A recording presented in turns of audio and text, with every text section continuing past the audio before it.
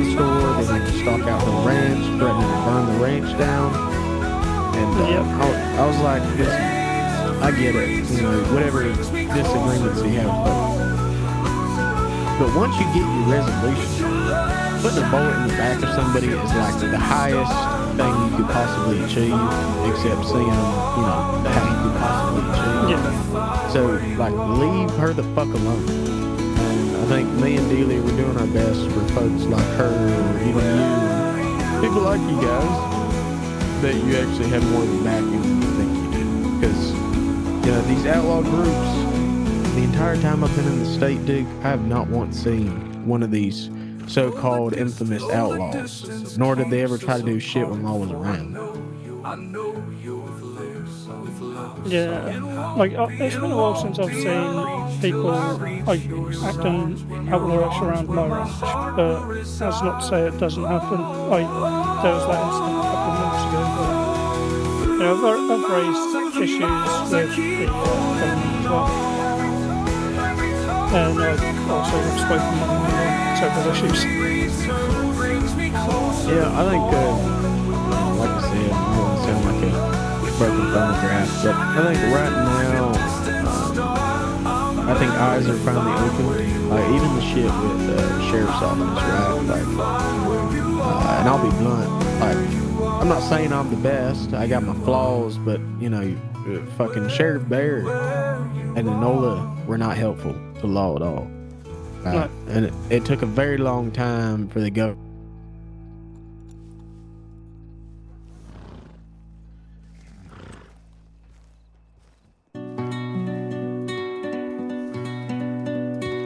And I mean, when you feel like you've got your hands tied constantly as well, and especially in certain situations, it just generally isn't helpful.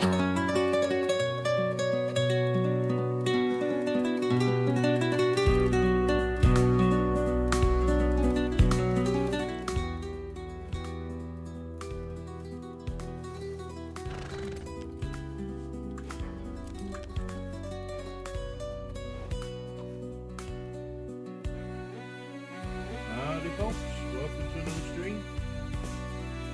Quick one. We're having no plan, just decided to stream last minute. Here we go. Let me know if you have any audio issues. And all that, and I'll see what I can do.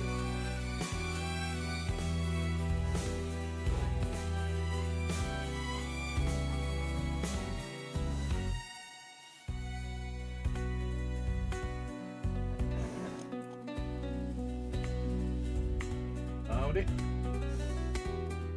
Right, well.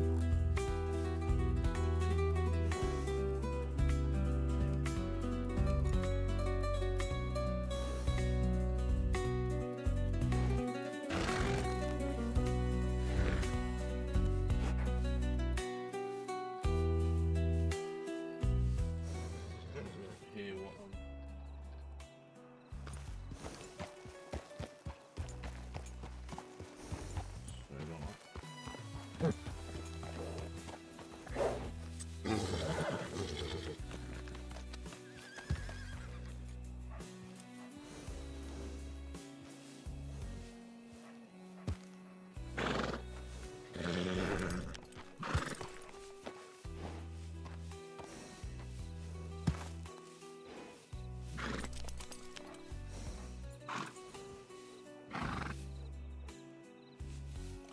Can y'all hear me alright?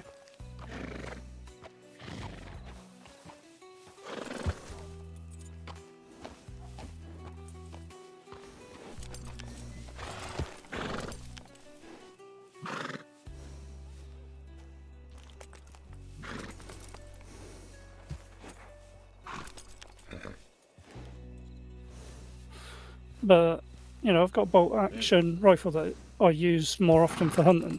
Like it's more for self-defense against like either people, cougars, or wolves. But you know, it's just one of those things. You know, the government tried to pass laws, and it's just an awkward thing that I don't agree with. I know that there's a number of people that don't agree with, and it's just like I'm of the opinion that I should be able to use that defensively. Well, I personally think sawn-off shotguns should be legal, and then I think we should outlaw, make it harder for criminals, like very hard for criminals to obtain, any repeating or pump shotguns. Then people can still have the satisfaction of a regulatory 2 barrels, right? But all the extra stuff, if you see someone with a repeating, they're probably up to no good. But they get caught, it's going to be a big detriment for them getting caught with that shotgun, right? Right. So it takes away that, like you said, you feel like your kind of hands are tied, that possibly imaginary rope. It takes it away, because guess what? You can use your double barrel shotgun. You can use it for shooting folk, or you can use it for hunting. But if you get your hands on a repeating, you probably are definitely up to no good, but it was very fucking hard for you to get it. I mean, no, I do have a repeater, but I literally only used to use it for like ranch stuff.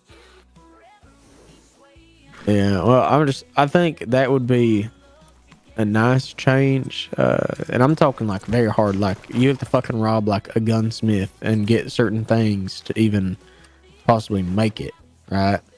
Yeah. Or it's a black market dealer that sells it for fucking, I don't know, almost $10,000. At least, it gets rid of that kind of imaginary rope. But I think things are moving in a direction, and it's got to be bit by bit, because I feel like a lot of folk who came to this state wanting power, they wanted it for all the wrong reasons. Like, I know one day I'm not going to be sheriff. I know all this work that I've done. Most people who just want authority and power, they're going to think that work was all for nothing. But when there's someday someone's a new sheriff and it's new everything, at least with the framework that I put into this state, we'll at least have a backing for the next continuation of law. And I think a lot of people only look for purely their own self-improvement and for power. Yeah. Whereas what you're doing, it should serve as a foundation for people to build on. I mean, shit.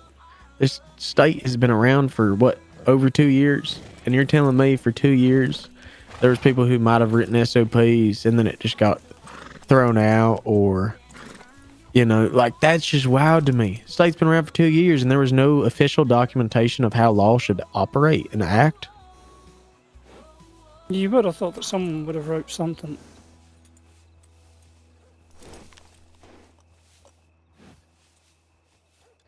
Yeah, well, it goes back to, people assume the position of sheriff and ranger and marshal and all these other things, but never wanted to actually put the hard work in. They just wanted to be, hey, I'm the sheriff, deputy, go fuck yourself, do this, do that, fuck you.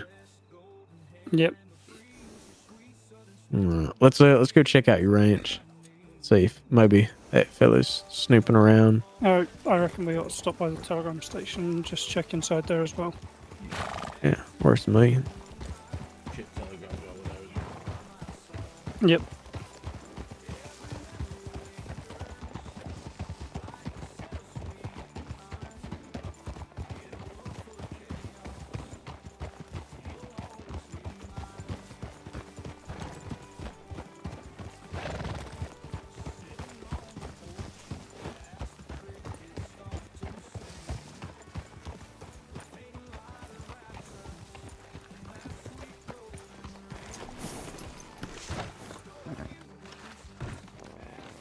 On here.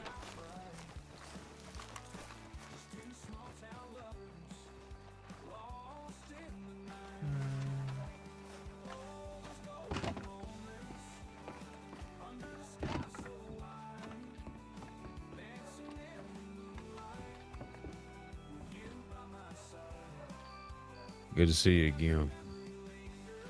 Oh shit, I wasn't even fully paying attention, and I just you're blending into the shadows. Ooh.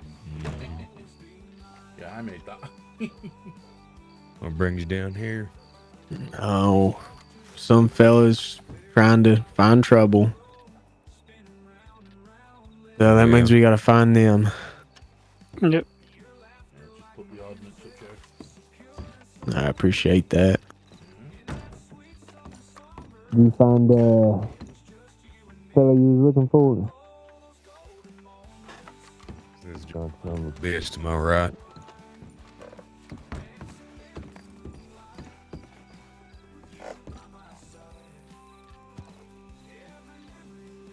Yeah, I'm glad you found your friend, and if I don't see you again, best of luck.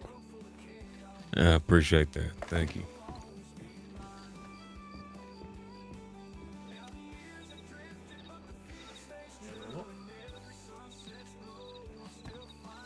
Yeah, I did turn my audio down a little bit. Oh, hang on. Is that better? This guy. Have a good one, sir. You too. Take it easy. Take care. You too. Stick around for the sheriff. Yep. Yeah, I had the wrong one on. I need to go through me OBS. All right, I just set a federal to that Jules. I'll have her try to meet us here. Alright. If y'all want to go to his ranch, check it out. I'm gonna stay at the sheriff's office, and if y'all ain't back, I'll just meet you there. Okay. Alright. Alright. You wanna lead the way? Yep. Best luck. Let me know if you find anything. Some shit happens, send a runner. Alright.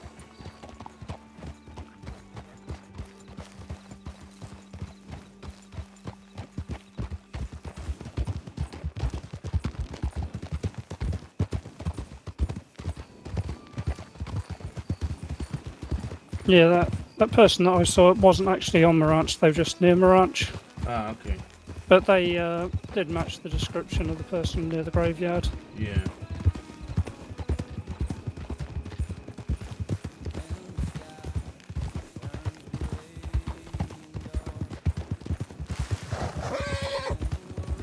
But yeah, there's a wall that's fairly close to my ranch that has a tree growing next to it, and people like to have a campfire there.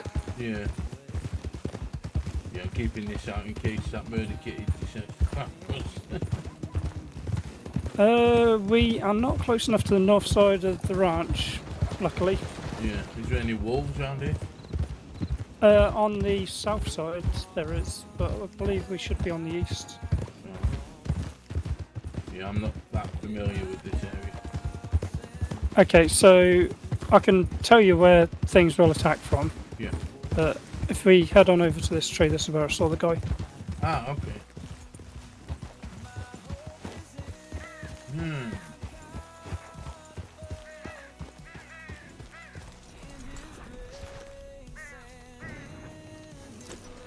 This campfire looks purpose. Like it was put here. Yeah, I think it may have been, like, I've seen this without it there before, but I believe it's been here for maybe a week, possibly 2 weeks at the longest. Is that your fencing over there? Yeah, that is my fence over there. It's quite close to your ranch as well. Yeah, it's literally just across the road from my ranch. Yeah. Close to the road. But this fire has been regularly built since I first came into state. Like, I've seen it get removed and be placed again. So Yeah. Is that better? I'm assuming that whoever stays here likes to sleep under the stars here. Yeah, sounds like it. Yeah. So I don't know whether that guy was just looking to have a rest or whether he was just trying to keep an eye on the ranch or quite what he was doing. Don't know anybody that's gonna, want to hurt you or anything? No, I don't. Okay. Alright, how's that? But yeah, on the north side, that's where you get the cougar. And if you go further to the west on the north side, you get grizzly bears. Then on the south side, you get black bears and wolves. Yeah.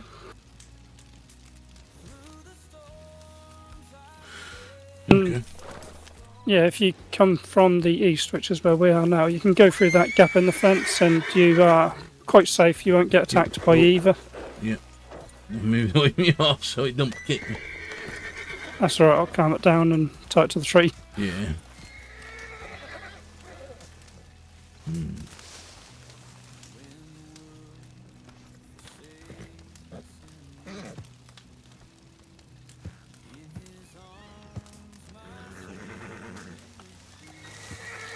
Surely is a beautiful morning.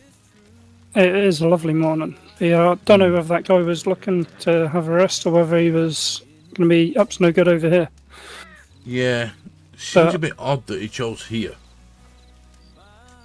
It is a little bit odd, but I was literally just on my way up, bringing the cattle into town. Okay.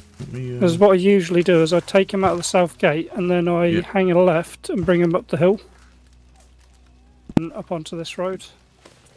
Yeah.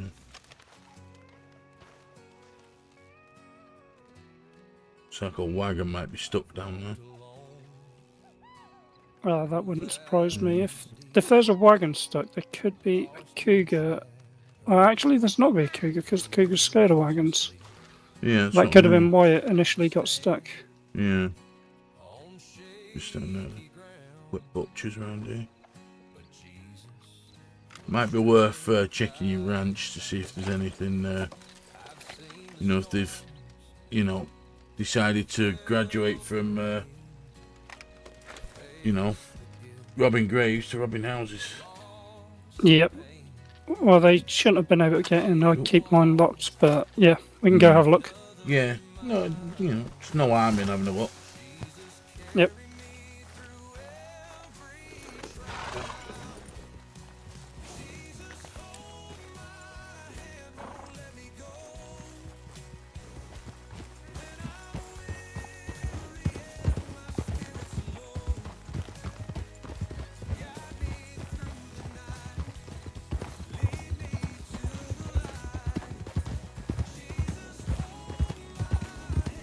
But yeah, John recently had a promotion.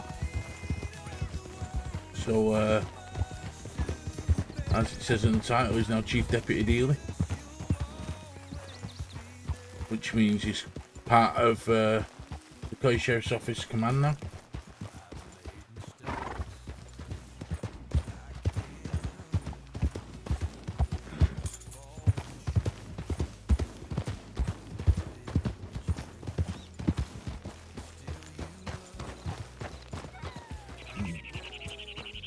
We'll check your barn and whatnot in a minute just to make sure you haven't decided to go camping. No. Yeah, no, I'd be surprised if he did.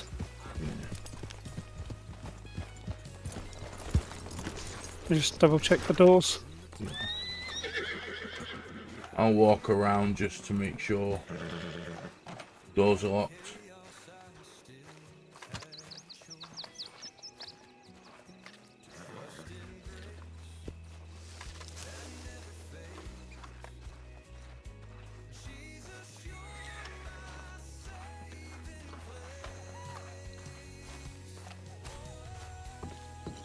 Oh, your sheriff's office.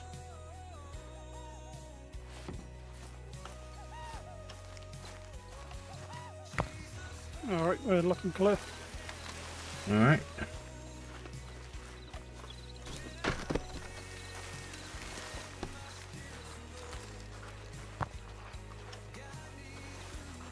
There is a door into the living room on this side, but that's barricaded.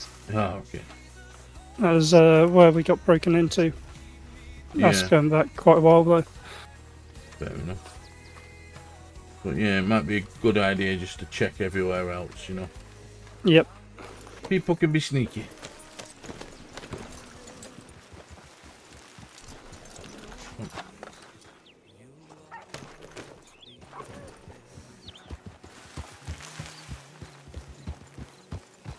So is that any better, or do you need me up even more?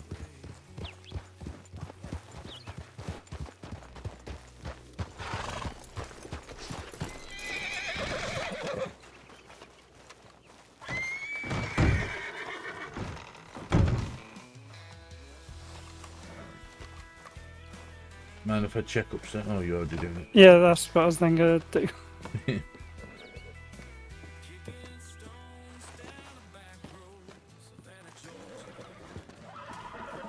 Yeah, no, we're clear. Alright. Is this your thingy fella? Yeah, your stable master. Yep. Do you have to be a horse trainer to have one of them? Or... Yeah, you do. Ah, okay. He helps me take care of the horses.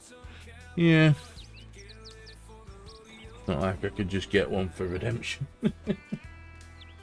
Yeah, that would be handy. Yeah, believe me, it would. Alright. Let's make our way. Does this circular building here have a door or...? There's no entrance into the silo. Alright. Okay. Alright, well, let's head back to Blackwater then. Yep.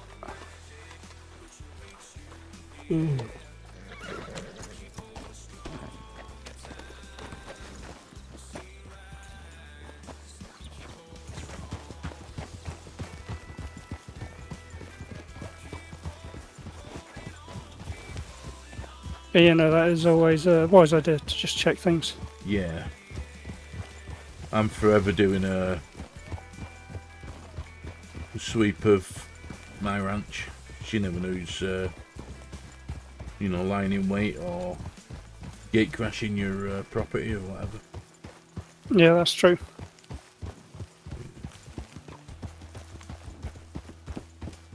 Sounds, I know it sounds very, what they call it, of me, paranoid of me, but when you've been through some of the stuff I've been through, you get a little bit that way. Yep.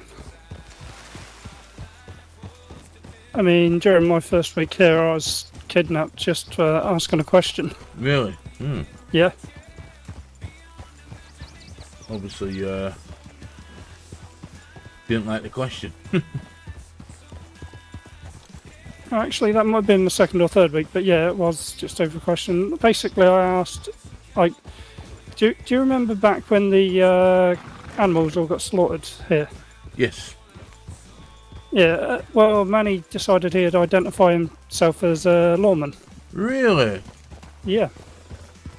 And that should all be in a statement as well. Yeah. And that Well, was in front of, I can't remember who it was in front of. There were two lawmen there anyway. Mhm. But he then decided that I'd seen him on my ranch and spoke to him on my ranch, which I didn't. I spoke to him outside the Odyssey. yeah. Let me guess, you had a badge as well. I don't remember seeing a badge. He may have, but... Yeah, because I heard from Manny himself, actually, that him, Kian and all them actually had quite a selection of badges. Okay. So now we're having to get some new ones pressed. Fair enough. But no, he got offended because he had said that the fines deserved it, or that the fines had probably deserved it. And so I asked Jacob in front of the law if that would be something that Manny would be involved in. Which I think was a reasonable question. Yeah. Bearing in mind I also didn't know the guy. Yeah. You know, you turn around and say someone deserves something, whether Yeah. you're a criminal or not, you know, someone's going to have a question, like why you're saying that, Yeah. or whether you're involved. Hold up a sec.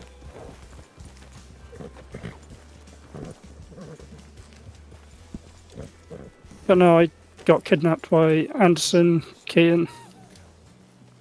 Get out of the way. Yeah. That doesn't surprise me with them lot. Especially Anderson. Thank God he's gone. Yep. But no, it's also believed that that was as much for me asking that question as it was to send a message to the fines, because they thought Jacob was moonshining, Yeah.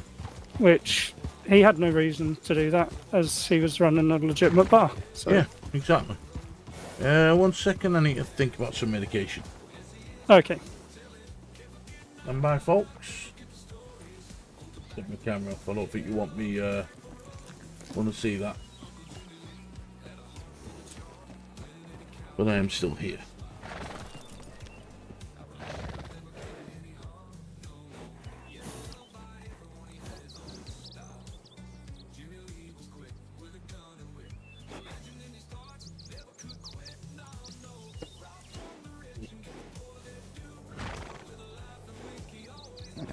feeling I was getting due for them.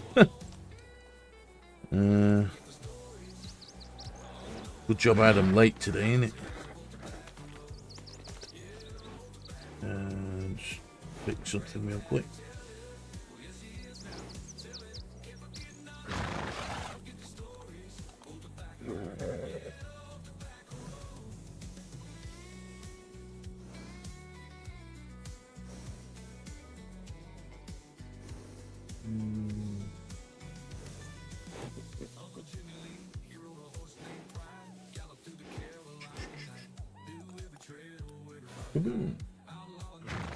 There we go. We are actively searching, well, you know, bringing in members to the community. So, if you're interested in joining, I believe there's a link to it in my link tree. If not, let me know, and I'll post a link to the chat.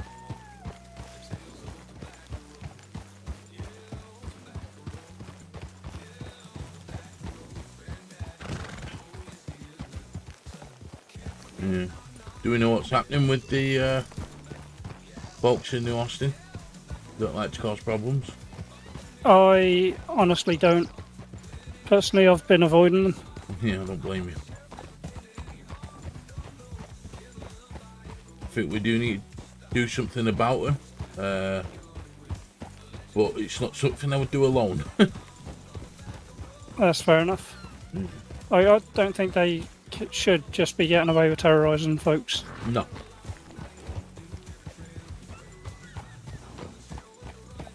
I know that Hamish was talking about dealing with them months ago, but he never actually did. And do you know what? At this point, I think Hamish was mostly smoke. Yeah. He was full of hot air. Well, what he wanted to do was go down there with a wagon and a Gatling gun. Huh. Which they are very illegal. Yep. I don't know where he would get one of them from, but that was what he wanted to be able to do to deal with them, since they like to go around in large numbers and try and outnumber people.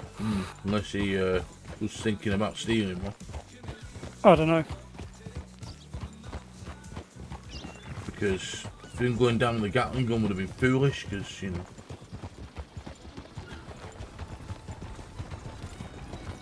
Oh, that was just what he said he wanted to be able to do, so I don't know. Hamish also said he was going to shoot me, so, yeah. Alright. But he also managed to get himself beaten up every time he stepped foot in a bar. Yeah. So you just regularly get attacked by locals, so Yeah. like, there's that.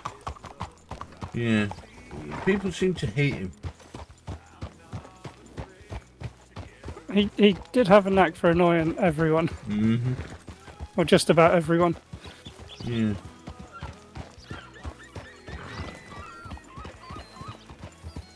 That sounds about right. Did the sheriff flee his horse? I'm not sure.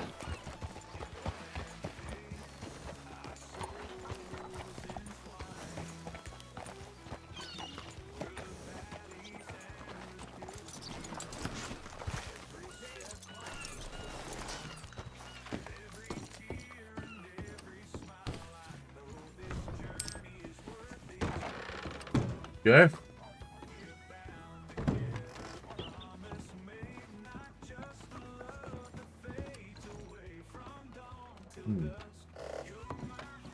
Jesus, where did he come from? He walked in behind us. Mm.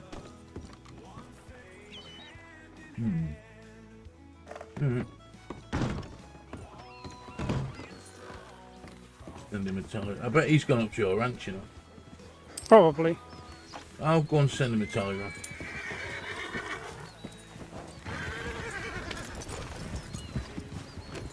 Yeah, he said he'd go to my ranch if he didn't meet us in Blackwater. Yeah.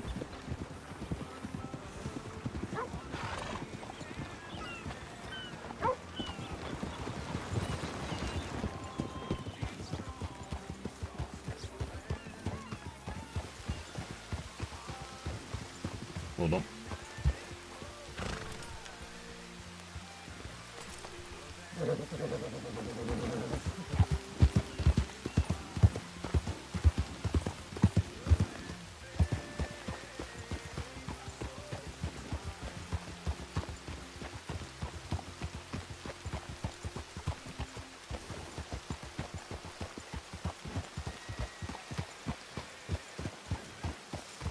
I just hope that he hasn't headed up on the north side if he has gone there. Yeah.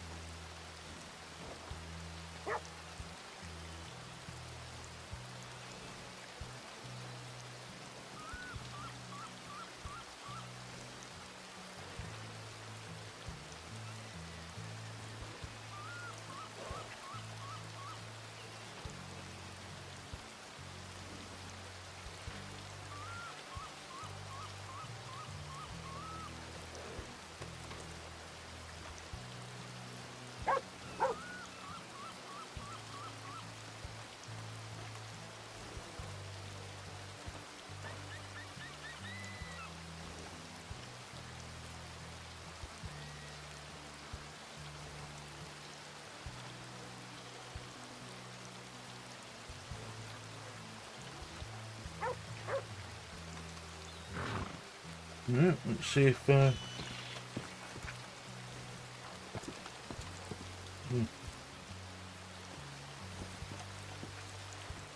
ride around the town, see if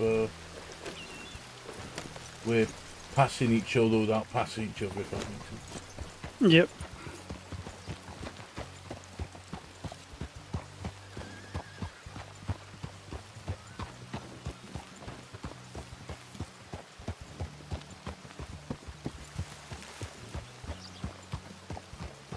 Hold up. Behind us, behind us.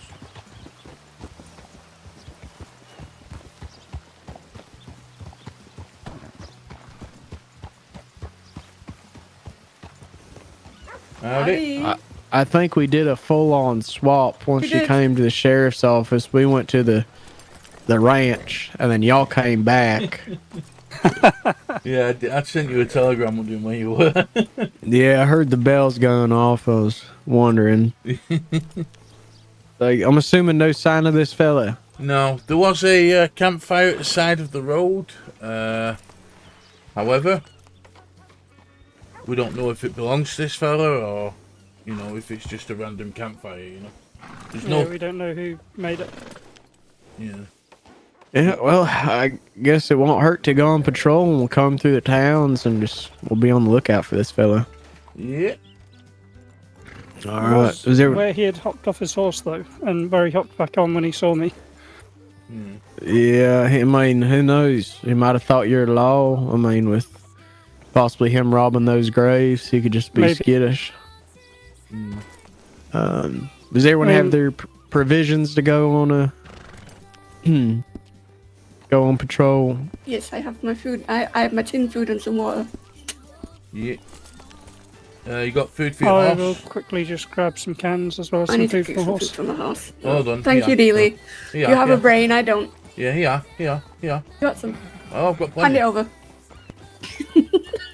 So do you want just any trained horse, or you Yeah. mainly want to talk to Grace?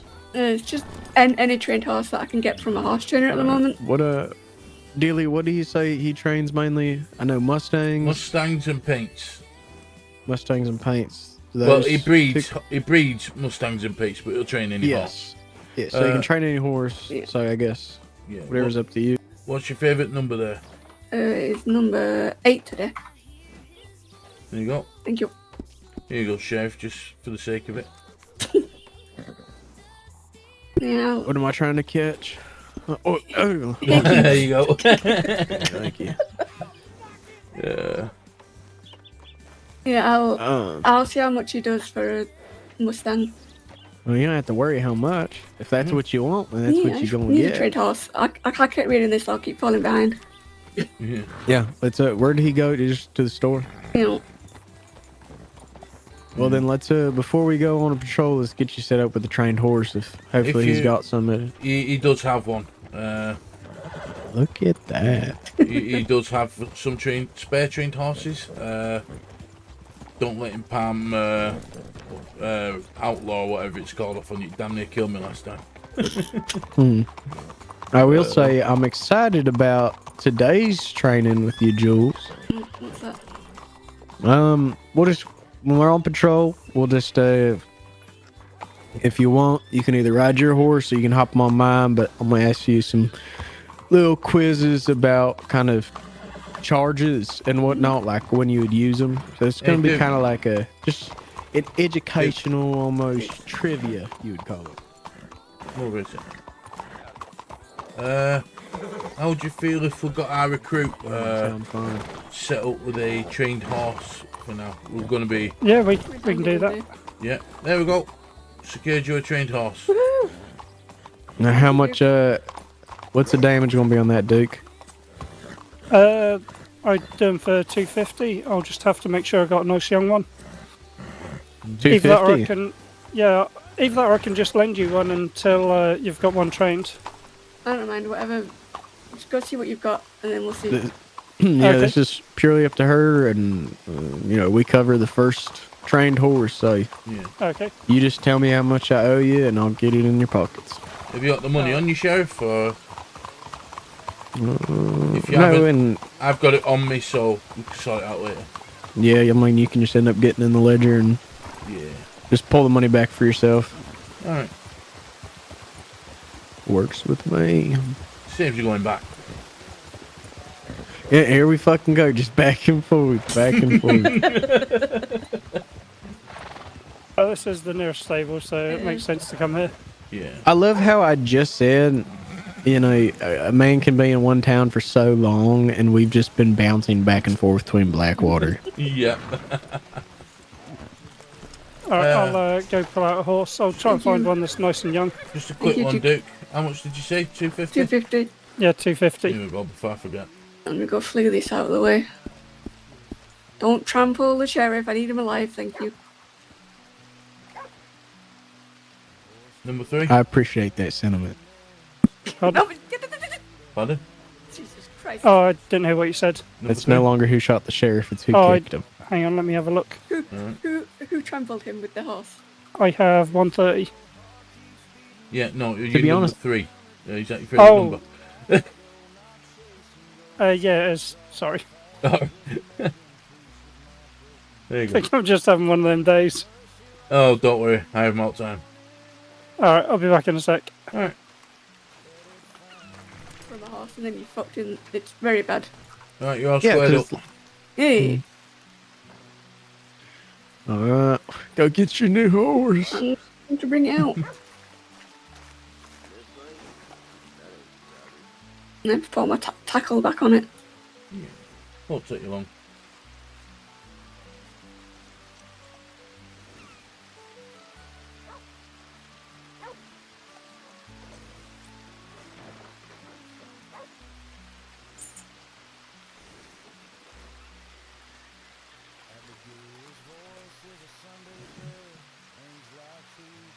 You all are familiar with the story of my character here?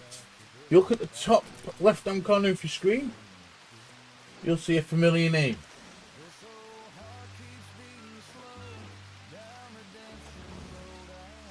Turn the music a little bit so you can hear it. Some still try to earn the right to close their eyes. If heaven's real, then Let me start it again. There we go. ridden through fire, I walk through rain. So people grave digging, we have to start walking around the graveyards. Say again. I said the sheriff told me that people have been grave digging, so we'll Yep. have to start walking around the graveyards. Yep. Okay, what do you think to this one? This is Problem Child. Problem child. They look adorable. I shall take them. Yep, he's got 20 stripes on years his legs. old. He's got stripes on He, his legs. he does have stripes on his legs. He's 20 years old, but what I can do is I can always give if they ever need them. Down redemption road I go, not looking for gold, not looking for fame, just a patch of earth and a quiet man. If grace still finds a Buckskin. man like me, I'll be waiting where the pines kiss the sea.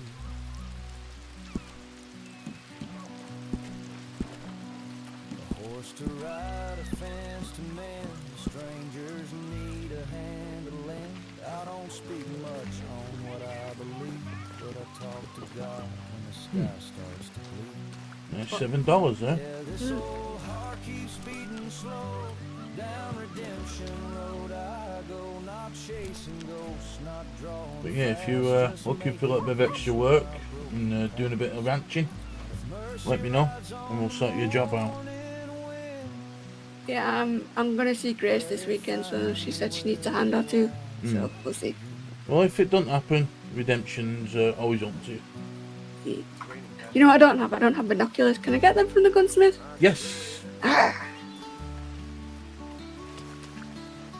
just gonna go buy some binoculars, Sheriff. You alright? Sorry? What'd you say? She's getting binoculars. Oh, okay. Okay. Yeah. So I'm gonna go buy some binoculars. Could you as well, I don't know how much they're worth, but could you buy myself a lantern? I'll give you a little bit of money, but Alright, I'll see how much a lantern is. Abigail's voice is a Sunday bell, rings like You know what? You can have the one I've got, and then I can buy another one. There you go. I appreciate that. but I trade my gun. Back in a minute. Alright. So this old heart keeps beating slow. Down redemption road I go. No man's clean, but some still try to earn the right to close their eyes. If heaven's real, then Lord, you know I've been walking that redemption road.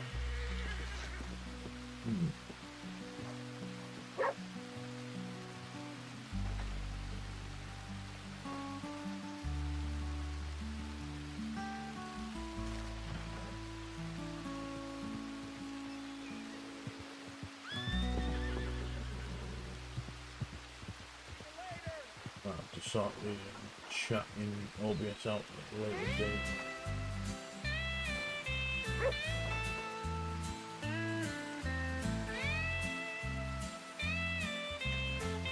How is everybody today? You all doing well? Seven shadows cut through dusk, hoofbeats echo in the dust, whispers of a distant land, just as tough like desert sand.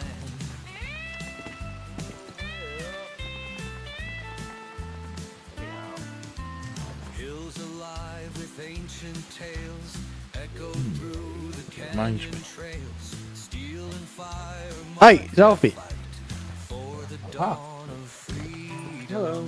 Oh, perfect. I was literally just talking to our new hire, Jules, about you. She saw you, but looks like I beat her to it.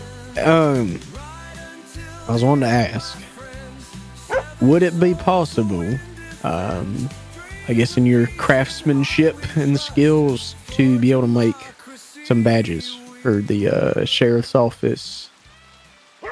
Let me know if that's too low. I see no reason why not. And if you want to come up with, I guess, the money and resources, I mean, obviously, Oh, are you okay? Sorry. Yeah. Alright. Dreaded Well, X button. you know, mine is just iron, right? And then the deputies, I think it's like bronze. Wait. Yeah, it could be I need brass. to start writing this down. I will forget, else I will forget if I don't do that. No, you're fine. Might as well give both our telegram in case one's around and the other isn't. Yeah. Well, my thought is we'll probably end up trying to get as much lawmen. I think this is equivalent to one. I don't know who you knows off you, but I will ask to keep this professionally, privately between you yourself and us law, because I would hate for people to find out that you got a whole bunch of badges that you're trying to make. And next thing you know, you're getting your forge robbed. Yeah, the only people who have access to my ledgers are Ollie, Prim, and Lawrence. So nothing to worry about there. And I don't really talk much about my work. Perfect. I just, because I'd say whenever you're done with your order, just equivalent like how we do a money transport or some sort of transport, I would say when we come to pick up the badges, we're going to come with a carriage and kind of a convoy. Okay. Alright, so you're Tommy Bridger, obviously. I don't remember who you are. I'm Chief Deputy John DEELEY. Okay, John DEELEY. Great. I just need both of your telegram numbers as well. It's been...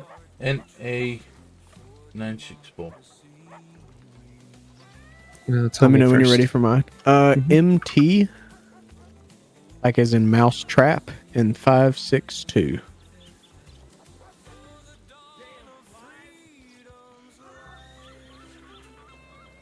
And then what was yours, John? Mine NA, so N for Norman, A for Alpha, 694. Okay. Tommy Bridger, MT562, or John DEELEY, NA694. Great. Yeah. Okay. How many badges do you need? And how many of each material? So, I would say for mine is just silver, and the sheriff lettering on it. And then for the deputies, I'm assuming it's bronze with a leather backplate. It's either bronze or brass. Yeah, bronze or brass, one of the two. And I think that's really about it. I mean, I know we're working on having rangers come to the state, but I'm pretty sure if I remember correctly, they just wear the sheriff's badge. So they can fend for their own. They can try to talk to you. Yeah, that's easy enough. So you need one silver badge for you. I'll probably take 5 of them just in case, so we can have them stocked up. Because who knows if we get folk wanting to take prized possessions of our badges. Oh, that was a pretty common thing. Being New Austin myself, I'm well aware of folk who like to collect them. 10 sheriff's badges, and I'd say, if possible, 30 deputy badges. So you want 10 of the silver one. So 10 silver sheriff's badges, and then 30 of the bronze sheriff's deputy badges? Yep. Because I think about it, I'm going to have to try to split these up throughout all the towns in the main part of Sequoia. So I got to stash a couple here and there. So is that the only kinds that you need? Yes, that I know of. And I believe, let me double check if I have your telegram, because if I get forward from any other expert blacksmiths, if there's any other possible badges we can make. I do not. What is your telegram? Mine? ZW803.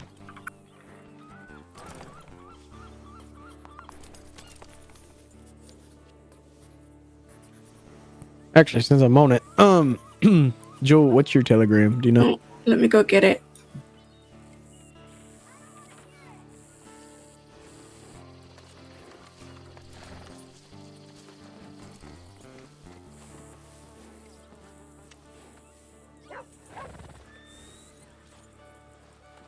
Are you ready? W Yes, I'm for winter, L for luck, 800.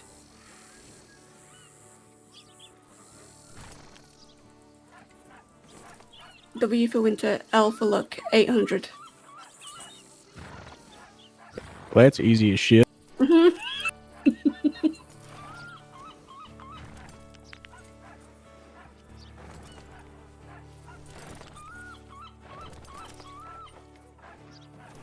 right. But yeah, I think if there's any other different plates, I could just reach out to you. But for now, you know, those, and then you come up to me, you know, you just say the price after all of them. I mean, we'll pay it out, whatever it I just is need for. That's going to be the tough part, is working them out, because I only know their black market worth. I know a badge like yours on the black market would go for $250. Oh, shit. Well, But I was that's thinking way too much to charge. Yeah, I was thinking more of, you know, if it's however many ingots you got to put into a molding for a sheriff's badge, or how many ingots of bronze or whatever with the leather cut. I mean, that's your expertise. So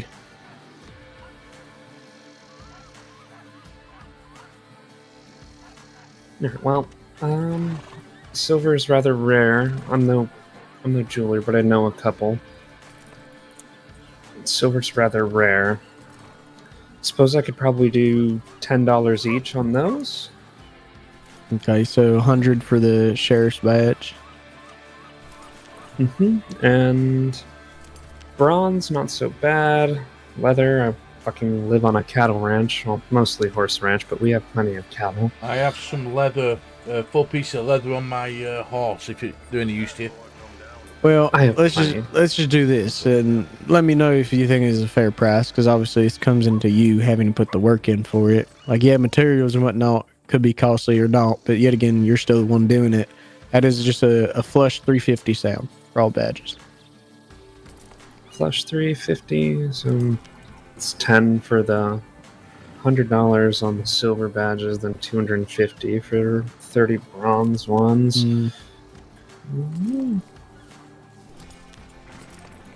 Seems reasonable. So if that works for you, then done deal, and just let me know when you have them made, and we'll try to orchestrate something. Because like I said, I'd like to have a actual convoy. 'Cause, I mean, if all those badges get out in the wild, I mean, you said what, 250 for black market of these? I mean, they can easily make a profit if they try to steal all of them. Remind you, that was things I knew through Keenan.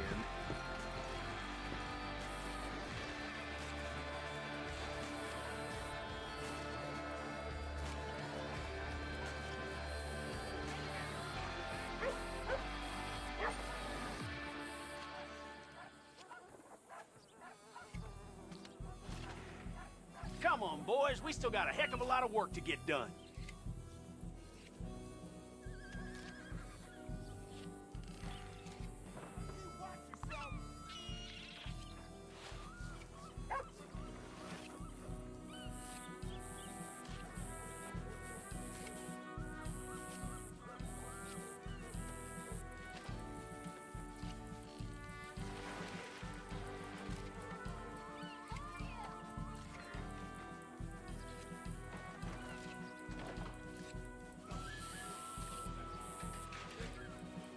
Nice to meet you, by the way. I'm Juliet or Jules.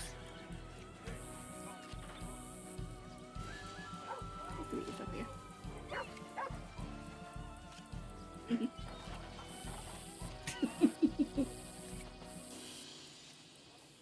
What does that tell you? You should come to Blackwater more often. Yep.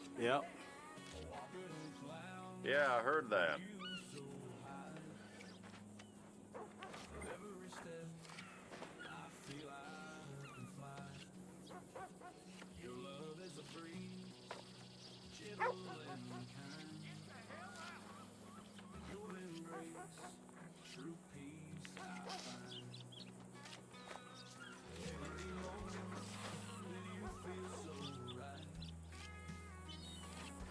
Fair enough.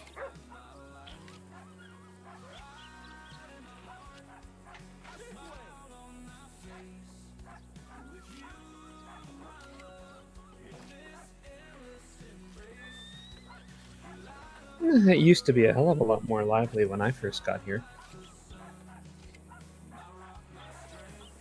I got robbed here.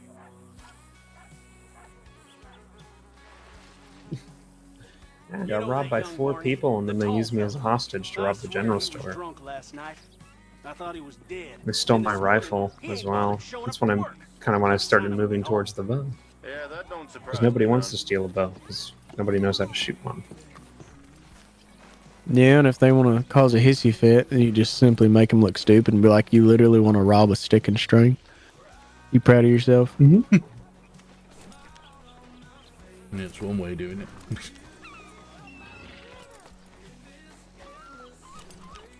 All right, well, we best get back out on patrol. I appreciate running into you and getting this all situated.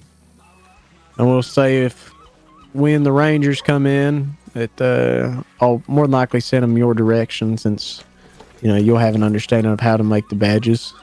And they might have if 10 of these badges are $100, well, they're going to be a pretty penny for them.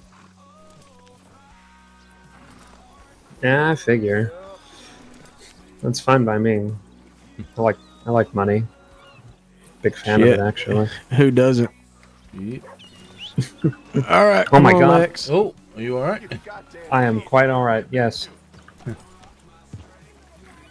All right then.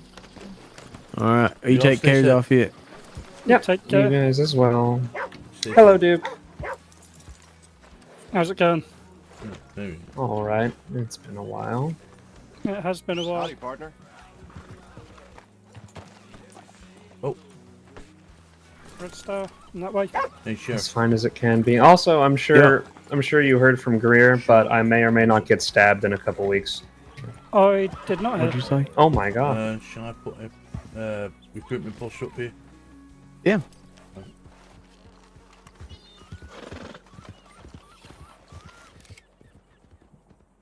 Why would she get stabbed in a couple of weeks? I have no idea. I am going to have to ask her about that. Or ask her about it. One of them. I know. Yeah, well, I'll ask out one of of them. character, not in character. I ain't about to tell anybody. Robert's too sick to work again, but folks said they seen him a regular at the saloon. Uh-huh. They're just putting up the posters. All right. Yeah, I'll put the new one up, Sheriff. Yeah. Yeah. Well, if she gets stabbed, then we'll figure it out from there. I mean, she feels like her life's in danger. I feel like it'd probably be best interest you tell the law of why you feel like her life's in danger, but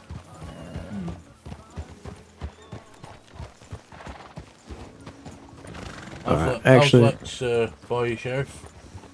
he's doing good. But I'm gonna I'm out. I'm hopping on the. Oh, there's a horse flying I near am you, very glad Jules. I'm not nowhere near you. It was near you. All right, Lex, you go and get. Don't. Oh, that's fancy. All right, off to Strawberry and off to the questioning. Whoa, slow down.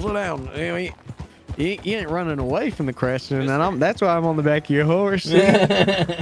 I made it so it was like you're forced to deal with me now. All right, we'll have a DEELEY if you lead this patrol to Strawberry. All right. And you kind of just hang back behind him, and I'll ask you questions. All right. Let me set my compass, because I don't know what the way from here. I can show you the way from here. Yeah, it's fine. I'll set my compass. Fair enough. Appreciate it, though. Yeah, that's no problem. All right. Away we go. All right. My opinion, sometimes, yes, the penal code has its definition of, Don't forget your trail voices, folks. what it is, right? Yep. But as lawmen, sometimes how you perceive it. For example, and I'm gonna start off kind of basic. I cannot see the chat if you are putting in it, so One moment. In your own words, what is cannibalism? Eating somebody else. Perfect. All right. John, get in front of me. You're leading. Yeah, no, I just to think about something for a minute. All right. Then what would be the difference between cannibalism and desecration of corpse? Desecration is when you move the body, and cannibalism is when you eat someone.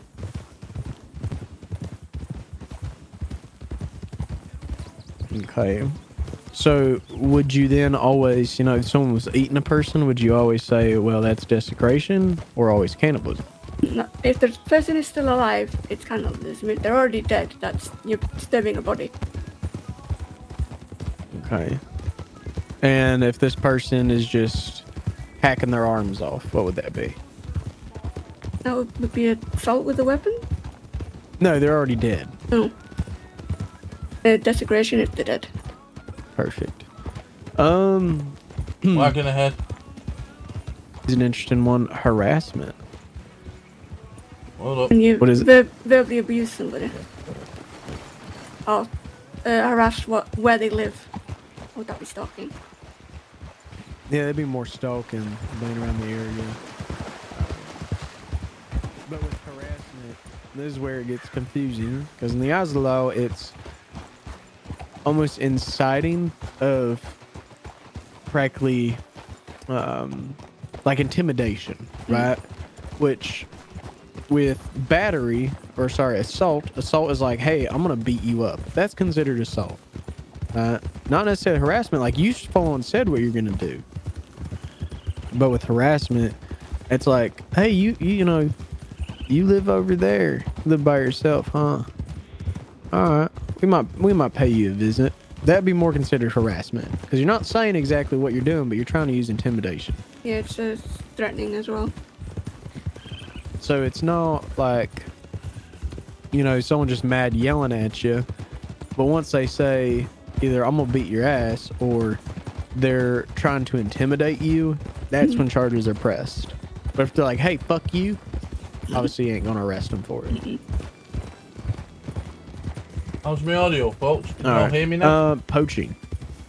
It's when you're taking animals off a ranch that don't belong to you, but belong to the ranch owner.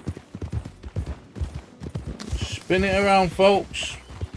Took a Horse wrong. thievery. Spin it, took a wrong Stealing a turn. horse that doesn't belong to you.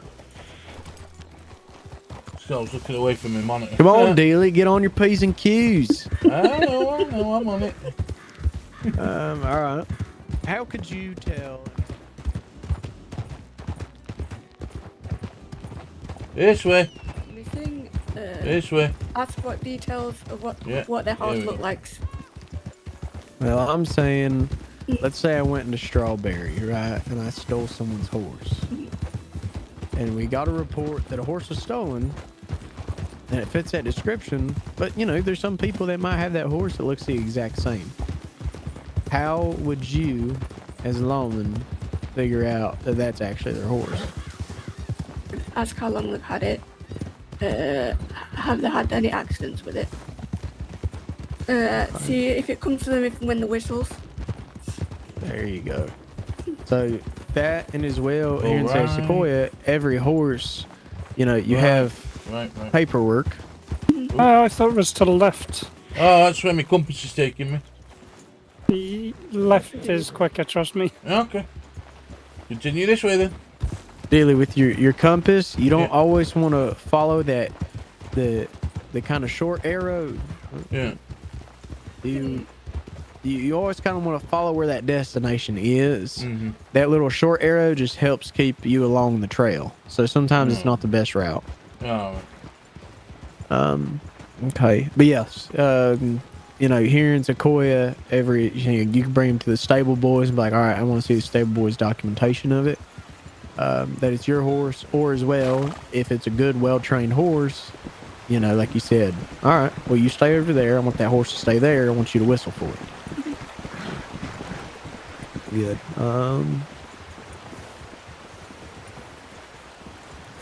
I'm gonna hang a poster up or two. Bear with me. Okay. All right. This is an interesting one. What's the difference between resisting arrest or We'll grab right here.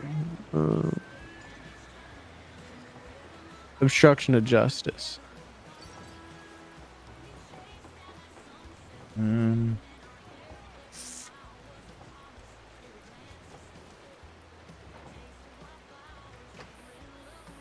Yeah, for the obstruction of justice, yes, it's practically you know that a crime was committed, and either you withhold information or you physically are trying to stop me from apprehending somebody. So with resisting arrest, wolves, I hear wolves. The very important part with resisting arrest, it's more so in the act, right? If I try to, hey, come over here and put you in shackles and you push me off of you and you're resisting the fact of me putting you in cuffs, that's resisting arrest. On your toes, Sheriff, I hear wolves. Yeah, I see them. They're to the east. I watched them climb down the hill. The same ones that chased me into fucking strawberry.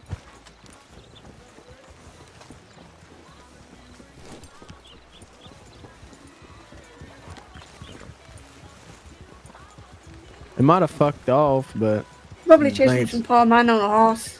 well, that's what I was gonna go into. It's probably best we go find him and kill him. We're too close to town.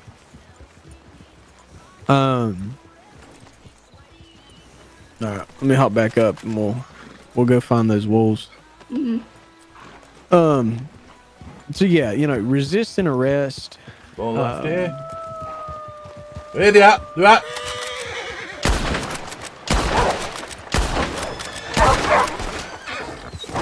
Ah, shit.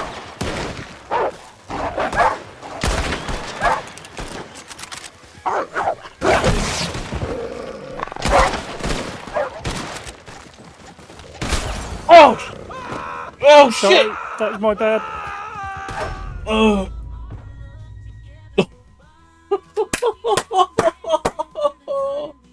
What's he got fireballs shit. for? What's I was he? trying to shoot the wolf that's behind him. Oh I'll shit! get him into the doctor. All right, I'll call for some locals to let doctors know we're around. Okay. I think there's a doctor over here.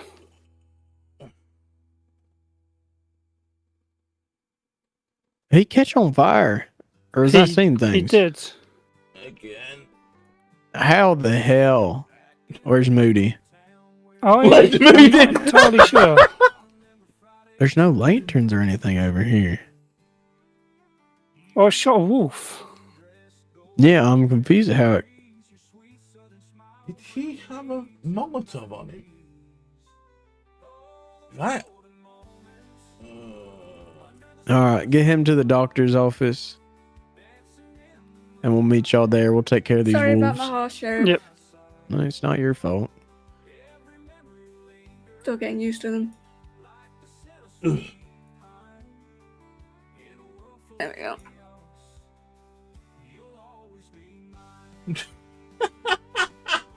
Oh, you big pit in the ass.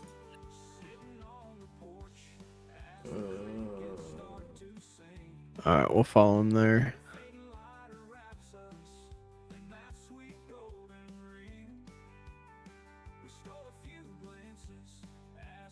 Jesus. I think it's over here. It's there.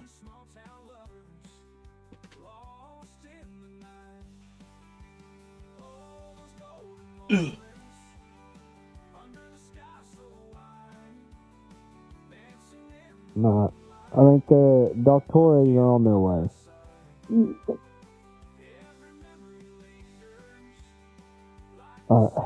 I'm gonna sit here for a second and think about eating some trail food. I'm gonna have a cigarette.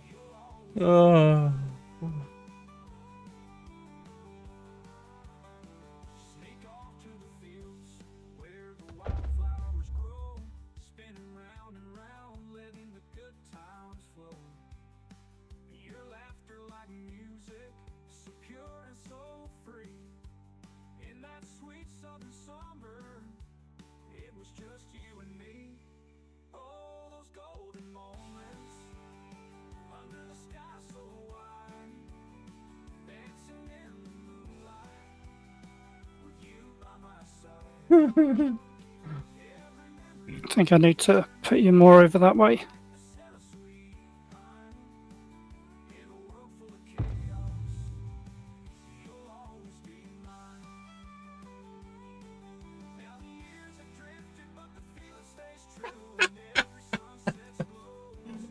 Oh.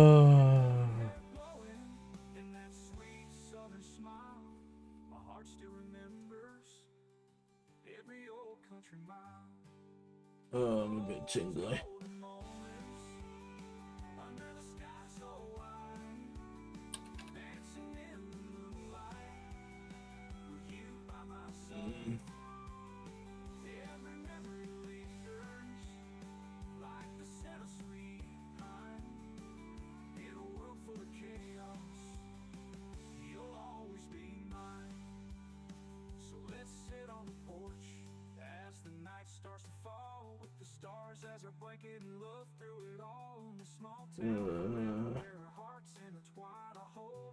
Okay, how are you feeling? There should be a local doctor on the way. Yeah. A bit singed. Yeah, I'm sorry about that. I wasn't expecting you to catch on fire like that. You have a fire battle on you or something? Not as far as I know. What the hell blew up then? I was just using my repeater rifle. What kind of ammo have you got in it? Normal. Jesus, some on me must have caught fire or something. Yeah, I'm just checking my ammo now. I've got regular. God damn it. My badge is a bit singed.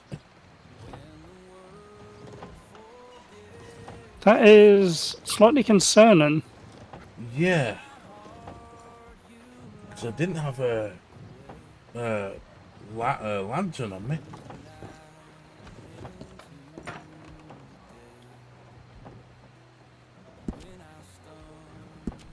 Is there an actual doctor coming or is it this local fella in here? I don't know. I'll go and ask. Yeah. Jesus. Do you know if there's an actual doctor coming or is it just the local fellow in there? So, what did you say? Is there an actual doctor coming or are we just dealing with the local doctor? No, there should be one on play. Okay. Sorry, I'm being deep in thoughts. When you try to talk to me, I'm just thinking about eating some trail food. Okay. Yeah, there should be a doctor on the way. Alright.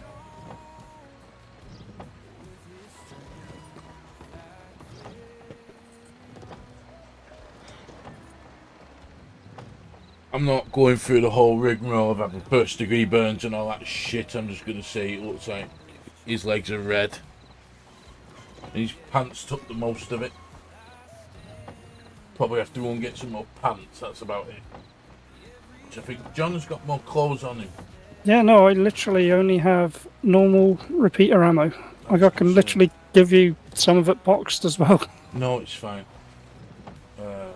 My concern is someone just threw a fire bottle at us. Shit. Yeah, that may have happened. Yeah.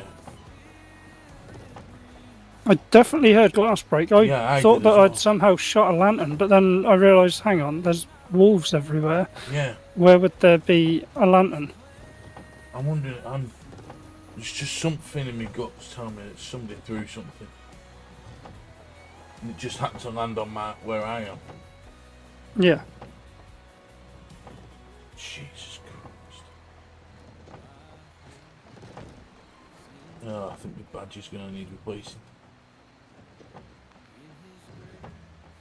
I mean, I don't think anyone should have thrown anything like that at us. Oh, trust me. It's not the first time I had a Molotov thrown at me or whatever the friggin' hell it's called. Yeah. No, I was just thinking, like, have we even spoke to anyone apart from Zofia? No.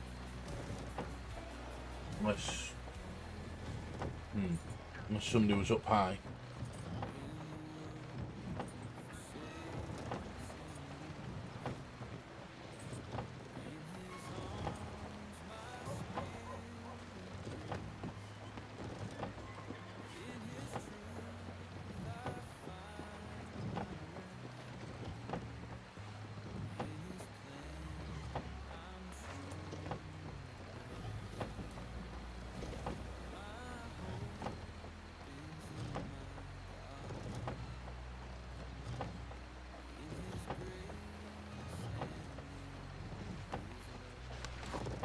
Ooh, that is weird.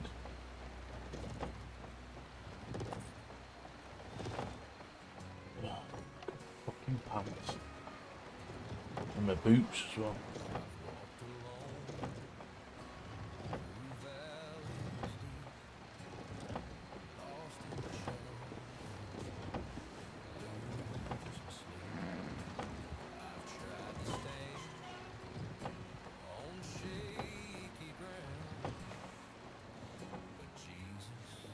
Yeah, no, I was not expecting that. No, I wasn't either. Howdy. Hello. Everything alright? Really bad. Hello, Grit. Hello, Gray. Hello there. I can't even... Duke, do you want to explain what happened? Because I still don't have a clue. There were wolves, and we were dealing with the wolves. There was a couple of wolves then attacking DEELEY. I was then shooting them. DEELEY exploded into flames. We heard glass smashing and... Yeah. Did you fall on a lantern? No, I had no lantern in my hand. I don't think there was even a lantern there, but I don't know. It was a dirt path outside on the other side of Strawberry, like, you know, as you head out that way. Hey. Work out what direction it'd be. Yeah, would have been to the northeast, I think. Yeah, near the telegram office. Oh, my legs are tingling a bit. Hey, well, Dick, I might need pair of hands, because I only have one that functions right now. Yeah, I know about that. Hey? I will offer up my hands. Honestly, right, I wasn't even on fire that one, was I, Duke? No, you weren't. Good. Being on fire at all is bad. Yeah, I literally just dropped to the floor and rolled.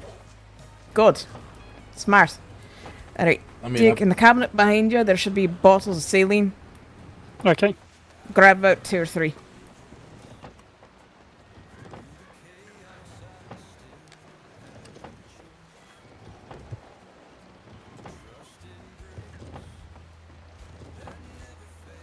Okay, I got the saline. Alright, anywhere you see red skin, pour that on slow. Okay. And just keep moving it about. Hand me one, I'll deal with up here, you deal with down there.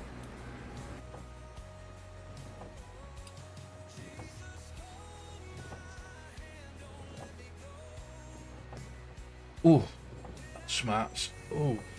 Hey. Ooh. That means it's good for you. Yeah. I learned from the last time, Gray. When Moody. Hey, sit still. Hey. Yeah.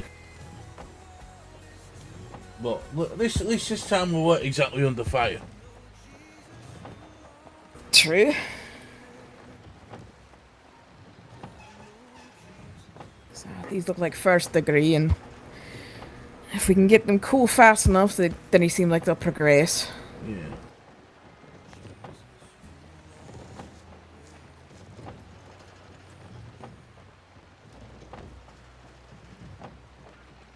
Literally, as soon as I felt the heat, I just literally dropped and rolled. Just took me a minute to kind of get up and, you know.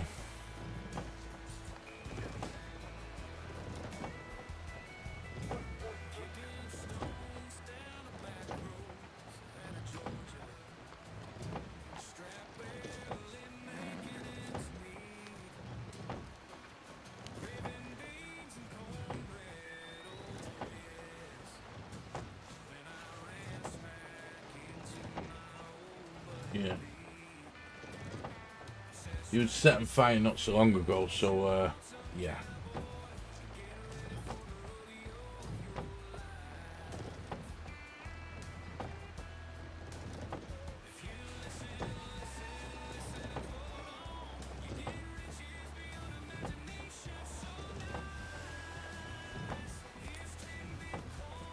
Alright. in this cabinet beside me?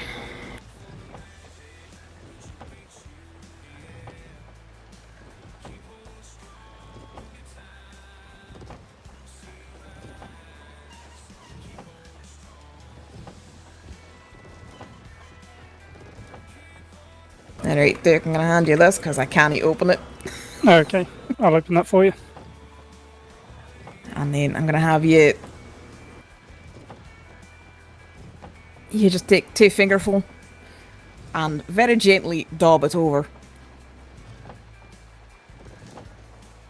any of the red skin.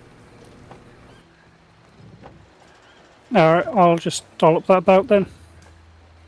Alright.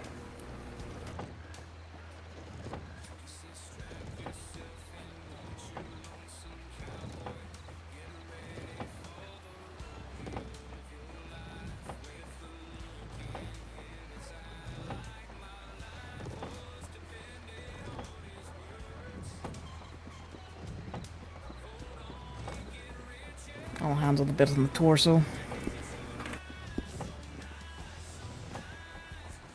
Luckily, not much is needed there. Yeah. I don't feel exactly crispy on my chest or belly or anything like that. It's more my legs. Yeah, I can see that. More my You know, I badges, think your jacket may have protected you. Yeah. I think my pants and boots took the brunt of it. But Joe got a spare pair of clothes in me, you know, on my horse. Speaking of which, where is my horse? I am not entirely sure. Yeah, that kind of helps with the sting. Yeah. And so, John, I'm gonna send you home with this tin. Alright. You're gonna play it 2 to 3 times a day as you need it. Alright. Which is basically, if it starts to sting, put more on.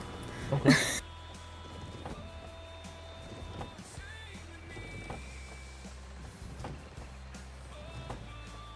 Keep the wounds clean. Wash them gently, daily. Yep. Change the bandages at least twice. Okay.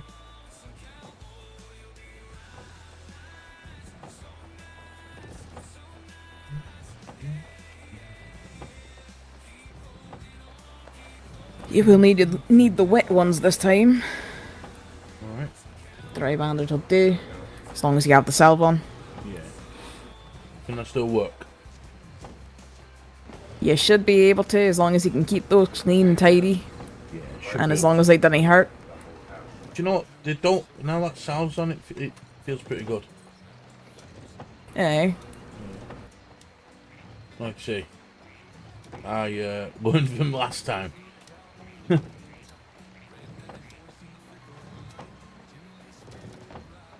Alright, Dick, I'm gonna have you help me wrap.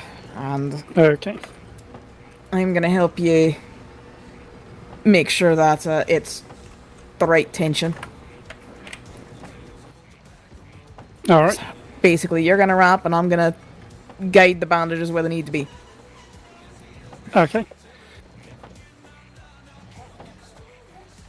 Where do you want me to start wrapping?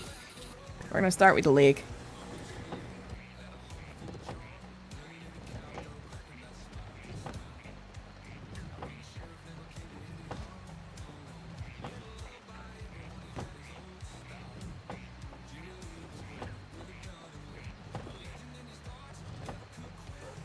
Alright.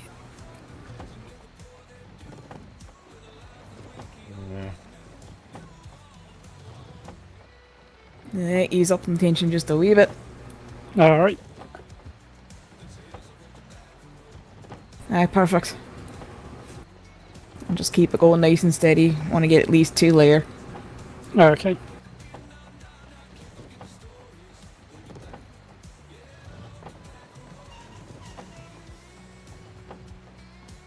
How does that feel?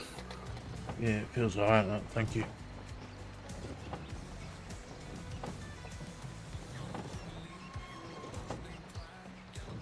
Alright, and you're just gonna tie it off and tuck the ends. Alright.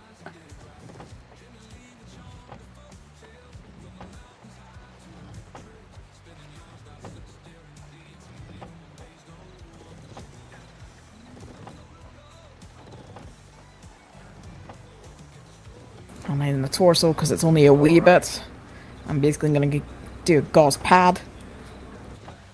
And we're just gonna adhere it down. Rather than wrap you like a mummy. Alright, won't be the first time. So I'm gonna hold this pad in place, and you're just gonna wrap around it once. Duke, that's it. Wrap around and tie.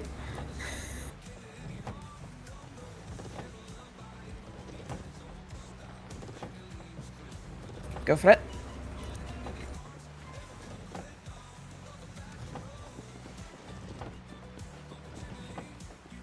Alright, how's that?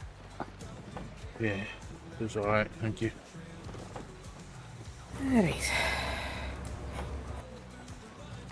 Well, we're in the middle of sending you a telegram. Are you okay? I'm alive. You had a bit of an incident with wolves, I believe. Is that what you said, Duke? Yeah, that was definitely wolves. Oh no, no. Drew's incident, that was the cougar. Oh. The incident was wolves. Met Danger Cat. You shoot it? A couple times. But I had been thrown by my horse. Yeah. Actually, we're a loner horse, so Oof. she didn't cane me very well, and she threw me very hard. Yeah. I believe we call that Danger Kitty the Sheriff of Blackwater. Yeah. Well, I got thoroughly arrested.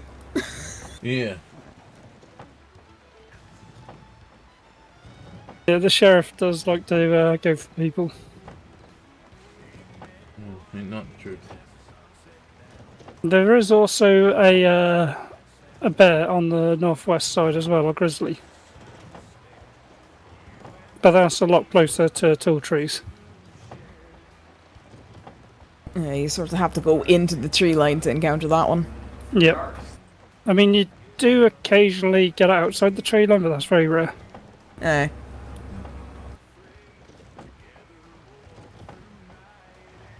And then you have the wee black bear that just likes to hang out by your fence. Yeah, that black bear loves that south fence line. Am I good to move around now, Rhea? Yeah, you're good to go. Perfect. Quick question. Is Lawrence around still, or is it I just haven't you? seen him in a while. Okay, so I'm going to speak with you. Yeah, we could do that while you're here, if that's alright. Unless you got anything pressing. Nothing pressing. Alright, let's go outside. Yeah, you might want to tell the sheriff I'm good to work. Hey. And I went back and checked, and there's nothing there. Who knows? Maybe the wolf had a Molotov in its mouth and just came running at DEELEY. Maybe it was trained by Moody. Probably. It could also have been that someone left a half-drunk bottle of alcohol on the side and a wee bit of a spark. Maybe.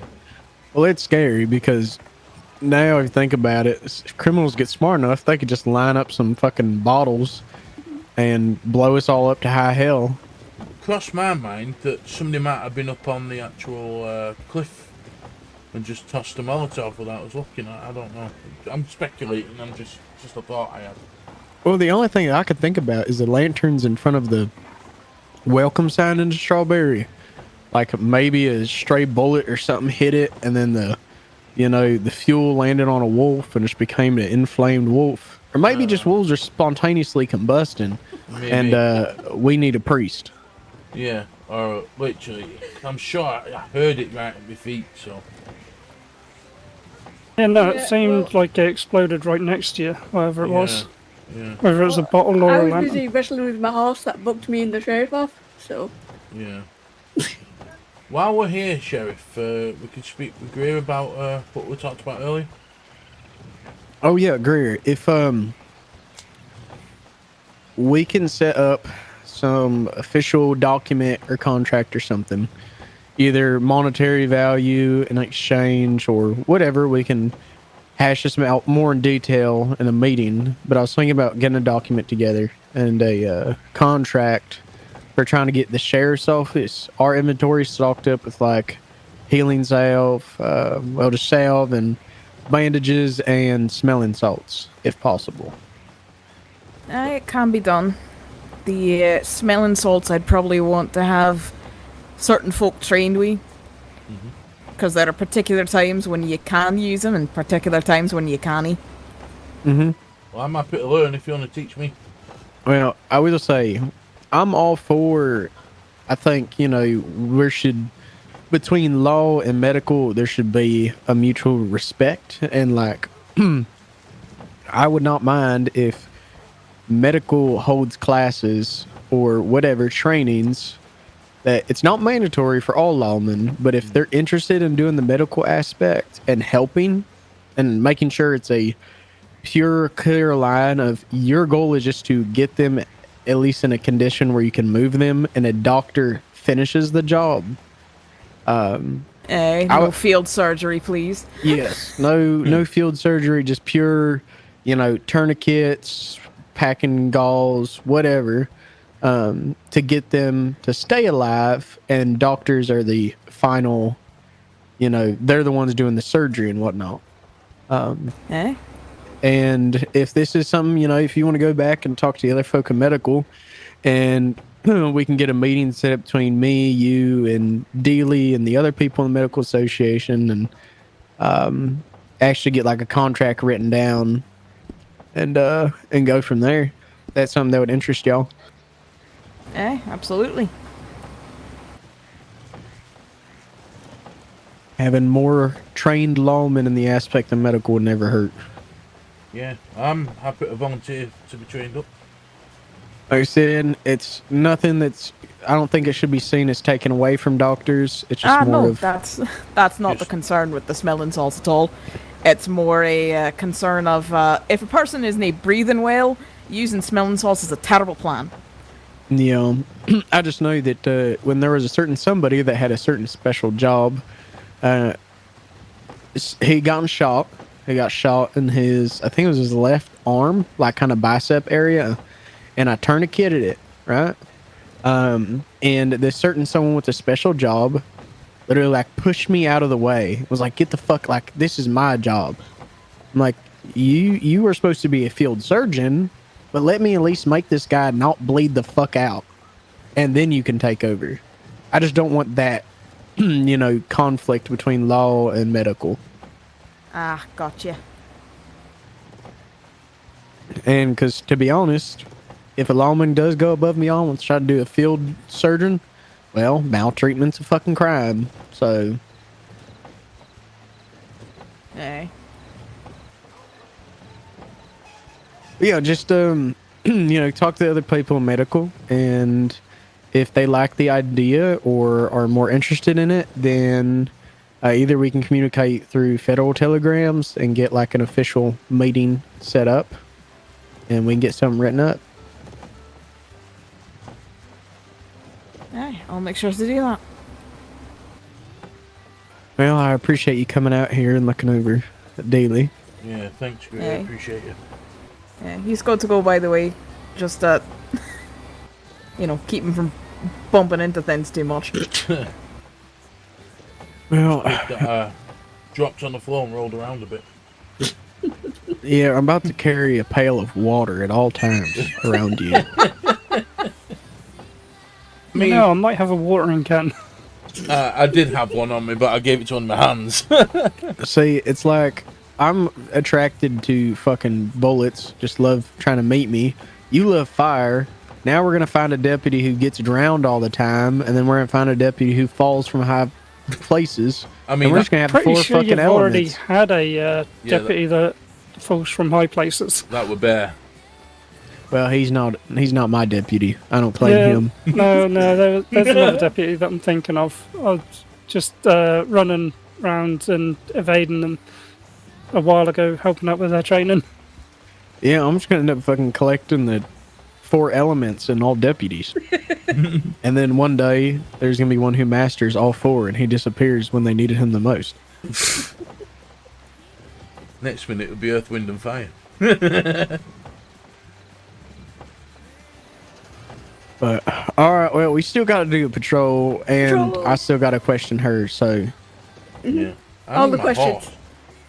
I need to change. So, Yeah, go get changed. yeah. No, we'll Excuse me, man. we'll walk over to the sheriff's office, me and Jules. You get yourself situated, and we'll meet y'all there. Yeah.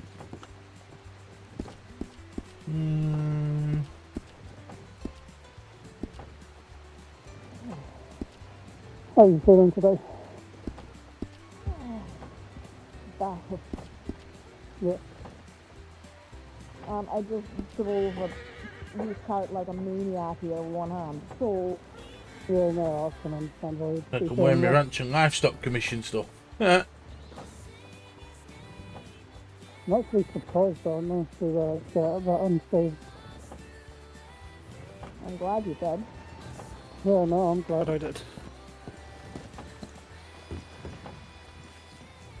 I was just hanging back shooting the wolves. Eh. Feeling better?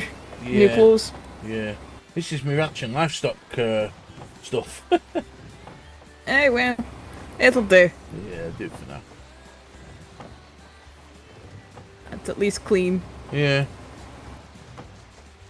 That's true. Now then, if I was to call Boone, is it going to trample somebody on the way here? Chances are possible. Yeah. I'll be right back. I'll go and find him.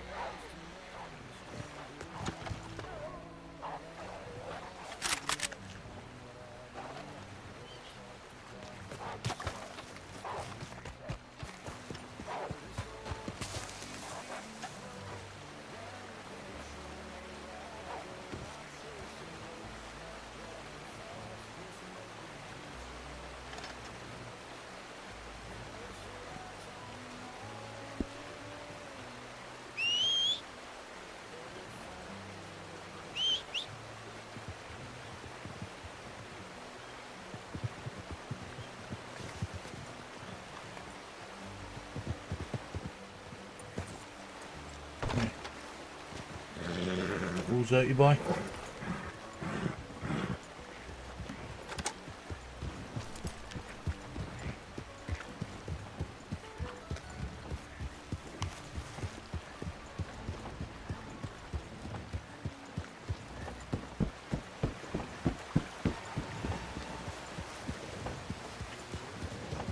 Eh, you found him. Yeah. Gray, you might want to send one of your local doctors to sort of top of the ridge. I think a local got mauled. Oh, shit. Alright. Yeah. Oh, the wolves back again already. Literally, as soon as I got down there, I heard wow, wow, wow, wow. So, got my rifle out in case he came running at me. So, Got it. Eh. I don't know We what you might have. Hmm? Oh, you go ahead. would say. You might want to get what's the sense of Doc Wheeler up there. I'll send him up. Yeah. He should be around here somewhere. He's Yeah, probably I in a was- general store.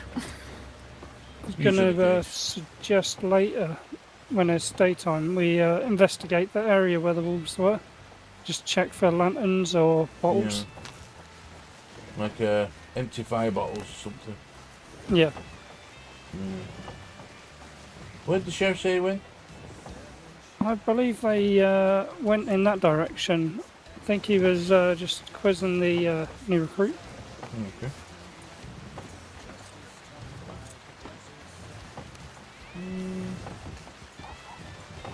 Sure sheriff can find him? Yeah, we can do. How we doing, folks? You having or had a good day?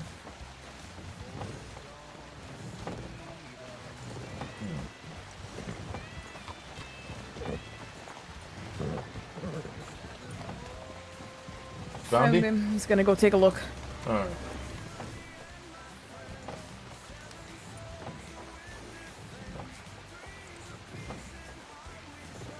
So I imagine you're rejoining the sheriff.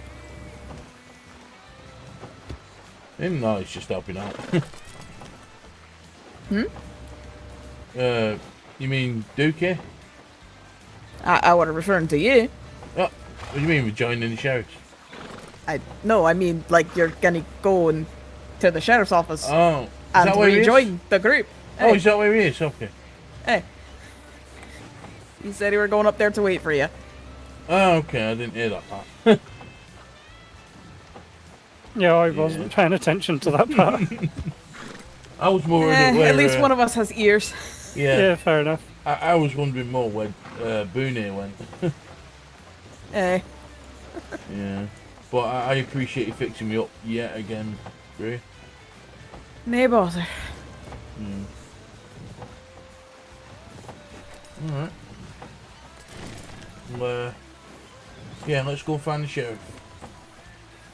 Yeah, Thanks that's again, probably a Gray. good idea. Yeah, if you need us, you know where we are. Eh? I'll send a runner at least.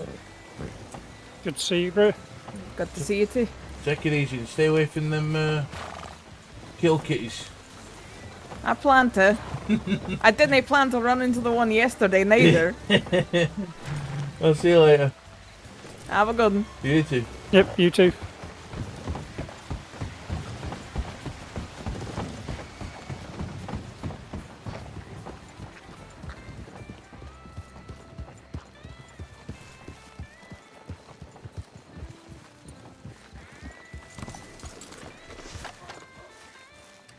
$200, and so would fraud.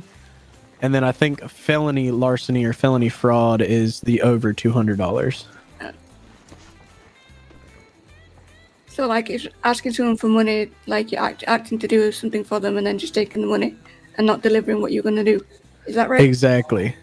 Yeah. So, like, if Jepsy, he does this fishing thing, right? And we give him $750 to sponsor it.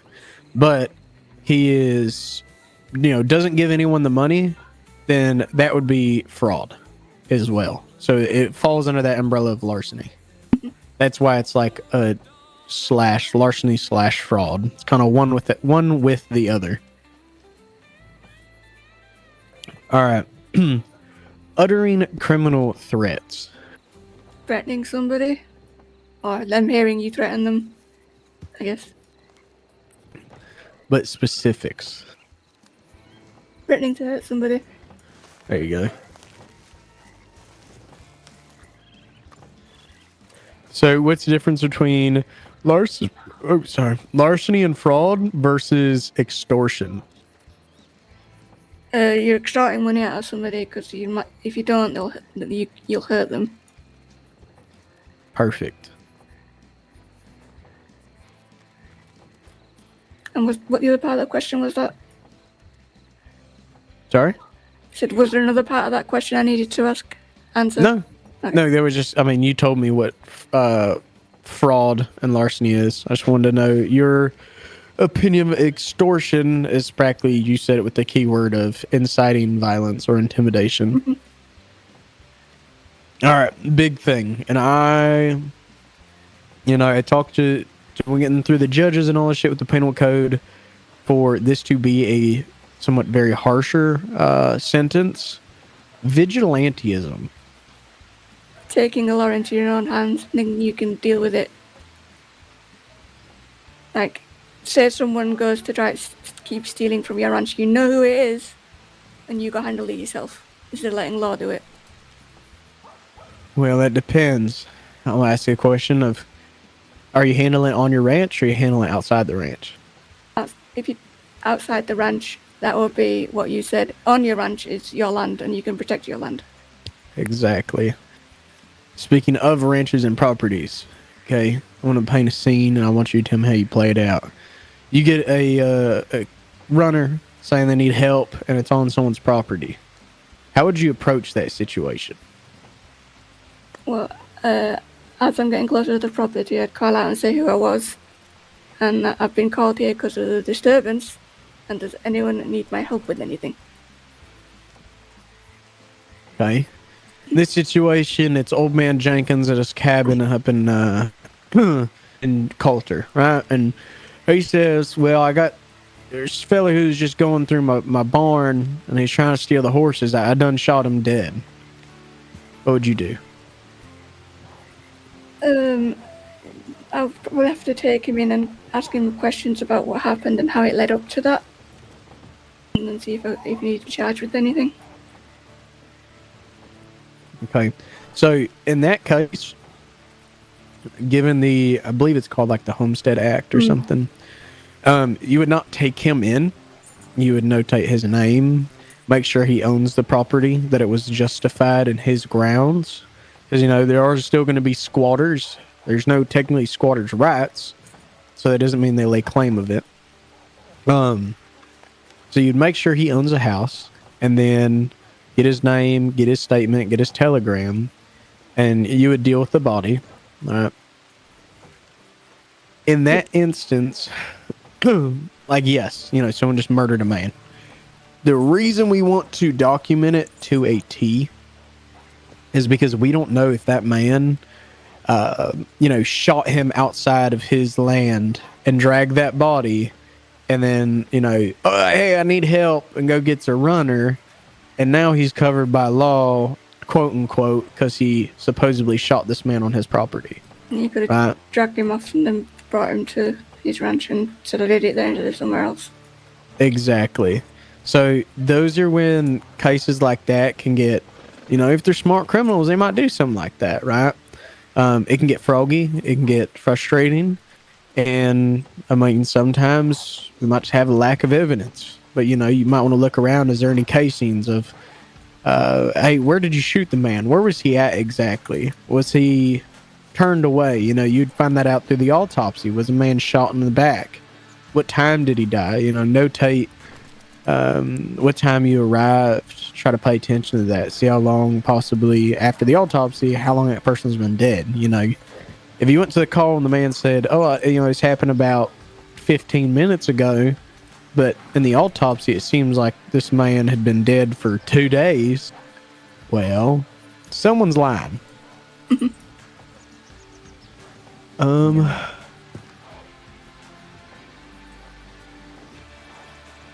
Okay. This is the one question I was going to ask earlier, but I kind of stumbled up. What's the difference between evading and resisting arrest? Resisting arrest is not...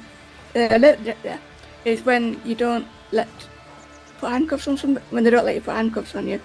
And evading is when you're running from the law, I think. Yes, but it gets... it's all, everything with the law, I think you definitely pick up on. It's all... how they act and what they do. Yes. So if I say right now, hey, Jules, you're under arrest. You need to come on now. And you turn to the left and you dart, I'm considered that as evading. But if I get up on you and I tie you up or I put handcuffs on you, you're only getting evading. But I go to tie you up, you either break out or I try to tackle you, give you one more chance again, and you keep running, I'm going to hit you with evading and resisting. So I'd say it's more of you and your position and point of contact with them, that's when it's resisting. If you never touch them and you just say stop running, then that's evading. Does that make sense? Yes. So you're getting the hang of this. It's mostly just thinking about how would I handle the situation and what would I use. So this is an interesting one because I've always kind of been confused of, I think it didn't get changed of how it was written in the penal code. So between federal robbery and, because that's a felony, right? And then compared to commercial robbery, what's the difference? Federal is like the banks or something like that, and the other one is like a general store, maybe? I think. Yes.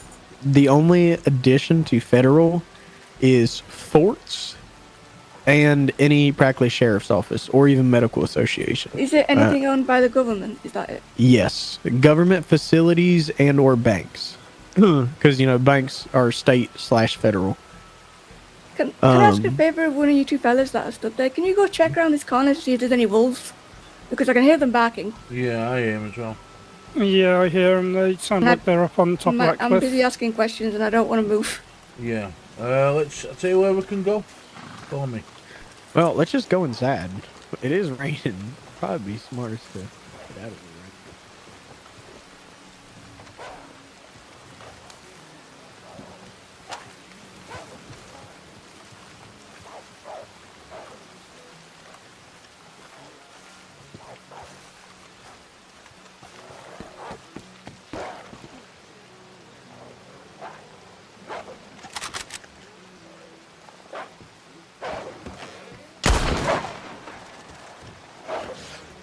Oh, they're inside town.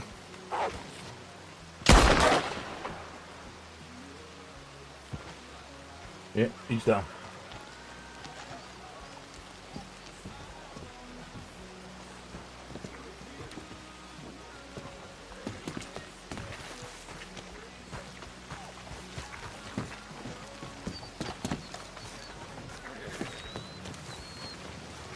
Can you move out of the way?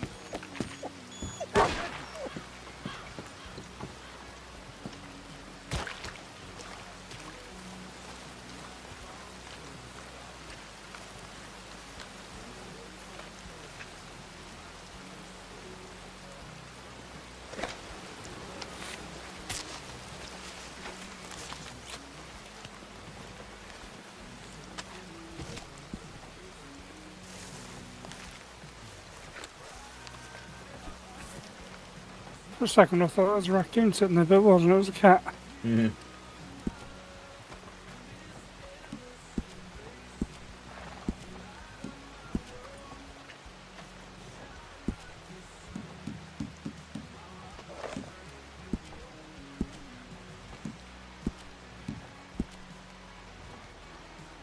Yep. That'll work.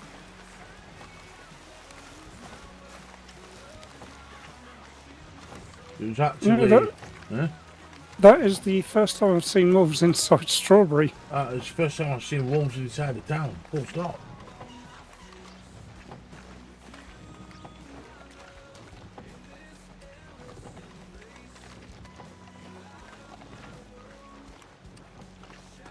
Oh! Right. You alright? Muscle spasm, they'll happen. Always happens. Yeah, I was just trying to move this horse.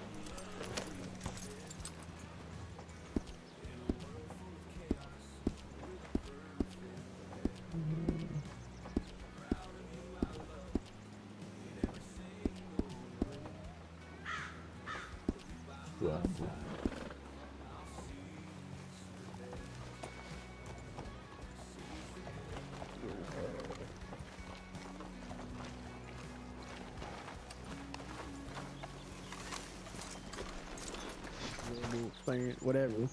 You can send them off for 500, right?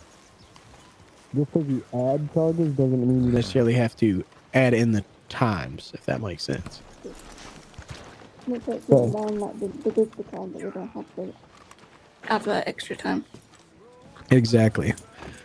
All right. How are the wolves? In town. Dead? Well, when we found it, it was actively attacking the butcher.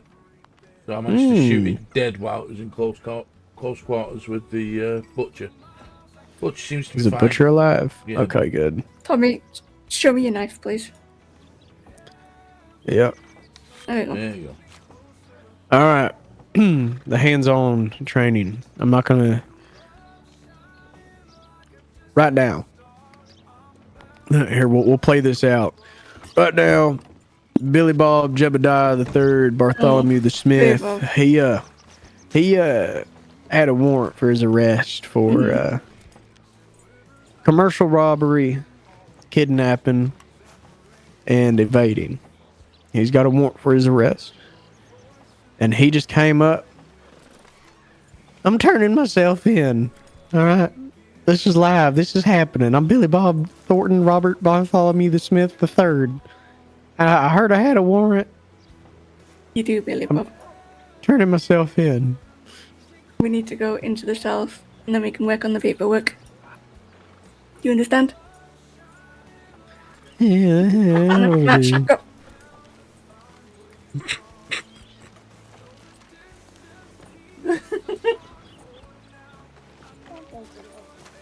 Step number 1. Treat me like a full criminal. Don't, like I'm not a lawman. You see what could be an issue right now? Yes, you got your long arm on you. Exactly. So, always put people in cuffs. And then you can decide, you know, once you take their, like I said, full on treat me like I'm an actual criminal. Not that I'm your sheriff and I'm training you. Like I am this criminal. You know, put me in cuffs, take my stuff off me. I want you, because this is going to be kind of a help with your paperwork. You're going to make a report on this as well. Okay? Yes, I need some handcuffs is the problem. Yeah. Okay. Come here. I've got some. Come here. Here, I'll make a fake profile for Billy Bob. What, your number 8? Just remind me. Mm-hmm. Yes. There you go. See if I can figure out how to put these on. Yeah, you need to think about SFF. Also, let him finish writing first.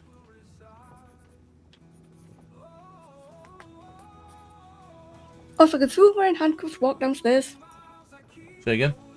So can someone in handcuffs walk downstairs? Yeah, because it's not the legs that are cuffed, is it?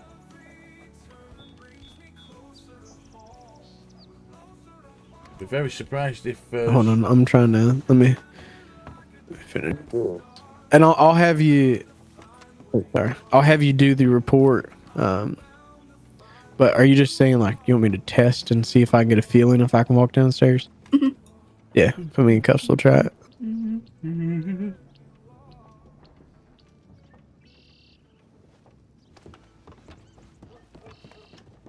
Yeah. There we go. There you go. All right. We'll start from square one if you want to uncuff me. All right. Go back outside.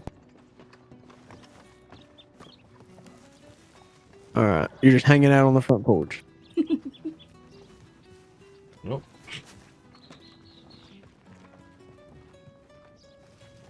That's not what I wanted.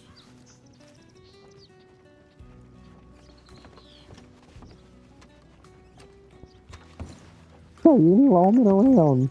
Hello. Yes. Hello. Hey, it's me. It's Billy Bob Joe Thornton III. Saw that I got a warrant for my arrest, and I want to turn myself in. I can't live with this guilt. Can you turn around and face the green building behind you, please? I need to put you in cuffs. Oh, it is a pretty bill. Oh, look at them flowers. Is it? Whoa. Right, I need you to turn around and face the law office. Okay. Walk forwards towards the law office. You guys got cornbread in here. I'm awfully hungry. We might do. Can you please carry on and walking down the stairs? Yeah, all right. Doodly-doo. Doodly-doo. Smell pee. Oh. Before I put you in here. Yeah, all Make right. sure you've got no weapons that'll harm me or yourself. Who peed in here? Probably Moody. Yeah, it's probably Smells me. like rat piss. I see pellet drops. Y'all ever sweep this place?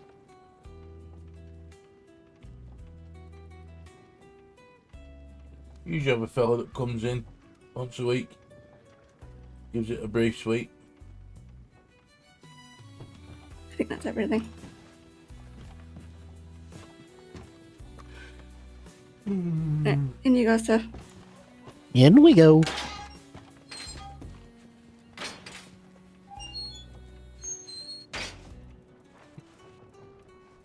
Right, if you come here, I can take your cuffs off whilst you're in there.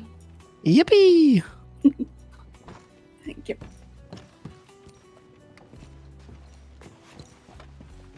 I'm a free man.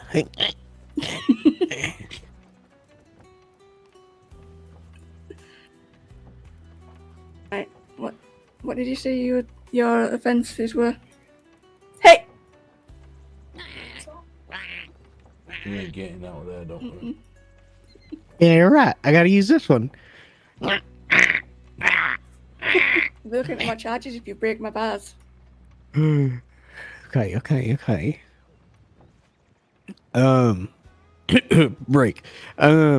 So right now I'd be looking at the warrant is for we'll do commercial robbery, kidnapping, and evading. So y'all identified me at the scene of a a general store robbery. You know 100% it was me. You identified me, and I got away. You guys didn't get arrested me, so you threw out a warrant. You can make up in the report whatever you saw, how the scene went. Just, make it sound like it was something that could happen, and go from there. I just want to see how you can still bill me. That's fine. How you handle my charges, how you bill me, and kind of, because right now, you still need to talk to a psychic Cisco to get folks transported out by local Cisco folks, but for right now, we're still using the cells. Yeah, I just want to see how you'd actually do the arresting process. It is. Right. Can you see it? Fair enough.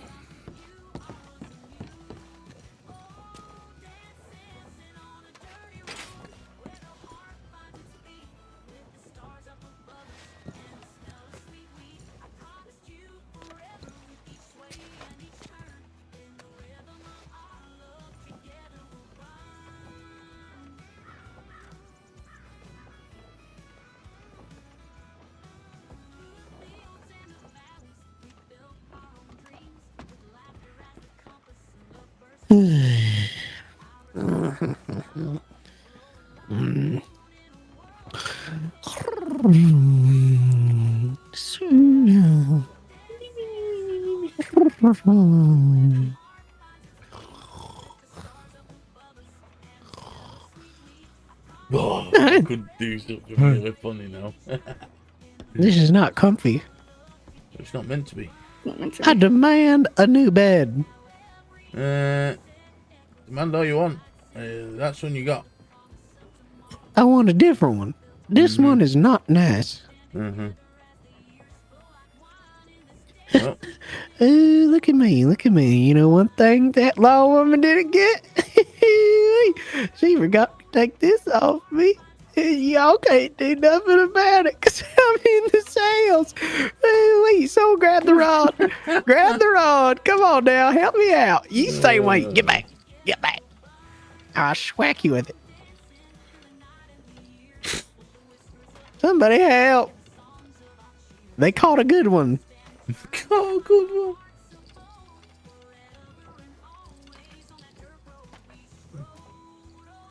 Hear that? You like my music? I call it the floor of the sheriff's office.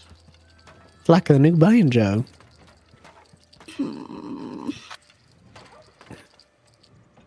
Jules, these are going to be some of the folk you're dealing with. Yeah, Be no, prepared. I was just having a bit of trouble with the paperwork. Oh, Sheriff, you can still ask questions. it is not letting me add his charges onto the paperwork like it did yesterday.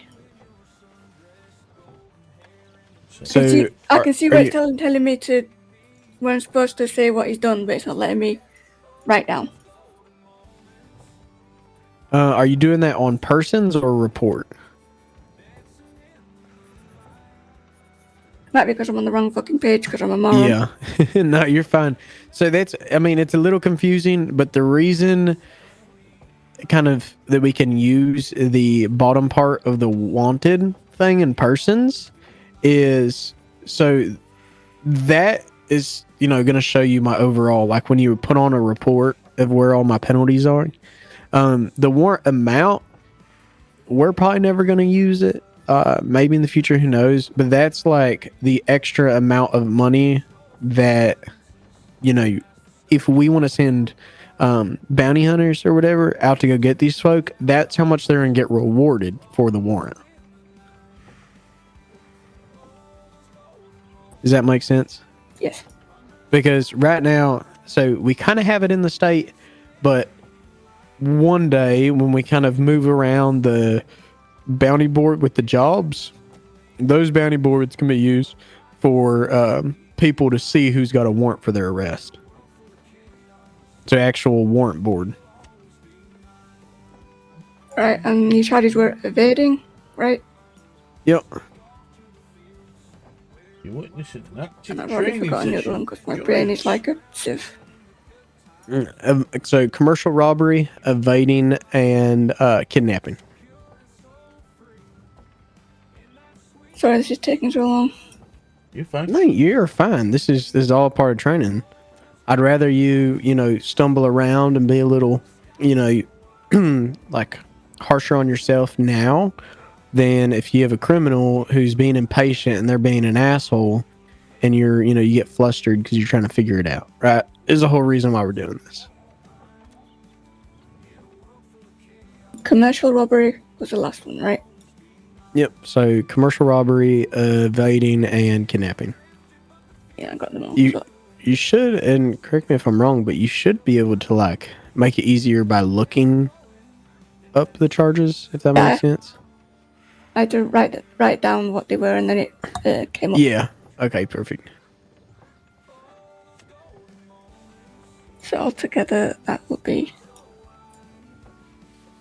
750 months and $755. How long am I going to be in jail for? 755 months. 755 months. Mm-hmm. So I think I kind of explained this to you. So if you want, said 755, you can always, if you want people to feel special, because some people are going to want to, you know, just do a quick maths of whatever all that adds up to and just divide that by 60. Kind of in your head. You might not know how to count and here in the state, but it just makes it easier. So, you know, that'd be about 12 and a half months. 12 months. Yeah.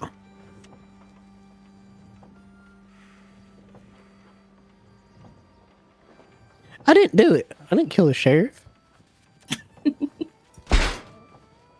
If killed the sheriff, it'd be a lot worse, believe me. Well,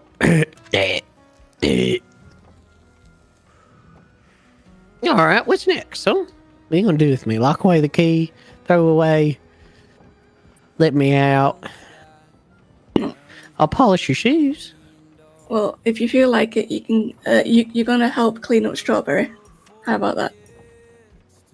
Or you're gonna owe us $750.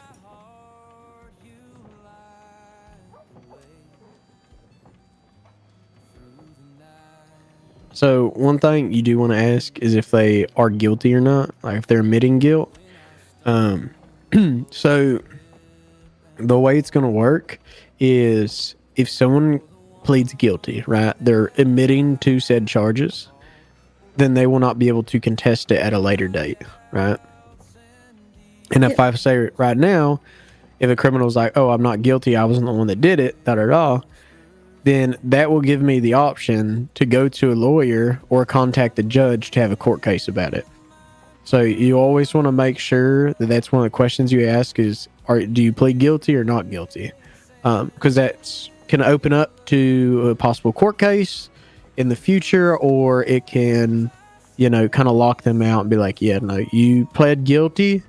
You can't backseat on saying that you did it or not because you admitted to the law of your crimes.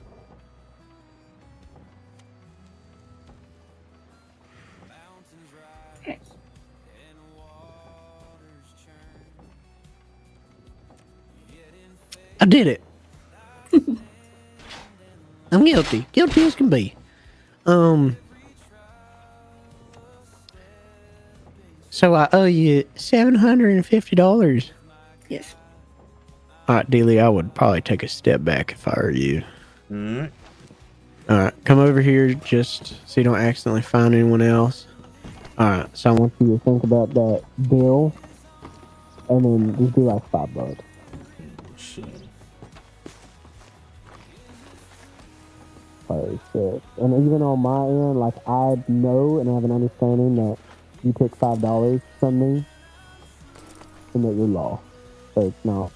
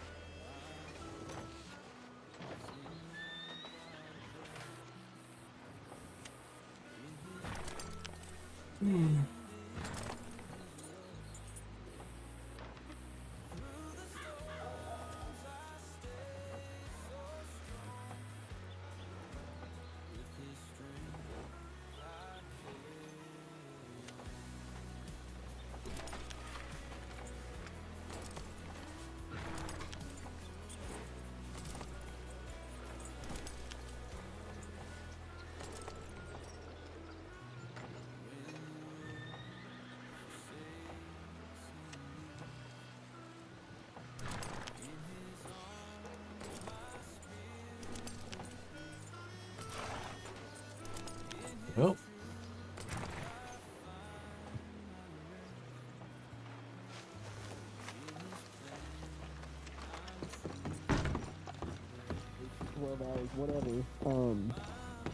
Then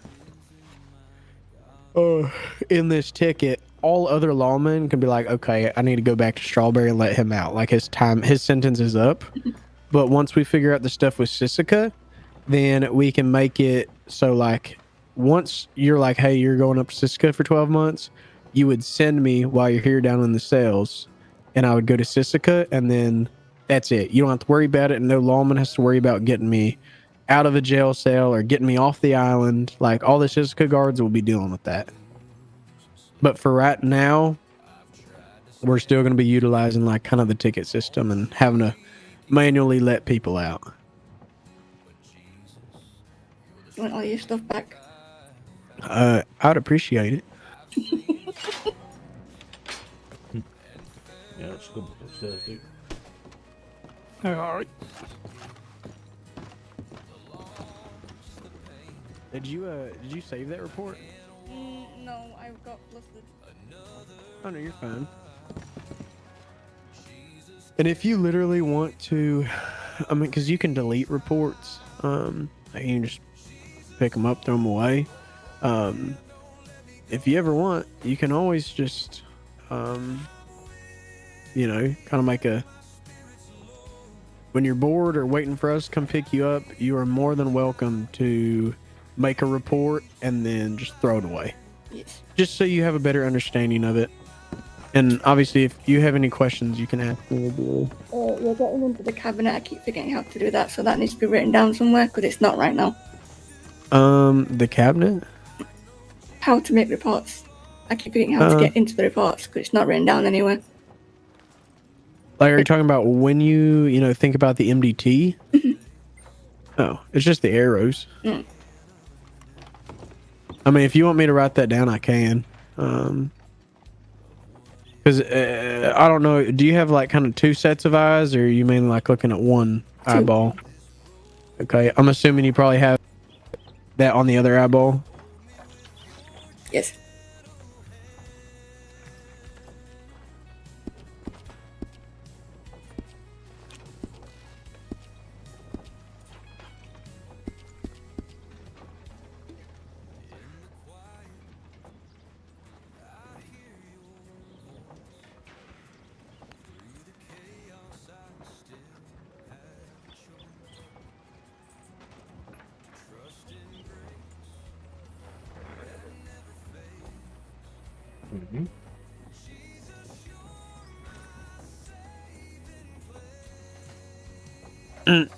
I'll have to wait till I can kind of write down on it. Because I need to. There's currently the JO MDT in there that needs to be moved, and then I can add that. Use arrows on the top of it to navigate through the clipboard. Thank you. So I can fix that when I can. If you like, we can head up to Valentine.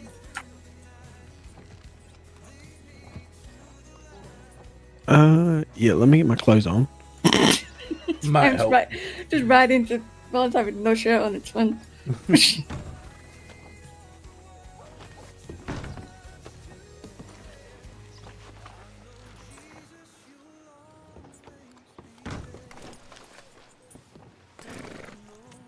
Oh, while you're here, Sheriff, you can have a look at this.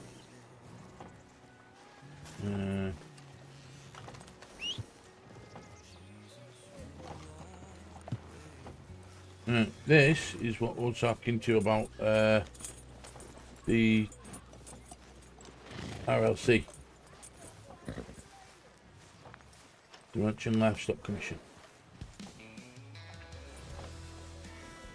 When you were saying that you wanted something a little bit uniform.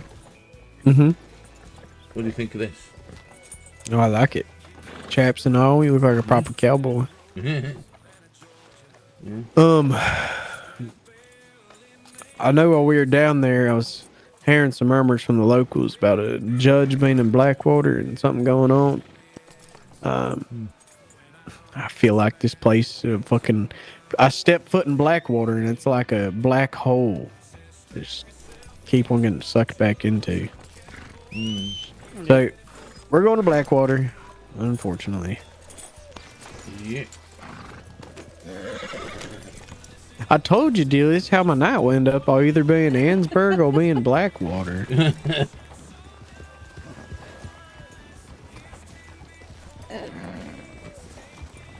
Yeah, Jules?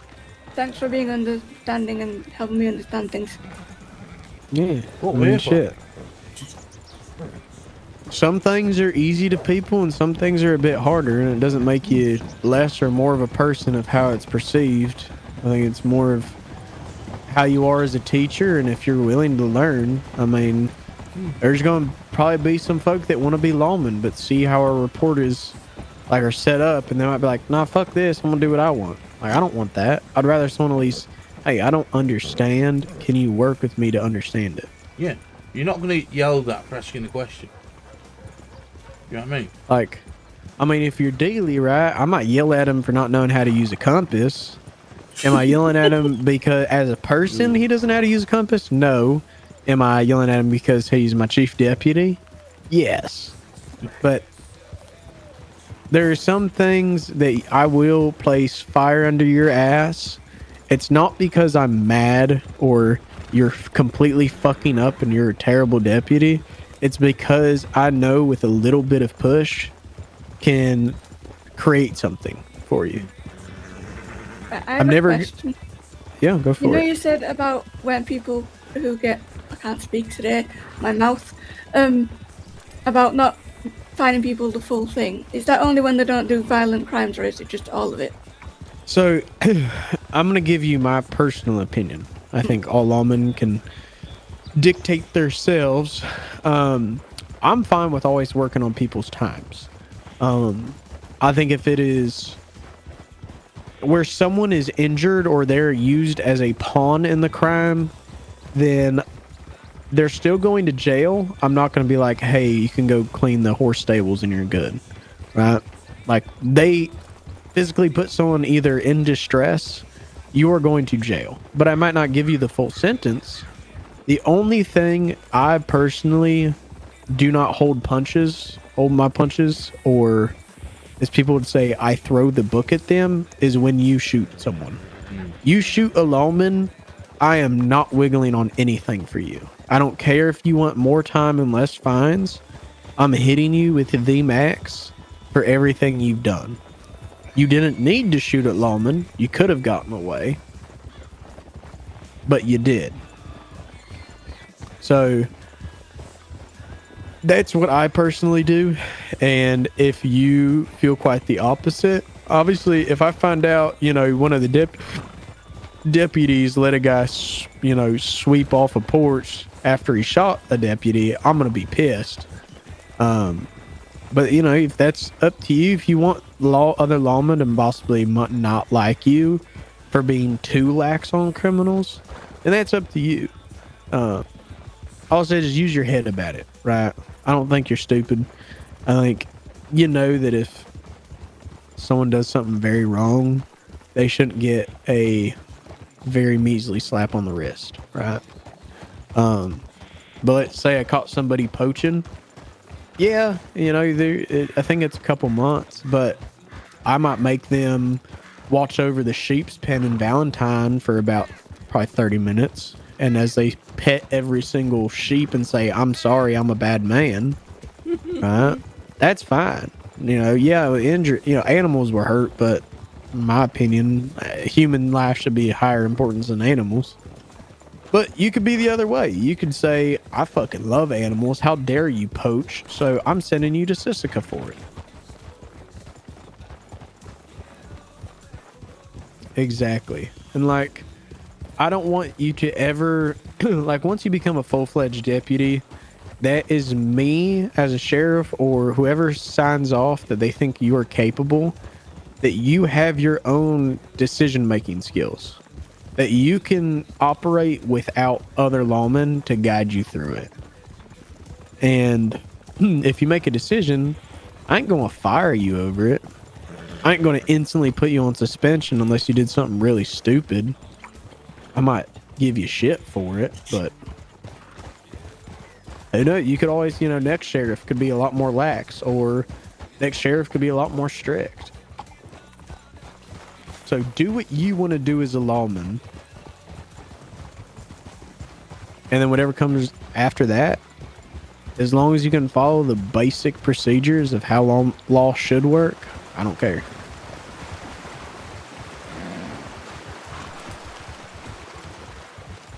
Does that make sense? Yes. I know I kind of rambled there for a second, but I just want to make sure that I'm finding and giving people the right time and not giving them too much or too less. Yeah. I think it. Yeah, feel like they've got justice and don't feel like I'm just letting them run amok.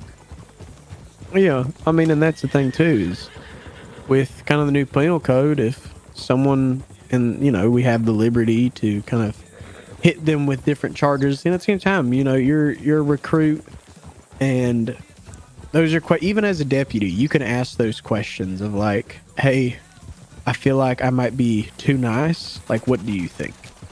But just remember, there could be townsfolk that think, oh, that deputy Jules, this guy just robbed me, and now he's, having to smell the flowers and yell out loud, I want to be a nice man.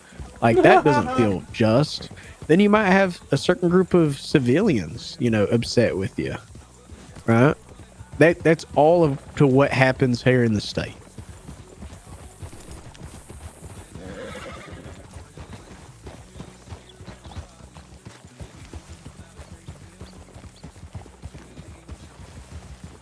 I think he was around the courthouse.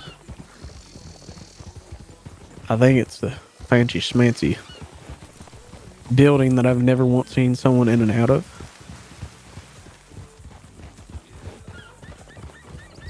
If not, if nothing's out here, we're hightailing it out east. I'm trying to stay away from this thing before it sucks me back in. I think we can all agree at this point of how many times we've gone down this exact same road. Yep. I've been up and down here at least 5 times today. And I hate every single time I've done it. I think I've done it 3 or 4.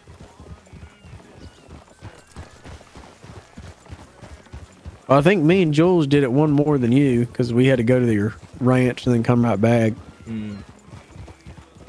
Yep. I was going to say, I know I've done it at least 5 times. We're the true victims of this Blackwater curse. Let's see. I don't even know if these. Who? The judge?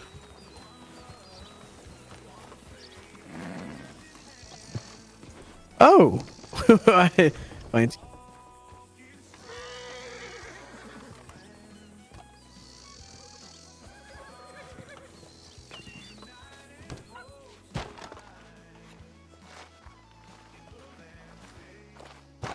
Your Honor, are you in here?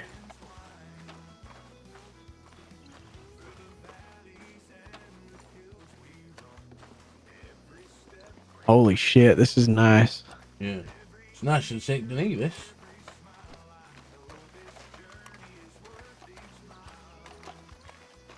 Hold on. I'm assuming this should be his chambers.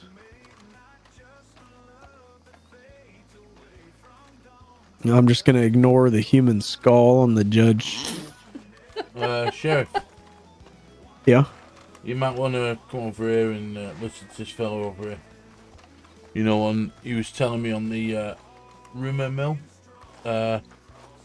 something about judge catching word of pictures he tore out here right fast. I wonder what pictures. Yeah. Is it these guys on the walls? Are you scared of his predecessors? No idea.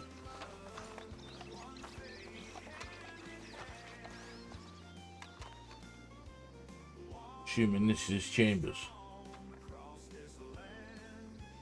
Oh, okay. Yeah,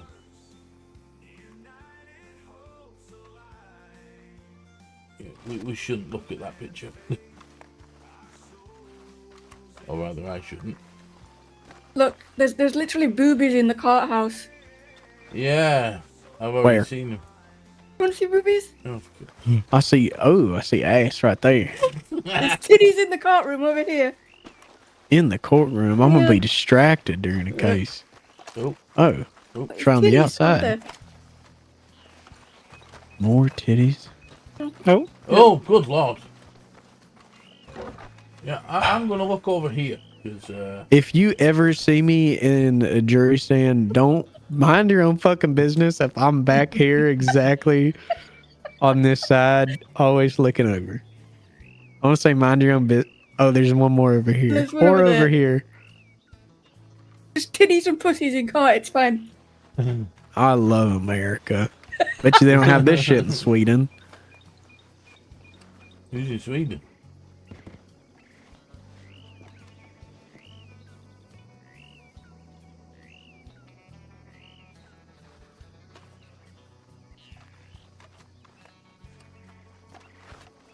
Where we're heading now? Yep, statues as well. And statues. You good there, Sheriff? Yeah, I'm just trying to clear my throat. Still trying to get over this sickness. Just trying to see if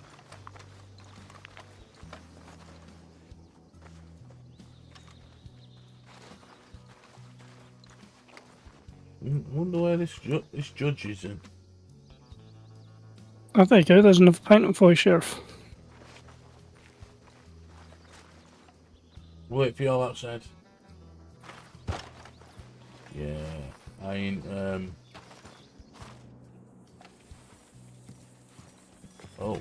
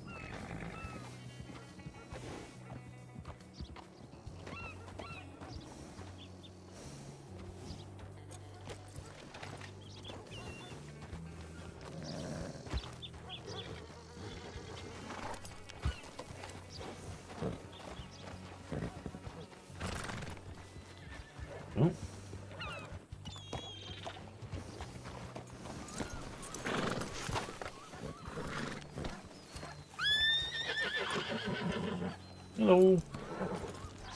Quite an awful lot of you outside of the courthouse. We don't do polygamy marriage.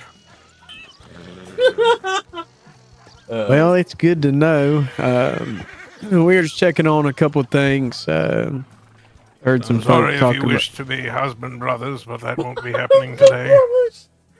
We're not. No, not all that. I like to keep strictly professional between me and my coworkers. That's a good policy to keep. Yeah, I will say the old commissioner, he tried to fuck me a couple times. That was really awkward trying to break the news to him. But I'm Sheriff Tommy Bridger. We were just heard some folk coming up through the grapevine, and while we were in Strawberry, talking about I saw a judge out here, and we were just looking for the judge, trying to introduce yourselves, and really all. Valentine, where you were supposedly taking pictures. There was nobody there. Oh, yeah, them fellers still yapping about it. Yeah, we did that. Shit. How long ago is that, DEELEY? Probably 4 hours? 5 ago. We were doing it yesterday as well. Yeah. Well, I apologize then that they keep blabbering when we're long gone. Oh, all right. And I do need to have a talk with you, Sheriff, but who are these other fellows and lady? Yeah, so this is, to my right, this is Chief Deputy John DEELEY. He's part of the command here at the Sequoia Sheriff's Office. Over there, that is Juliet Wick. She is by Jules. She's a deputy recruit Nice to meet you, with sir. the Sequoia Sheriff's Office. These are my lawmen. There's a good friend that's been riding with us. He's been helping us out. I'm Duke. I own Great Hope Branch. Is that Duke? Yep. A pleasure to make all of your acquaintances. It's a pleasure to meet you too. Pleasure to meet yours as well, Your Honor. Those of you who may not know, the sheriff knows, as I've written him a letter. My name is Judge McKinley. It's a pleasure to meet you, Ron.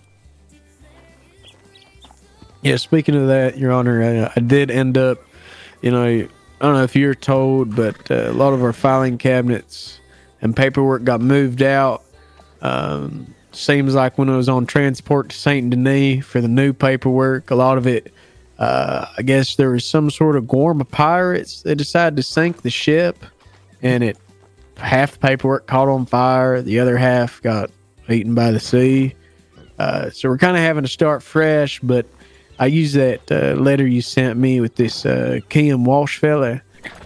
I have his warrant still out, but I was wanting to more so talk to you to know if you have more in-depth report for it, just in case if we catch him. I'd rather not just say, yeah, we don't really know, we're just arresting you.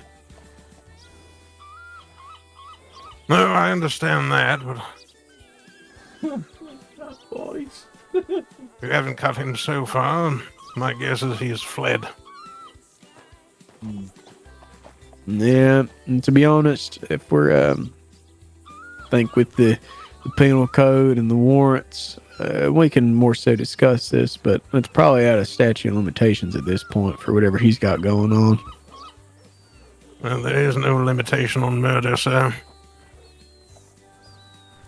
Well, I guess if he fled the state, then either marshals will go pick him up and extradite him, but sounds like with this Killian fella and his lifestyle, he'd end up dead or hanging wherever they find him.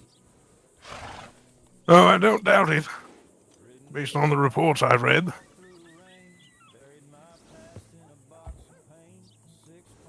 Let's go inside here. It's too hot out here. Good. Don't you kick me, I swear to God. You heard me.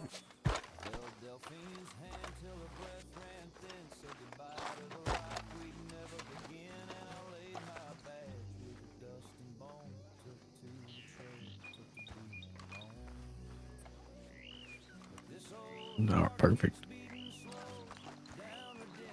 Ignore the indecent decorating. To be honest, Your Honor, I'm more so enjoying it than ignoring it. Mind if I have a seat? By all means. Do you want me to stick around, or would you like me to leave you on it?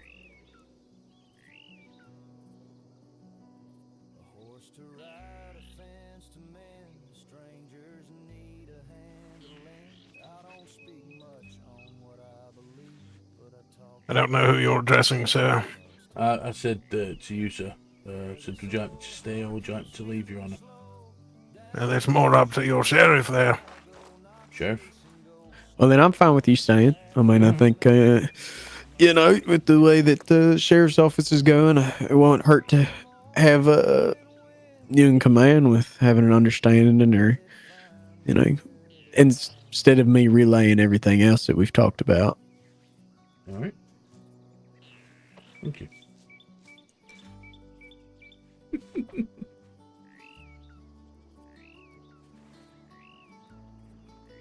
So here we are, the official meeting with the judge.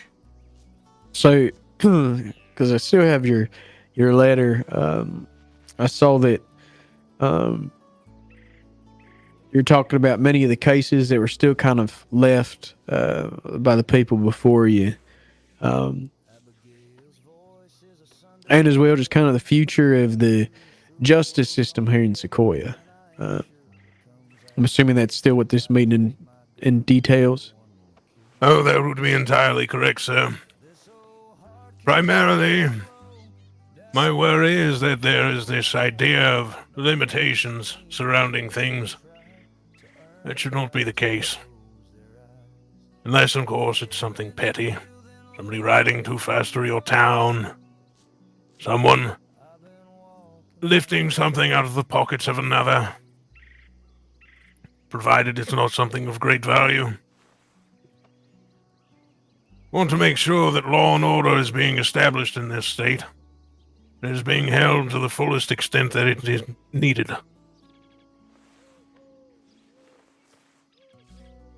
Well, I can understand that folk may appreciate a lighter hand. It is not how you achieve peace. Now, I'm not saying that you need to go out there and hang every ne'er-do-well that comes across your path. But I do want to make sure that it's not a situation of, well, we just can't find them. I give up. So if there's anything that you have been waiting on a vacant office to fulfill, now would be the time. Moving forward, unless it is something of a most heinous nature, where a court trial is more than likely necessary, I see no reason as why you need to approach my chambers to pull an arrest on someone. Someone robs a general store, there's no casualties, there's no hostages. No one has ended up wounded as a result. Or perhaps even if they have. I would rather hear that you've locked someone up for it than have you wandering into my office waiting for my signature on a piece of paper that tells you that you can go and get them.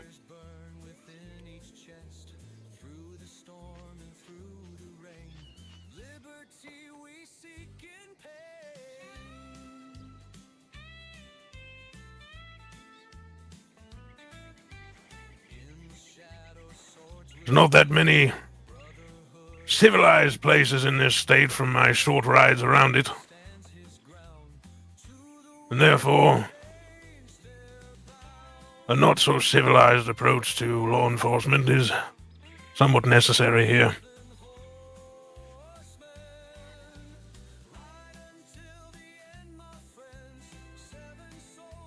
Now, Saint Denis, it's a whole nother beast in and of itself. The bureaucrats have found themselves there, all nice and settled in, like cockroaches in the walls. Blackwater seems to be well on its way there, but there's far many other towns that don't have that problem yet. Therefore, I don't see why your hands should be tied with the red string of bureaucracy.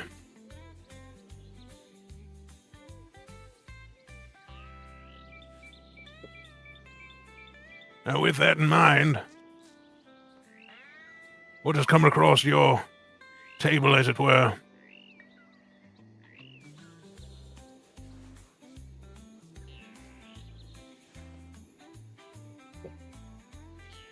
Mary.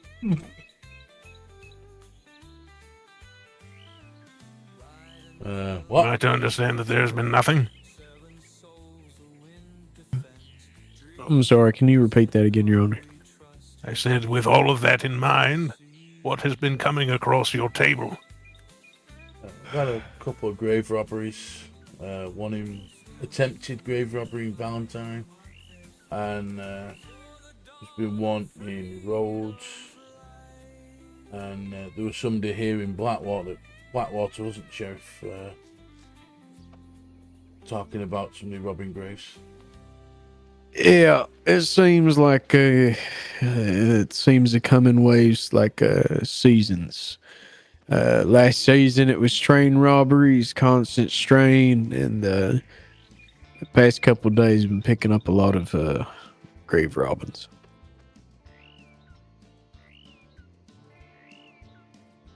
Have any of these individuals been apprehended?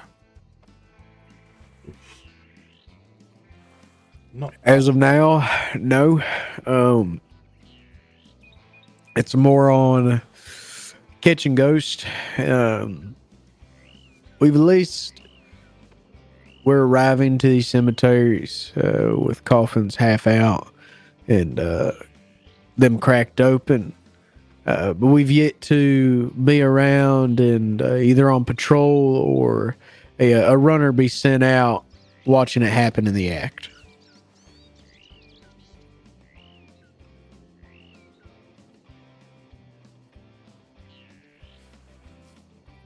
Well, are you leaving word with the locals? Making sure that at least these ne'er-do-wells know that folk have been looking into things? As of today, we've actively been looking into things. I personally try to stay away from the idea of striking fear into the locals of, hey, your loved one might be getting their body dug up. We do have 3 possible suspects, all for different robins, just due to locals' descriptions and what is going on. That we are on the lookout for questioning and more than likely an arrest on these individuals. I see. And what about all of these train robberies?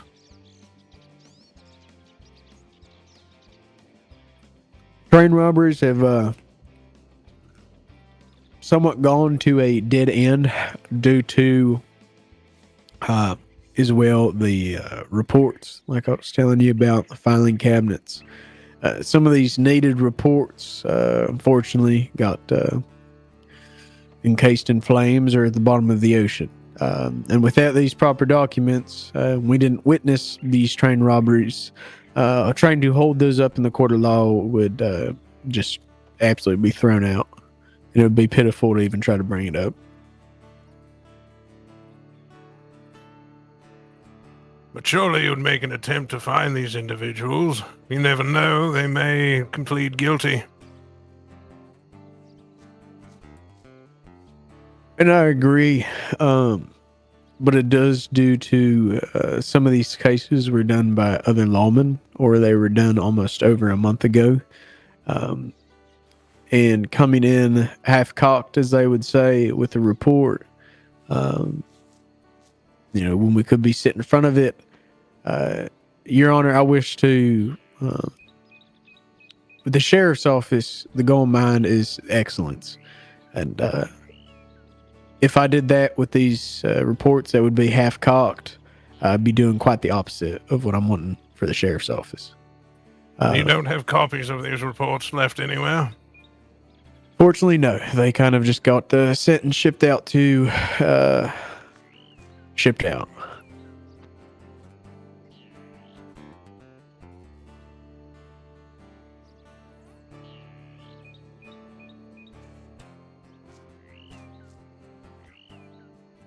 It is very disappointing to hear, I'm not going to lie.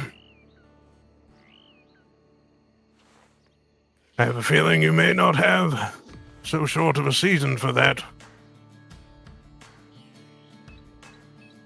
Has anything else been found or heard about outside of these grave robberies and train robberies?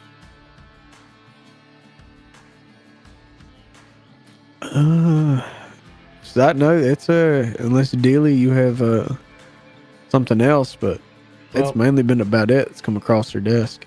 Yeah, with the train robberies, given off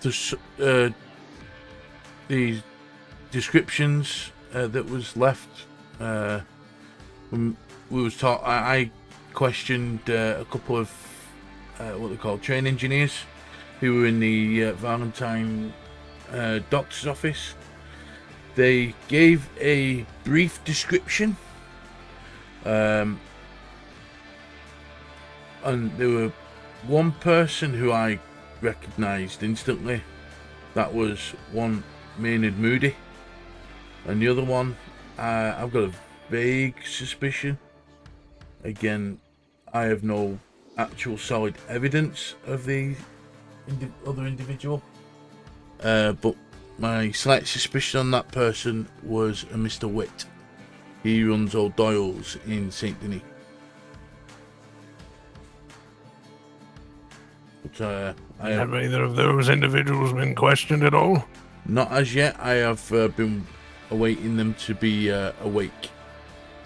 I've been going around at least the bar in the saloon in St. Denis, just to see if they're there, and each time there's nobody been in.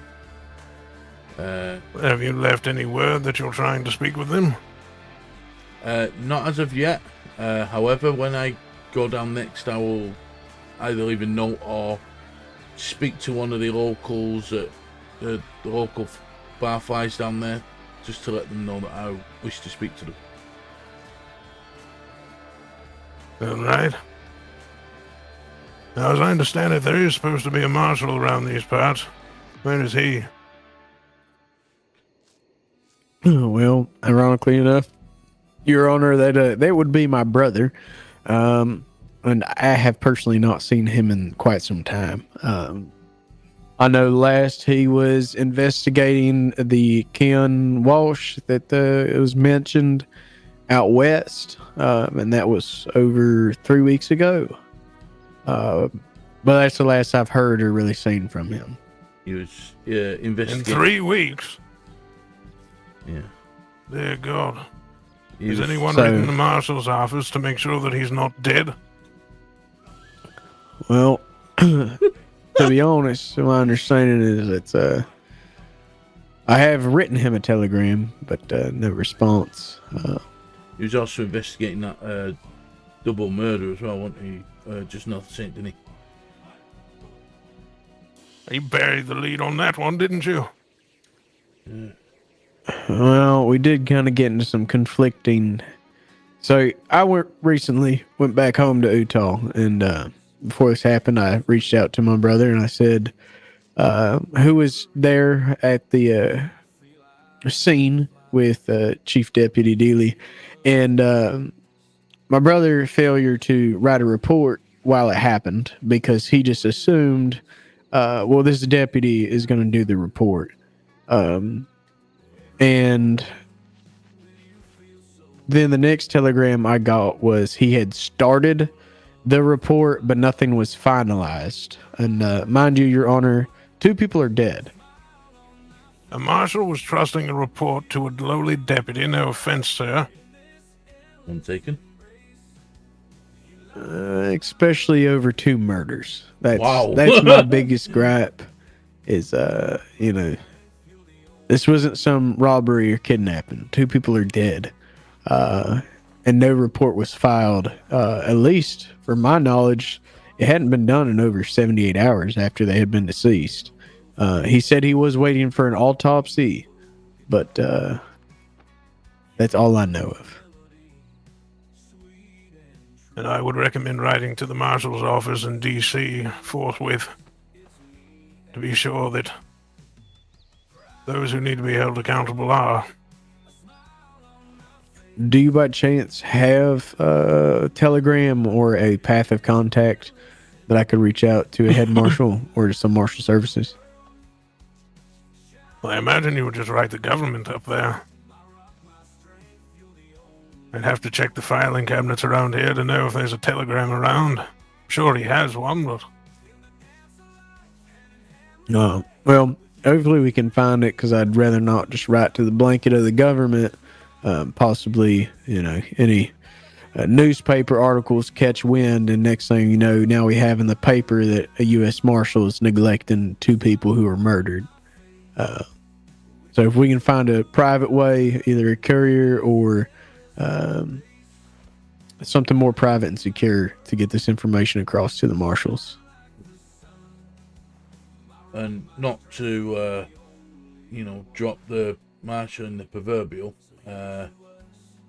As we were parting company that day, I did remind him to make sure a report was done. I did inform you of that, did I not, Sheriff?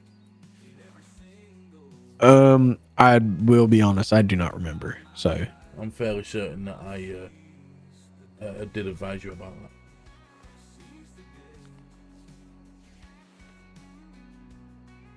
But I'll be honest, Your Honor, I think right now it is primarily myself and Chief Deputy DEELEY. We're trying to expand the sheriff's office. I'm trying to propose as well get funding for possibly the addition of rangers to the state of Sequoia to have coverage out west and to add more support to the main state. And we have to play that by ear and whatever you come across as well. But we are doing our very best with this big state with limited resources. No, absolutely. Seems like you have a fine recruit out there, hopefully. Seems sound of body, at least. Yes, Your Honor. She's been doing very good on her training, and I think she has great potential. Couldn't agree more.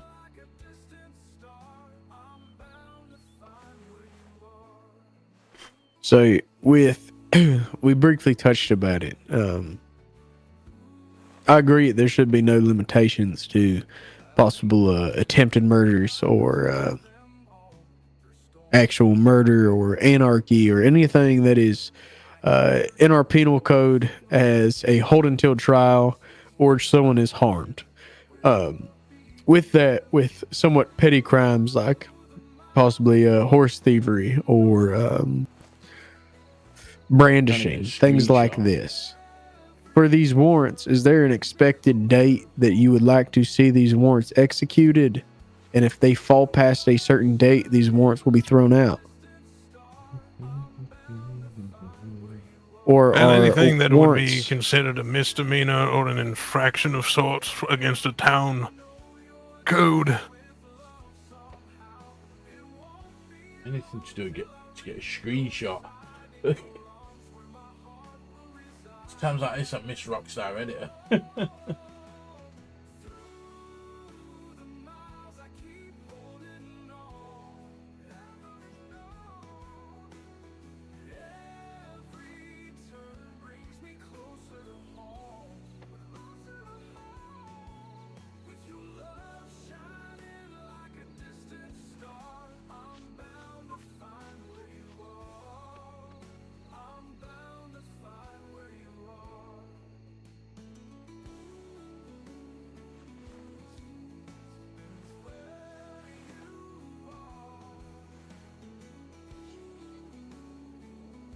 For any infractions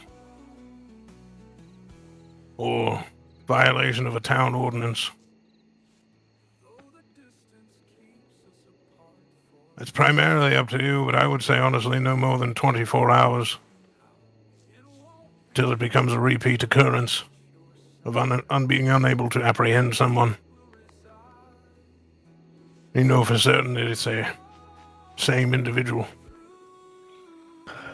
I will say, Your Honor, respectfully, sometimes the time in the state is messy. Sometimes folks could be awake for a couple hours and then go to bed, and they might not even be around after that.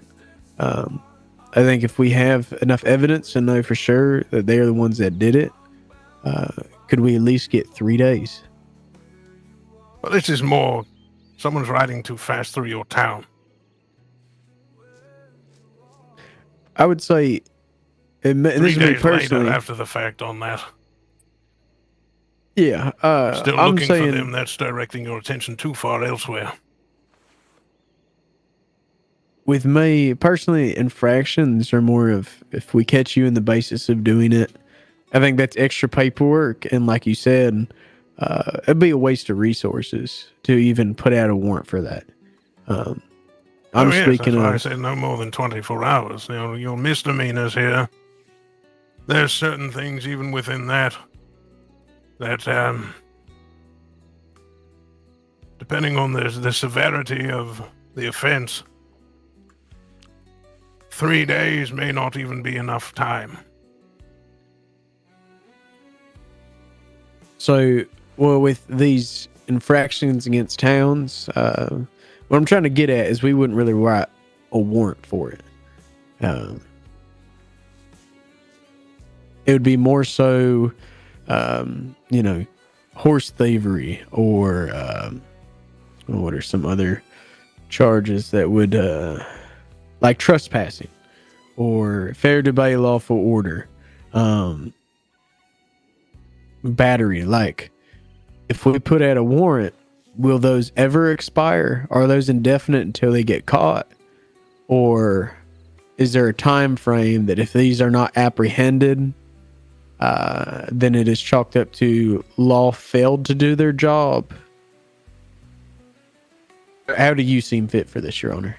If it's a violent offense, I don't think there should be any sort of limitation on that. Okay, it so may then not catch up with them that day. It may not catch up with them that week. But it will catch up with them eventually. Okay, so no limitations. Like I said, we're not going to write out warrants just because someone's a jackass and goes through town. You know, if they do it again, I'm just going to fucking drop their horse. And then they're going to get arrested. But we're not going to write a warrant for something simple as that. That could be just chalked up to a simple fine or a citation, or, they sweep the porch. I don't care to write a warrant for that. I'm more so caring that if you trespass and we find out who you are and we don't catch you, there's going to be a warrant for your ass. And so you're saying with these warrants, they're indefinite until they are caught. If it is a violent offense, yes. One can trespass without being violent. So now, criminal trespassing, there's a whole nother story. Brandishing a firearm while forcing entry into a place where you're not supposed to be, and or possibly causing harm to someone within that place, that would be a violent offense. Simply trespassing, someone may walk into this courthouse without permission, and all they've done is walk in, technically trespassing. But there's no sense in seeking them out and trying to hold them accountable for something that doesn't require immediate attention like that. So you're saying those warrants should only last 24 hours? Well, with something like that, I was more talking about your infractions. Yeah, like the infractions, we're not going to write up warrants. Then you're looking anywhere from 24 to 72 hours. And again, this is going to be, is this the first time you've heard of someone matching this description doing this? Or is this the 5th or 6th time that you've heard of someone matching that description doing this? So the reason I asked for more of a 3-day baseline is, sometimes there might not, lawmen might not be able to wake up in the next couple of days or whatever. And in that time frame would be a request to you as a judge or any judge of saying, hey, here's the report. can this be extended? And if it is not extended in that time window, then that warrant is null and void. So if, someone does criminal, or let's just say it's trespassing, right? And we put the 3-day minimum warrant on it. And in that time period, we can't catch them. And let's say DEELEY here sends you a federal or sends you a letter and says, Your Honor, can this report 61 please be extended another 3 days? And you look at it and you say, well, this is just trespassing. No, I'm going to deny it. And then now that warrant is null. It's no point to execute it. That's why I'm trying to find just a common ground of how long a warrant should last for, that if it's non-violent. Or, yes. Like, if someone kills something, we know that that's going to be an indefinite warrant. If they harm them even. Yes. Violence does not have to end in death for it to be violent. Yes. So, even like kidnapping, that would be, in your terms, indefinite. But no. Kidnapping doesn't also necessarily have to be violent. I can take someone, be perfectly cordial to them. They are being held against their will, but there may not be any harm caused upon their person. So that is why that would be situational. That is why I'm trying to find the underlining, like, would a 3-day maximum for any warrants, and when they come across your desk for an extension, you'd either give the stamp of this is sticking around forever, or there's no need to, reinstate this warrant. I may even put a timeline on them, but I'm amenable to that. And, as far as things like kidnapping go, that would remain indefinite as long as the kidnapped person remains missing.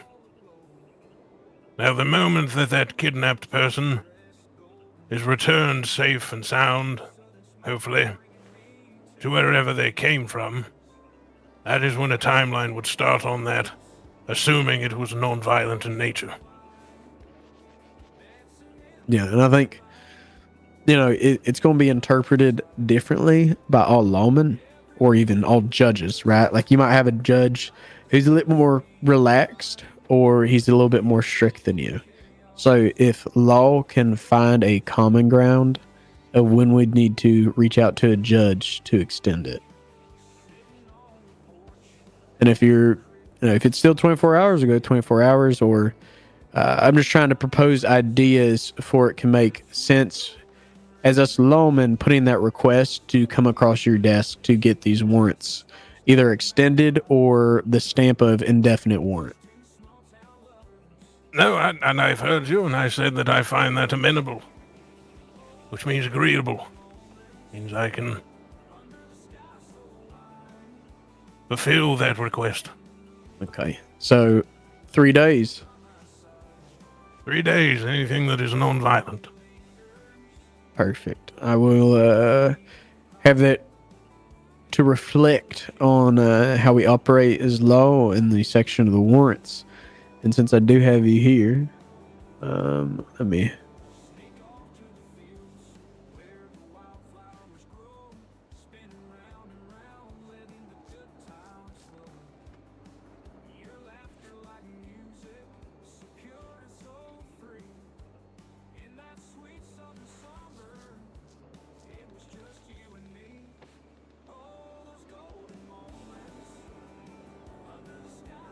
So there's two things that I want to talk about.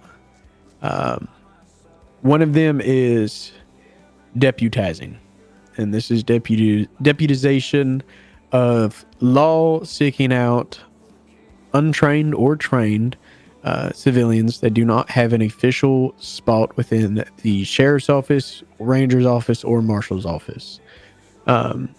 With these, if someone is deputized, and I'll just use myself. If, let's say, I deputize a civilian and they act out and they do something illegally, they either kidnap or directly disobey an order or they shoot somebody. In this aspect, how would we proceed with punishing the lawman legally.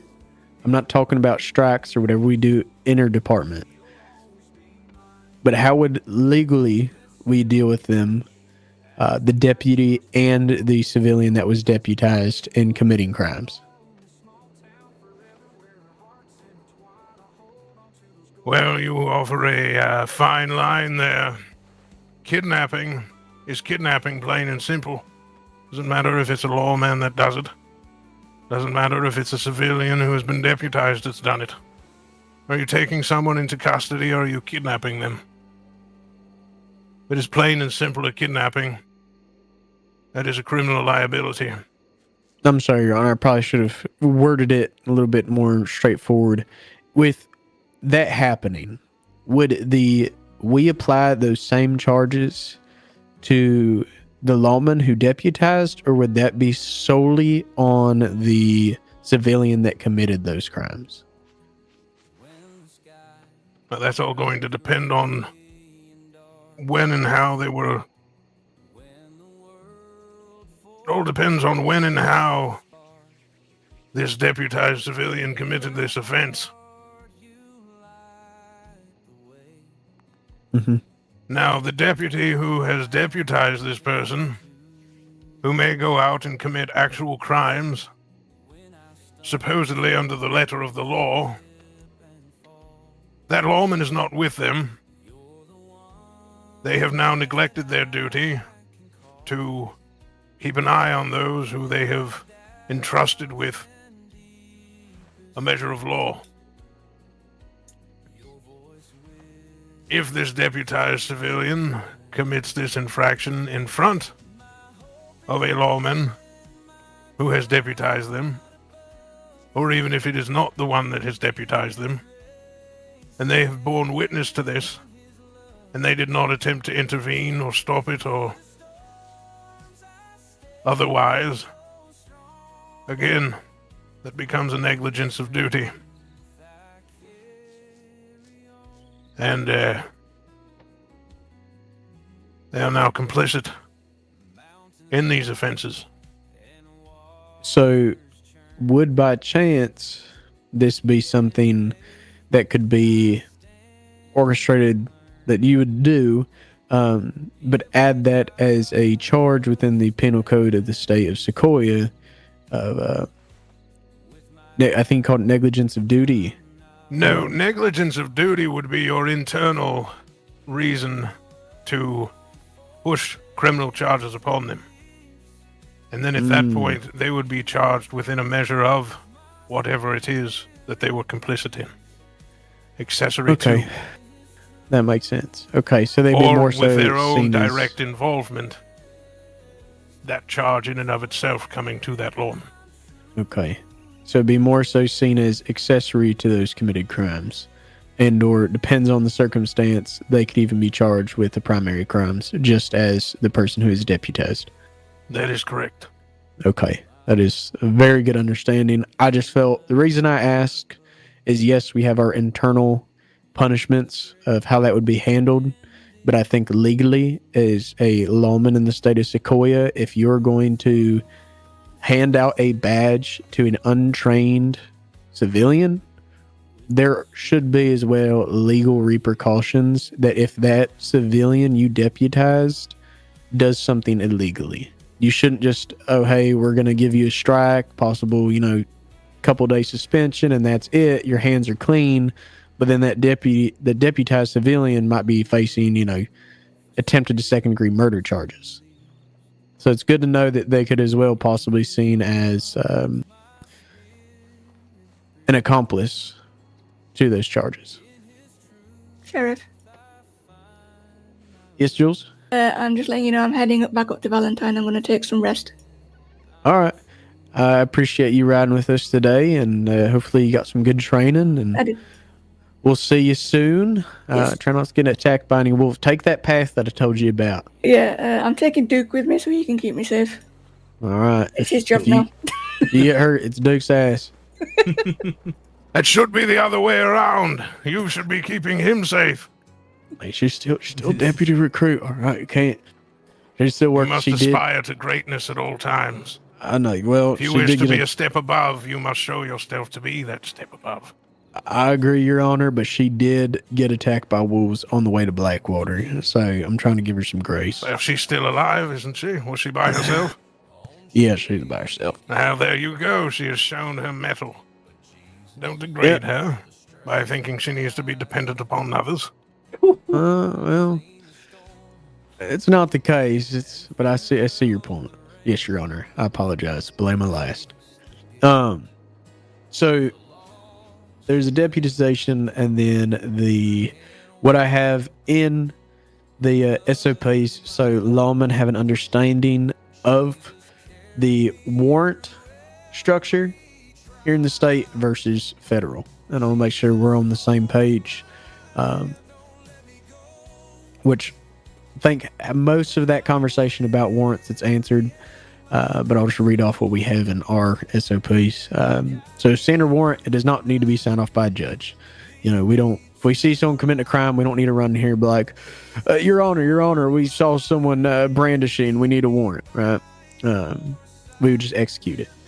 And that is purely under the grounds of you have non-deniable evidence of said crimes, you can submit a warrant.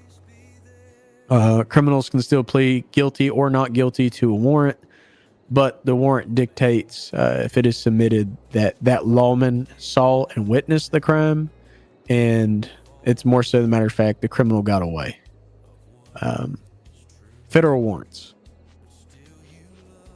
Is it still under the idea if you have reasonable suspicion against someone that they have committed a crime and you are gathering furthermore evidence towards an investigation, then that is a federal warrant that would need to be submitted and signed off by a judge? That would be correct. Unless the offense was directly committed in front of you, don't just let someone walk away from murdering someone. You arrest them and you hold them. Yes. Now, if they've gotten away and you're not entirely certain exactly who it might have been, it can be a good idea to seek out a official warrant from a judge. I would almost hazard, I don't know how you feel about this, Deputy DEELEY, but Chief Deputy DEELEY, that's a rather mouthful, so you'll forgive me. No problem. But, calling things warrants may in fact cause confusion, that they may have to come and bother me, or wait for me, or what have you. Though if that's the way that you wish to do things, by all means, you can always rename them at a different point in time. But federal will get the court's attention, will open you to assistance from other avenues, as well as making sure that there is at least one marshal tasked directly to that warrant. So, to be honest, Your Honor, the easiest thing I can find a fix, and if we all agree upon this in this room, instead of calling them warrants, like I said, with possible confusion, in our filing cabinets, they're literally called wanted posters. What if we just, instead of warrants, they're just wanted posters? If you're going to submit a wanted poster, it doesn't need to be signed off by a judge. But if you're wanting to push either, we can still call it up to you, federal warrants, or just call them warrants, then those all need to be signed off by a judge. But that would be amenable. Does that sound good? What about? No, that sounds fine. What do you think, DEELEY? Yeah, I'd be happy with that. All right, let me just wipe away this ink real quick, and I can up a jiffy change it around. Can I just ask one question regarding the deputization? By all means. I'll start with a statement, and then my question will be after. When I was part of law some time ago, under Imogen Snow, and then Enola Douglas, I was always of the understanding, because that's what I was told by former Sheriff Snow, that it was all on a line of sight basis. So as soon as that person you have deputized has left your line of sight, they are no longer deputized. Is that still the case? If I can interject, because I think I can answer that for you, Dealey. Yeah. No. You need to officially and authoritatively say you are no longer deputized. Okay. Because in the eyes of the law, and even I feel like I can possibly answer this even for the judge, that's something very hard to hold up in case. And you could be a shit deputy and say, well, I lost them, so they're no longer deputized, and they just shot somebody, so now that's on them. They just murdered somebody, even though they're helping you. Because in that need case, to formally release them. Yes. Okay. Yes. All right. So I just wanted to make double just sure. like, when I kind of jokingly, when Bud said she was once deputized, and I said you are formally undeputized. Yeah. That's me covering my ass, and kind of I think what Imogen was the one who did it. Yeah. Like, because that's how it should be done. Yeah. Okay. So, okay, back to... Yeah, so with the federal warrants, if we're still calling it, are we still fine with calling it federal warrants? I think it sounds fancier. Yes, that's it feels like fine. it's... Okay. So, let's just say, for example, of literally something that's happened in state, right? These 2 murders, right? And...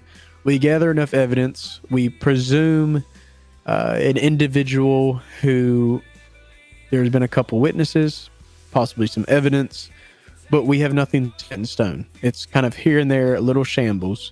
So whatever lawman is taking that case would come up with, here are the main suspects in question, here are why they are suspects in question, and this is what I want to do with this warrant.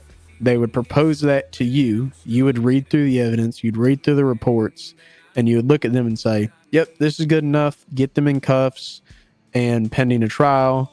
Or you look at it and say, well, this is a load of shit. I don't see any actual evidence that leads this person as the one who committed the crimes.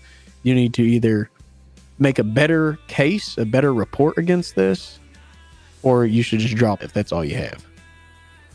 That's exactly the reasoning for these warrants. It's the same thing as a discovery period once someone has been arrested, regardless of whether there is a warrant or not. Is this even worth wasting anyone's time in court over? At the bare minimum, I can tell you, at least from a prosecution side of things, do you have enough to reasonably convict and seek out this person? If yes, a warrant is signed. If no, you'll need to gather more to convince me that these charges are reasonable. Perfect. Then it seems like we're in agreement, because I would love for some half-cocked deputy to try to throw up a wanted poster and try to escape his way through not trying to do a federal warrant, and then the person plead not guilty and it goes to a trial, and that deputy be ridiculed for not doing his job properly. I think that adds checks and balances between wanted posters, and if it's not enough and it goes to a court of law, obviously that case will come across your desk, and it will shine light on those deputies that want to have ill intentions with the system.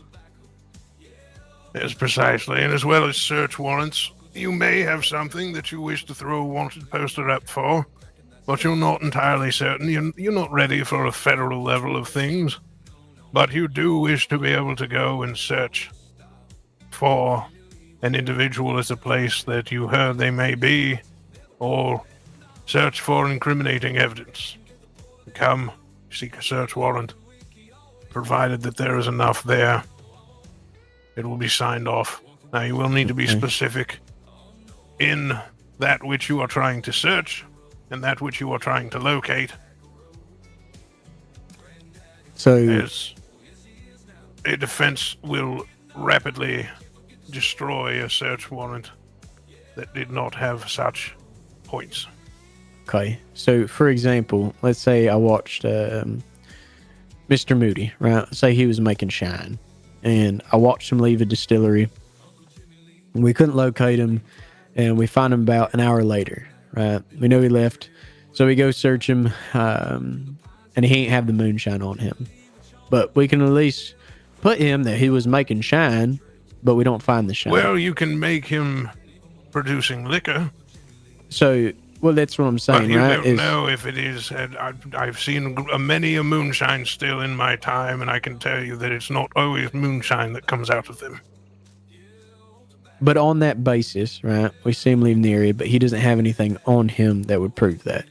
That is when we could as well then contact a judge with a search warrant, and it'd be up to you, like, well, this seems like good enough evidence. You know, if you're mainly looking for shine, yes, you can go there, or this isn't enough evidence, no.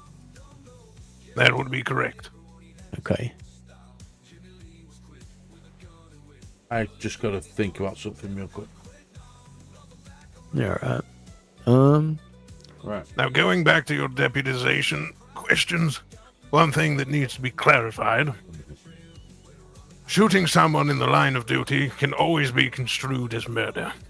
Yes? Yes.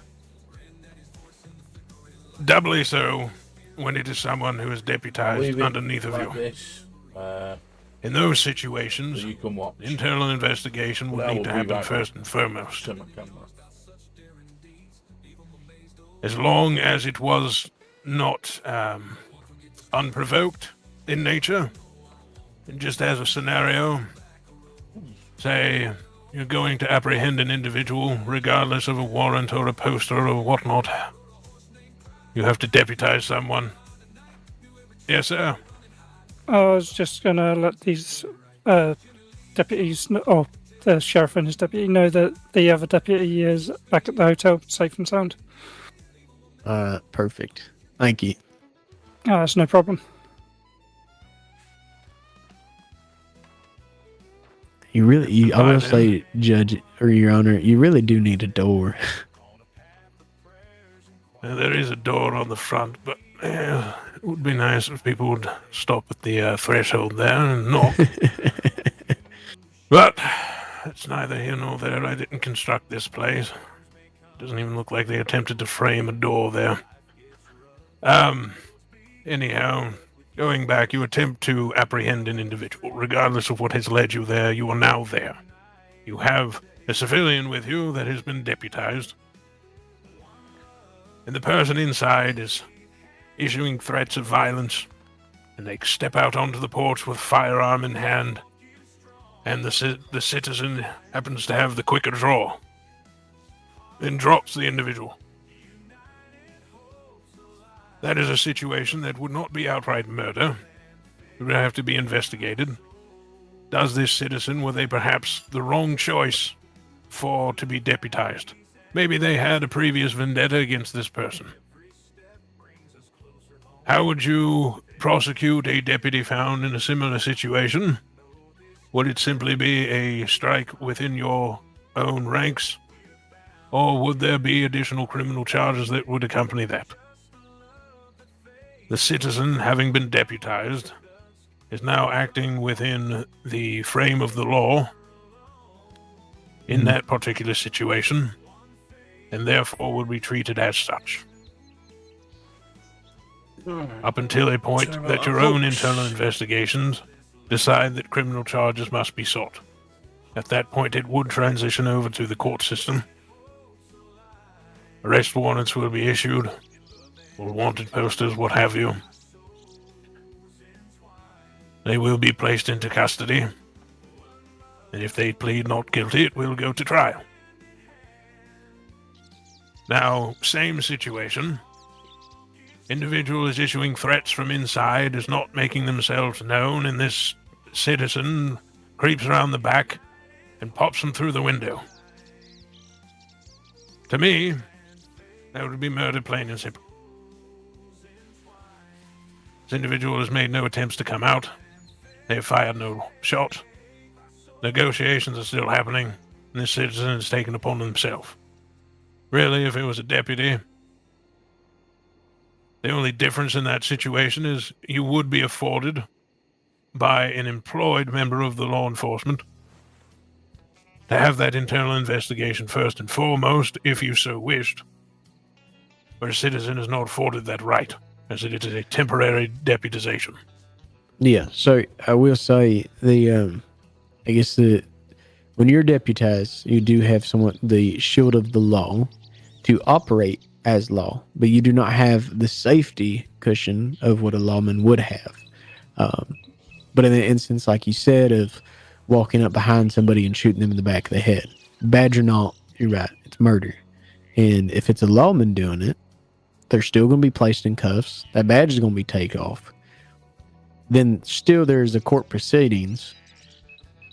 Due to the court proceedings, then, if they're found guilty or not guilty, then that lies in the hands of the sheriff's office, rangers, or marshals, disciplinary actions. If it was clear cut of during the court case, it presumed that, that man did have a gun and he was ready to shoot and that deputy took a jump on him, then yeah, that would be the internal part of punishment. Well, or no, non-punishment. I would say that you have that backwards.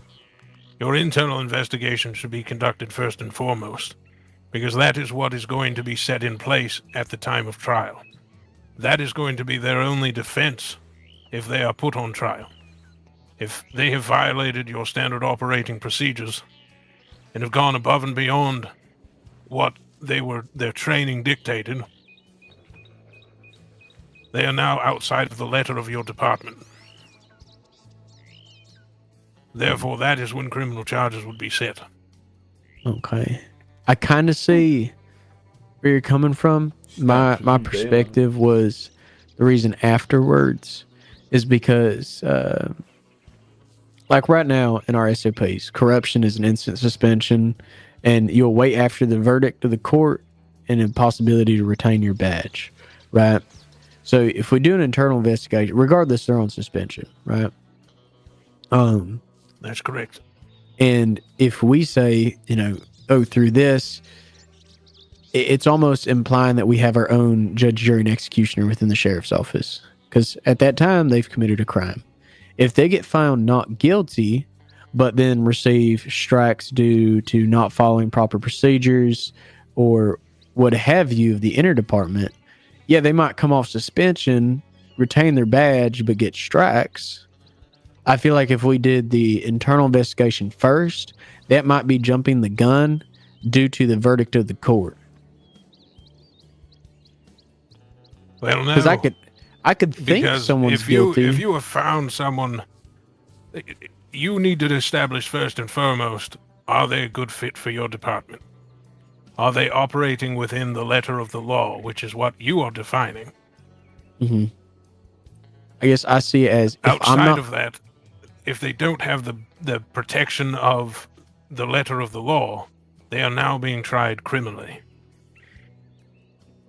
But with that thought process, let's say internal investigations deems them cleared, and we might not have all the pictures and pieces that would possibly end up in the court. And we're like, yeah, you can retain your badge, but then we get to the court case and they're found guilty. Then we're just going back and then we're going to take their badge again. But if you find them clear, that's where things stop. But then that can open up to corruption, Your Honor. Well, and if it opens up to corruption at that point, that will be thoroughly investigated, and any members guilty of such corruption will be tried and sentenced accordingly. Your Honor, I'm seeing this from the aspect of I'm not always going to be sheriff. There might not be, I'm not calling myself a saint, but there could be definitely some other sheriffs that come into town that could abuse that, and now they're turning a blind eye on the judicial system of actually properly punishing their lawmen. They very well might, and if they do, they will be held up to the utmost scrutiny and be held to the finest measure. But how would you know that if no lawmen are pushing that deputy to the courts? Oh, it would come eventually. I'm sure there would be non-lawmen. There may even be criminals at that point coming to my chambers and approaching me, or whoever may come after me. Maybe just a standard citizen that has heard about it, maybe bore witness to it. Okay. And finds it utterly ridiculous, at which point there would be a formal inquiry from the justice system to view this internal report and this internal investigation, and depending on how that was so deemed at that time, in accordance with whatever policies and procedures are in place there, then at that point, those internal investigations may be overridden. Okay. Because I see such point. Go ahead. I was just going to say, like, I see it as if, let's say DEELEY murdered somebody, and I'm trying to cover his ass, but, we want to say, let's say a deputy arrests him, and as someone who'd investigate it, I like DEELEY, and I strike him a deal, and I say, yep, this investigation's over. I find you cleared. You didn't do anything wrong, right? But ultimately, he still murdered somebody, and he committed a crime. It wasn't in acting as a lawman. It was he straight up murdered somebody. Well, then now there's no real justice being done for the victim that DEELEY murdered. Now it just starts and ends with law instead of actually due process. Because we are talking about a situation that hopefully doesn't happen frequently. Hopefully that we're not going out doing our job and people are dropping dead like flies. It's more so giving the official due process that just because we carry a badge doesn't mean we get certain extra special steps away from punishment. Because if I can just say DEELEY's good and him not getting pushed to trial, yeah, there's going to be sheriffs that do that. Or there's going to be corrupt sheriffs that even if their lawman didn't do it, they could say, yep, during this entire investigation, you are being found guilty. You will be pushed. And then this court case could say, well, you're not guilty. You didn't do it. Well, he just lost his badge. Yeah, he's not going to jail, but this fucking sheriff just threw him under the bus. But with backing of if a court case goes first, he could say, you found him not guilty. Well, if a judge or if a sheriff just fires him out of the blue because of a non-guilty verdict, that will definitely raise some eyebrows.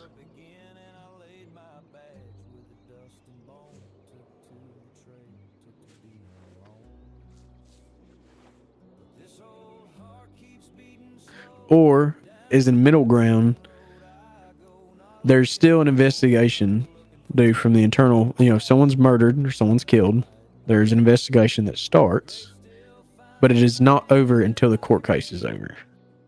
Or are you set in stone on the internal investigation if it is approved, like if we find them somewhat guilty, then it goes to trial, but if we say they're not guilty, then it doesn't go to trial? I understand all that, but the point of the matter is, the court may find them not guilty, but you may still have determined them to be unfit for your department.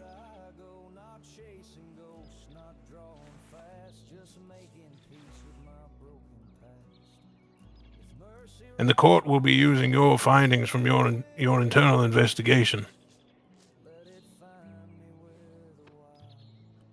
So in this case, are you considering us as... So we would be prosecuting our own deputy in a court case? You would not be prosecuting your own deputy. So you would be submitting the charges, the state would be prosecuting, and they would have their own defense. Now, the where the corruption comes into play with that is, say what you said, you're trying to cover up for DEELEY for something that he's done and he come to you about and told you he's done. You say, you know what, DEELEY, that's fine, it's all right. Don't worry, you still have your badge and your job. No one needs to know about it. Well, at that point, you only run the risk of witnesses having known about that and the weight bearing on your own consciousness. If you can live with that, well, there's not much that anybody's going to be able to do to stop you with that. But So the moment that a witness comes forth and says, oh, I don't understand why this lawman is still walking around, he murdered someone in cold blood. At that point, I would come to you and say, Sheriff Bridger, where is your report for this internal investigation that should have happened with someone ending up dead? And you would submit your findings to me. And I would say, Sheriff Bridger, is there any more to this report? And at that point, you would say, well, no, sir, there is not. I would say, Sheriff Bridger, I find this report to be utterly lacking. You need to place Sheriff DEELEY, or Under Sheriff DEELEY, into Chief Deputy, whatever you are, into custody and remand him to the court forthwith. More than likely, at that point, I'm going to reach out to whoever else may be in high authority and tell them to now take you into custody. For it appears that you have been willingly covering up something that should not have gone unnoticed. So, and correct me if I'm wrong, so you're stating, though, that whatever evidence in the internal investigation we find would be presented. I know you said we're not the prosecution, but that evidence would be given to prosecution. They'd be given to both. All evidence is fair within the courtroom. It would be given to the defense and the prosecution. But that would be the basis of the court case. Here are the charges. Here is the evidence as it stands, which would entail not only the internal investigation, but any sort of reports that have been written in conjunction with that incident and or leading up to it.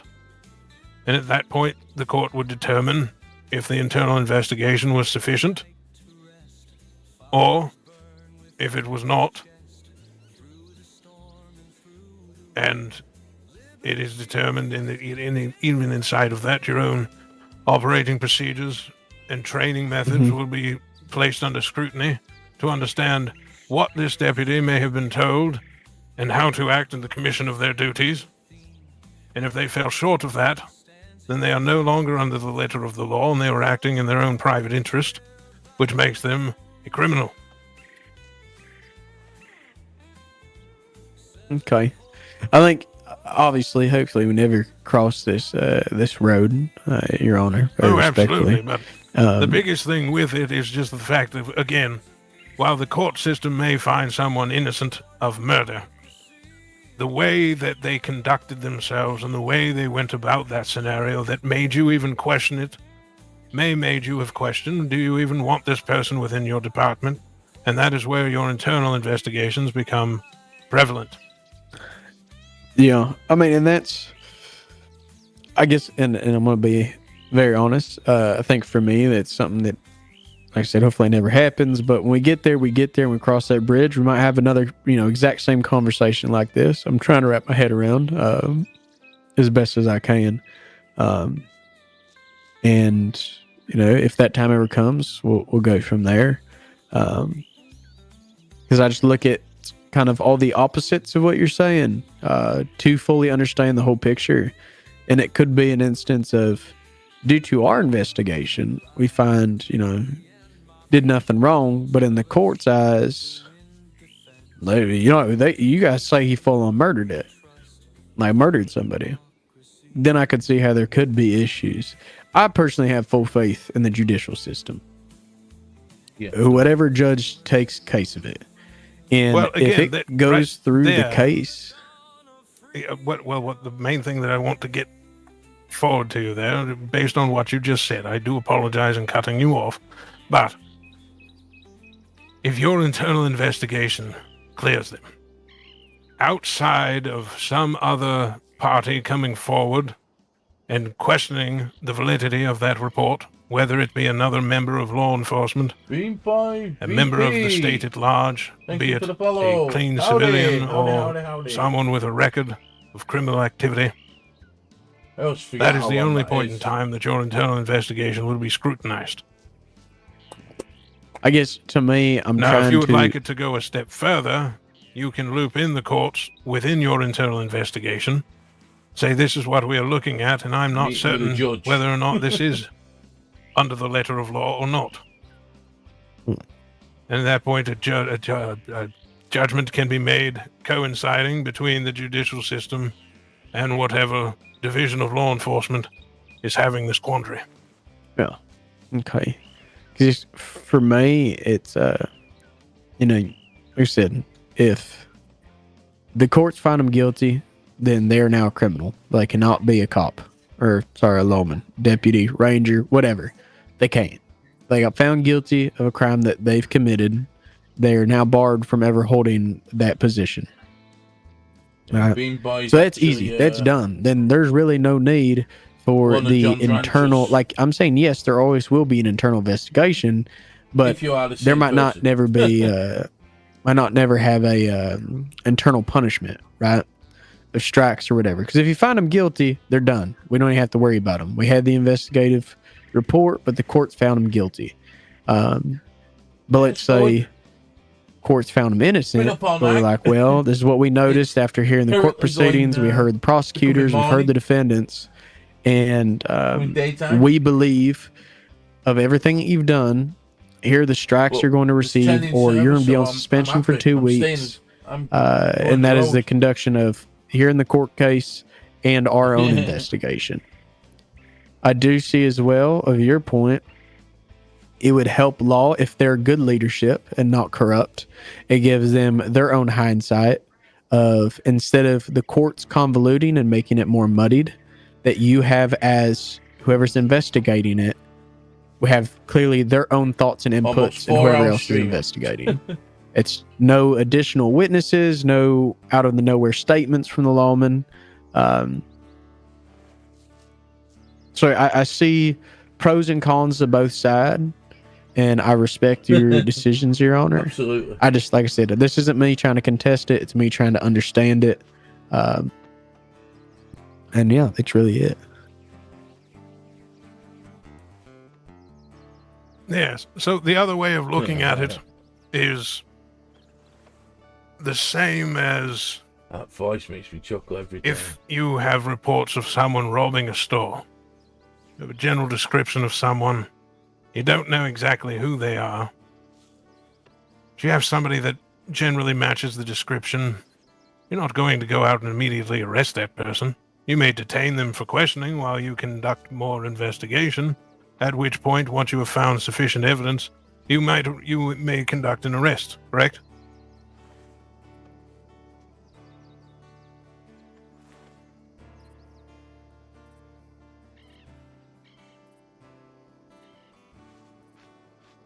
Is that correct? Oh, sorry. I thought there was like a rhetorical correct. Yes, you are correct. So, in that same measure, because you are not certain that a crime has been committed by a member of law, you must conduct an investigation to fully quantify that. Just because someone has ended up shot, it may not be clear-cut. Obviously, if they're off duty and they're not in apprehension of a criminal in the commission of a crime, and they are just, let's just say they're at the bar in Valentine and there's a fight that breaks out and they beat a man's head in. They're not on duty. They weren't responding to a call. That's fairly clear. Your internal investigations are more relegated to, even if they are off duty, I believe that law has a responsibility to apprehend and prevent a crime from happening in front of them. And if they do happen to kill someone in the process of that, again, the key component here is that they were trying to act within a measure of the law. If I'm not acting in their own on private the interest. On duty is obviously the same, and that's not going to be viewed in the same way as John's got some even if they were on duty or off duty, going out to somewhere where there was no report filed for an investigation, no request for law's attention, and they find someone and they shoot them down without the slightest provocation. Investigation must be conducted, as with any death, I would assume. And that is where you find, is there even grounds for criminal charges here? If there is, they're placed into arrest, they're remanded to the courts. Don't know if that clears it up at all. I guess the one question to kind of clear it up, and those are all hypotheticals, right? Purely hypothetical, because I'm not trying to put any tarnish on the marshals at all. But let's just say, they're more structured like the sheriff's office, and they had a lot more people, right? Let's say a marshal went out and shot somebody in the head, pure murder, and I witnessed it, right? And I say, I want charges to be pressed against this lawman. Would it, assuming with what we're kind of talking about, it'd be, the head marshal, whoever's above that marshal that did it, and it could be railroaded by that marshal in the investigation and say, oh no, that wasn't murder, right? We're not finding him any guilty of breaching our SOPs. We feel like he didn't commit any crimes, so no, he's good, right? Does that then end a roadblock for me, or no, what? Would I you then now come to to me, and you say, listen, they've tried to tell me this wasn't murder. We were out riding on patrol, and this man approached us, and the marshal, without the slightest how do you do, blasted the man's brains out the backside of his skull. So my understanding, and I think this will put the nail in the coffin if you say yes, or I'll have a lot more questions, is almost if either internal or different departments, if we feel like something is not just, we would, it's kind of like in the format of a federal warrant, right, of wanting to press charges onto a lawman, not just internal investigations, like an actual, like I watched DEELEY do this, and I want to push that court case, and that is where I do the internal investigation. That then gets as evidence to the courts of the report of the day that it happened and the internal investigation. But if we don't see in the department that that was not illegal, well, if we see in the department that, hey, that's not illegal, and we say it's good to go, but someone else is still like, man, that does not seem right. Like he should not, only get 5 strikes or 10 strikes and just be good to go. I still want to see that, like, he needs to see there needs to be justice. So he would reach out to a judge to get that court cases. So it'd be the state versus, example, DEELEY or whoever in that situation. That would be correct. I mean, the commission of your duty is the only time that you are covered for what would otherwise be interpreted as a criminal charge. Okay, so second-degree murder, law enforcement commits on a regular basis. Yes, I agree. As compared to a civilian. The only thing that protects them is the commission of their duty. Commission of your duty is not simply riding into the office, telling the sheriff that you're here for the day, and wearing your badge and riding about. That is not commission of your duty. Yes. Commission of your duty is attempting to enforce law as a law has been broken. So, if you are operating outside of that, take it back to this martial situation that you mentioned. Mm-hmm. If you're riding along and you come across someone and the marshal decides to shoot them, and there is not an active commission of your duty being had at that time, I would have fully expected you to arrest that marshal right then and there. If they have a problem with it, they take it up with the judge.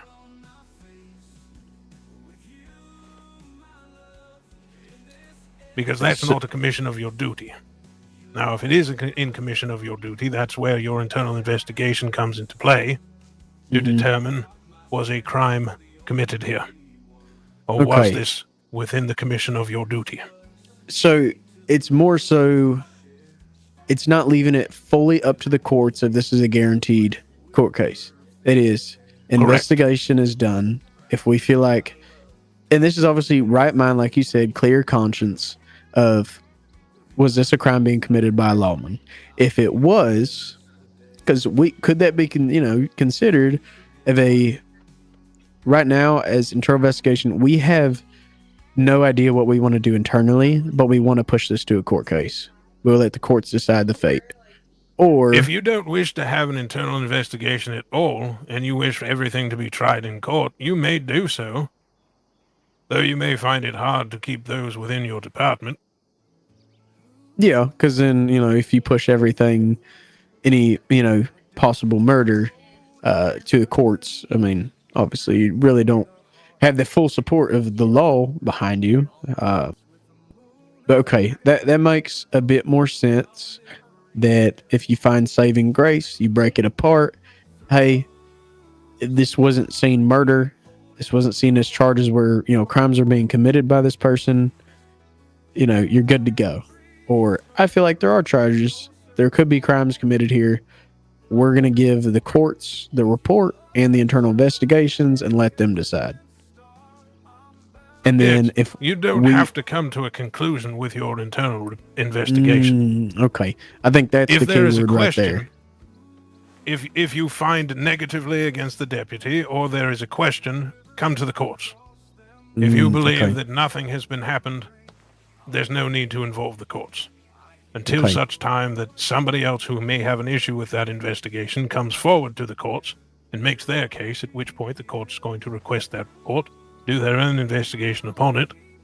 They may involve other divisions to investigate as well on an internal level once again, and at which point criminal charges may be found against any and all who were involved in that investigation, as well as the person that was under scrutiny. Okay. I get it. Like I said, I think the one key word that you said right there was conclusion. I think that solidifies my questions. Dealey, do you have any questions? I mean, this is something that you might have to run into as well. Not at this moment. If I have any questions, if it's okay with you, Your Honor, I'll reach out to you. Or I'll go through the sheriff. Let's just schedule a time to meet here in my office, and I'll be glad to talk with you at length at any time. Fantastic. Perfect. Thank you. But by chance, is the other chambers to the right, is that another judge chambers? These are just general offices that may be made use of. All right. Would I have to reach out to you, or since we are, technically government property, if obviously some judge is not in it, can we utilize these as meeting offices?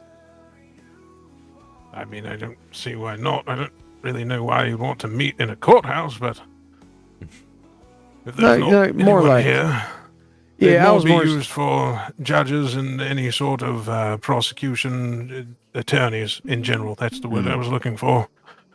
The defense attorney may meet with their client here, and prosecution may meet to discuss their case with myself, or amongst themselves. Okay. And as such, it could present issues. Just walking in, you may overhear things and cause more of an issue for defense to have an issue with your department, or even prosecution may have some level of evidence that they can no longer utilize. No. I'm more so saying of, like if I wish to have a meeting with fellow deputies, nothing legality related, if we could use one of the side offices, because I don't know if you've been in most I understand that. Yeah. But that's what I meant. And I mean, if you wanted to schedule something, then by all means, we can talk about it at that point. Okay, perfect. And ensure that it would be clear, but there's no telling who may be in here, be it a clerk or, again, someone from some level of an attorney's office or otherwise. Well, I think, Dealey, now I know if we ever, enter department, whatever branches or whatever we have ideas, this might be a place where we can discuss things like that. Yeah, sounds good. There isn't much room in all the other offices. Probably St. Denis is the biggest one we got. Yeah. All right, well, Your Honor, I appreciate your time. I think we have gotten a pretty good grasp and a pretty good understanding of each other. So I do appreciate your time, and it was a pleasure finally meeting you. I will say, I apologize. I'm a rambler, but I ramble till I understand, and I hope you see that. I'm not trying to be a pest. I would rather you walk away with an understanding than a more befuddled mind. Of course. By the way, is there only that one front entrance into the courthouse? In or out, yes. Okay, perfect. I just wanted to more so know on the level of security, if we're ever, court case, I don't want someone barging through a back door and it becomes a fiasco. Which, yes, that's understandable. Possibly at a later date when we get a little more lawmen. I think, the fact that you're here in the state, thank you for spending your time and making this trip up to Sequoia. But as well, I think it probably wouldn't hurt to do some trainings of how we would move people from either a jail cell or wherever to get scheduled up for a trial, and like how we want to do security and whatnot. Yeah, sounds good. So, but I'll orchestrate that with you, Judge. Just let you know that if we ever do a training, if, you know, it's not open to the public for maybe like 20, 30 minutes and then open it back up. Just so our lawmen, you know, are prepared to deal with the court proceedings, where they should stand, how they should act. I'm assuming you would like kind of a, correct me if I'm wrong or if I'm delusional making up futuristic terms, but like a bailiff. More than likely, that will just be someone pulled from your department. Yeah. One that's not directly involved in whatever case is being tried. Yeah, we'll find someone more with often than not. You would have law standing here. You would have law back here. Bailiff would be here. And of course, prisoner here. Okay. So they kind of have to, let me see here. Okay. I think the only real, it's side door over here. It's a little, you gotta wiggle it a little bit and kind of, like there it is. Open the door. One. Let me just slide on in just here. Like this. And then instruct them to take a seat. Exactly. There we go. And then just open the door for me. There we go. That is nice. You got the highest mighty chair. Oh, to be honest, I'm excited, Your Honor. I think excited for the first court case. And as well, this now opens up, you know, hopefully get more lawyers in the state. I think it would even be nice to have a kind of a judicial training / rundown of like, hey, this is in the courtroom. Here are the expectations, and how would you build together a prosecution, and how would it all go? Because there's going to be some lawmen that don't understand, you know, how to give evidence, how to object, and whatnot. Well, that would primarily be up to the prosecuting attorney. There has been times in the past where a deputy may have to seek out the bar exam to have that happen, but that can create a large conflict of interest within the department of them not necessarily being able to go and investigate something. Wait, we're not all already some sort of bar certified to prosecute? I have no records of that, no, sir. Okay, I guess if you, Judge, could figure out if there's anything about it, because then that means right now anyone that we arrest, since there's practically no lawyers, they're just going to sit in here and sit in a chair, and you're going to be up there, and that's it. Because if we can't prosecute these own charges, then there's going to be no court case. So we can sit down and give you the bar exam at your leisure. Oh, shit. Well, that gives me something to do. Yeah. One thing I would like to ask, obviously it might kind of protrude onto what you were just talking about. Because I've seen this in the past where it was actually Kim Walsh, if I'm not mistaken. We're up in Valentine, and there was a deputy on one side, practically playing the part of a prosecutor, and there was a lawyer on the other side, kind of represented him. And he was, no, it wasn't. My mistake. It was the Chief Justice at the time. And then there was Kean Walsh, who kept throwing around the fact that he used to be a judge. Would that something that would be happening going forward, where we deputies will end up having to prosecute at times, or like being a prosecutor? Because I just want to get it right in my head that we don't have to go through all that, especially without doing the bar exam. You would have to be certified, yes, to make sure that you have a valid understanding of the inner workings of a court system. Yeah, I'm just a little confused at why it happened that way, especially in Valentine Law Office and not in an actual courthouse like this. I wouldn't be able to tell you. It may have been a bench trial. Bench trials is where evidence is submitted to see whether or not the charges can even stand up to a scrutiny. Yeah. Okay, so you that's catch where I think I might someone be confused. Of catching, you catch this Moody fellow you mentioned. Say you catch him robbing a general store. Yep. You can submit your evidence. If he has a defense attorney, then he can even self-represent. Submit his counter evidence. And at that point in time, it is determined, do these charges even stand? Okay. And that's where we're now, the if there is prosecution, sufficient right? evidence, correct. Well, you're not really even the prosecution. You are just the submitter of evidence at that point. Wait, so there is no arguments being made one way or another. And defense most oftentimes is they're just there. They are not making any comments. There is just we are looking at the evidence that has been presented in accordance with this arrest. Is there enough here to go to a trial? This is not a guilty charge. This is not a guilty conviction. This is more of this could end up in a guilty conviction, and this will stand and go to trial. Now, there most definitely can be a discussion of there is most certainly not enough evidence here.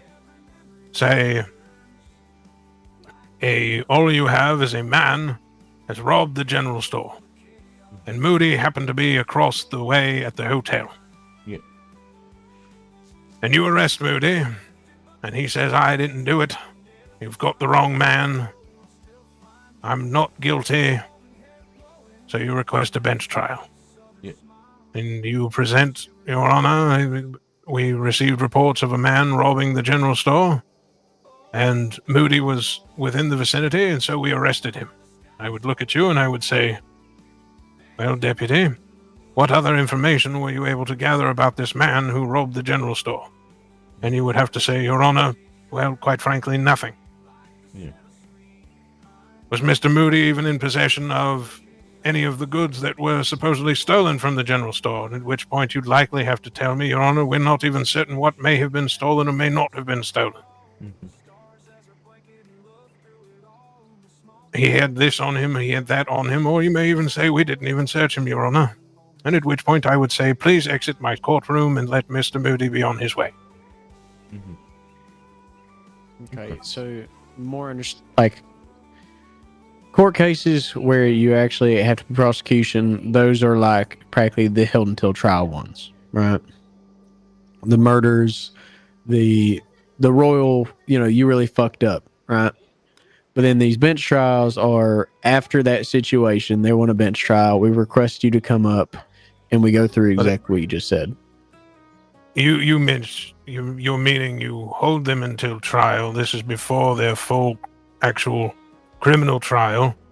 Yes. So yes, this would be the stopping point in between those 2 points. Okay, so I arrest DEELEY for murder. I send him to Sisika. I let you know, Your Honor, I just sent DEELEY to Sisika under murder charges. Here's my investigation. You would set up the trial, get a hold of his lawyers, whatever prosecution I would hope of the that state. you wouldn't have done that, because that would be a conviction. Going to Sisika implies a conviction has happened. Well, that's the thing. Where are we going to hold him? Yeah, probably in one of the jail cells in the offices. Is that right? Well, that's where the issue those lies. are your temporary holding cells. Yeah. There has not been a conviction found. They have not made a guilty plea. Therefore, they cannot be found guilty. They should not be sent to Sisika under a conviction of charges. Because I'm assuming they would have to spend a certain amount of time in Sisika before they are set free. Is that correct? Or are they just going to be in Sisika indefinitely? So for the held until trial. Or are you meaning specifically for only hold until trial individuals? Yeah, so hold until trial, they are to practically be in Sisika as one safety to the rest of the state and whoever to themselves. And they instantly, like, the lawman's main responsibility of I'm sending you to Sisika, first thing I'm doing is letting a judge know this is what happened. They're being held there till their trial. If you want to do, you know, if we find and arrest them in Valentine and we leave them in there until the trial date, we can do that as well. I guess the kind of question that you said that kind of alarmed me is if someone says, oh, you know, kidnapping, they say, I didn't do it, I'm not guilty. If they want a bench trial and you're available, fine, that's okay. But if you're not available, I'm still going to send them to jail. Like, I can't just sit there, you know, we can't wait for, if you can't be around. Well, the logic question would be, is there's certain rights that citizens have. And there is, those rights do not go away until they have been convicted as a criminal. Do you have secure holding cells in Sisika where they can be held safe from harm? There is solitary confinement, so. Well, if you are intent on sending them to Sisika, that would have to be the way.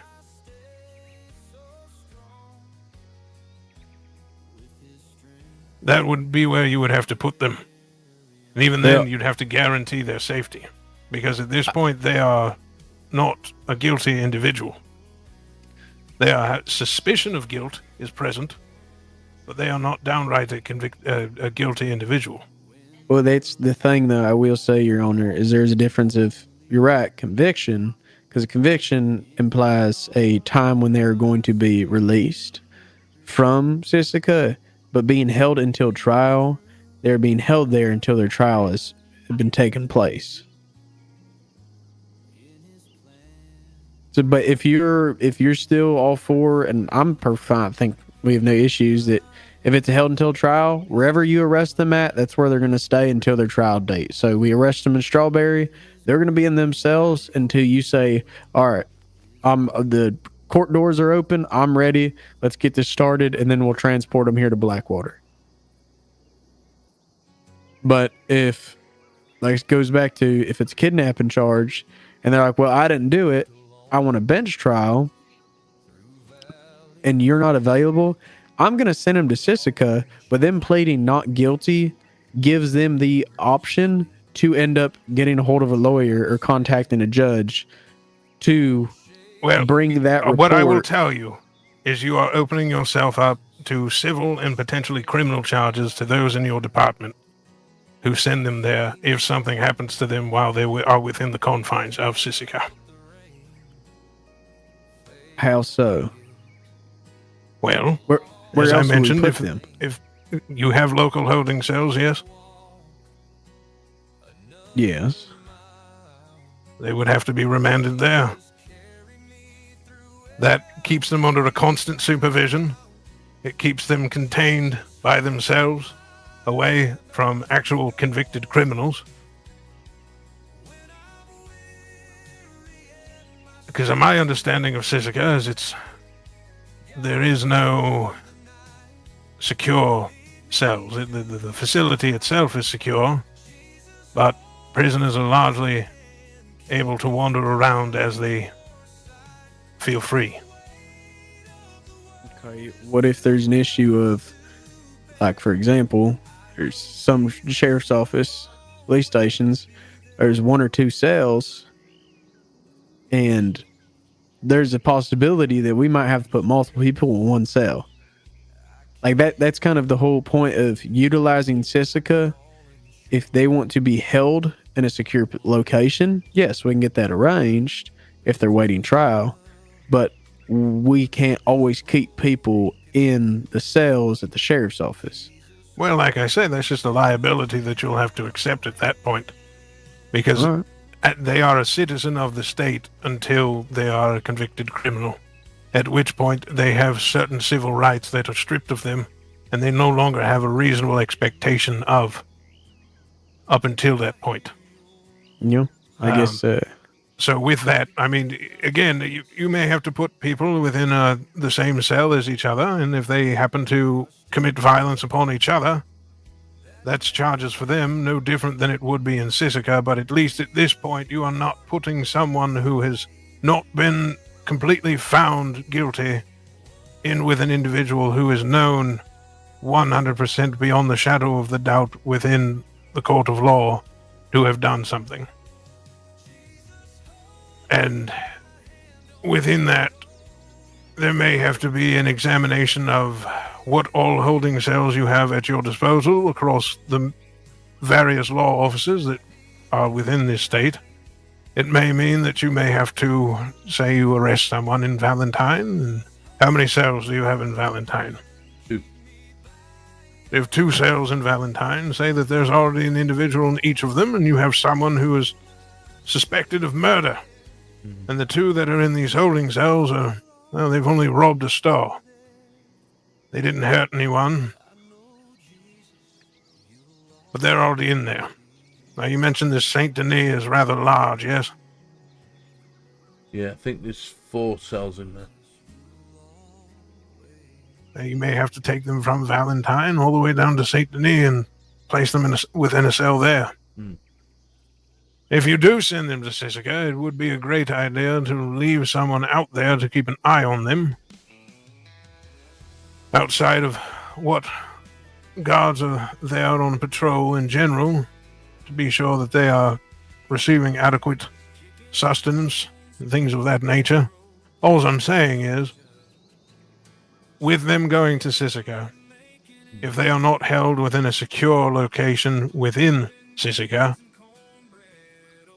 and they are wandering about with other convicted criminals and something happens to them, well, I shouldn't say other. They are wandering about with convicted criminals and something happens to them. You are opening you and your office up to further liability. Well, to be honest, and I'll just be point blank with you, then I'll take those chances. And if the state gets sued, we'll go from there. If we have room in our holding cells for something like that, that's fine.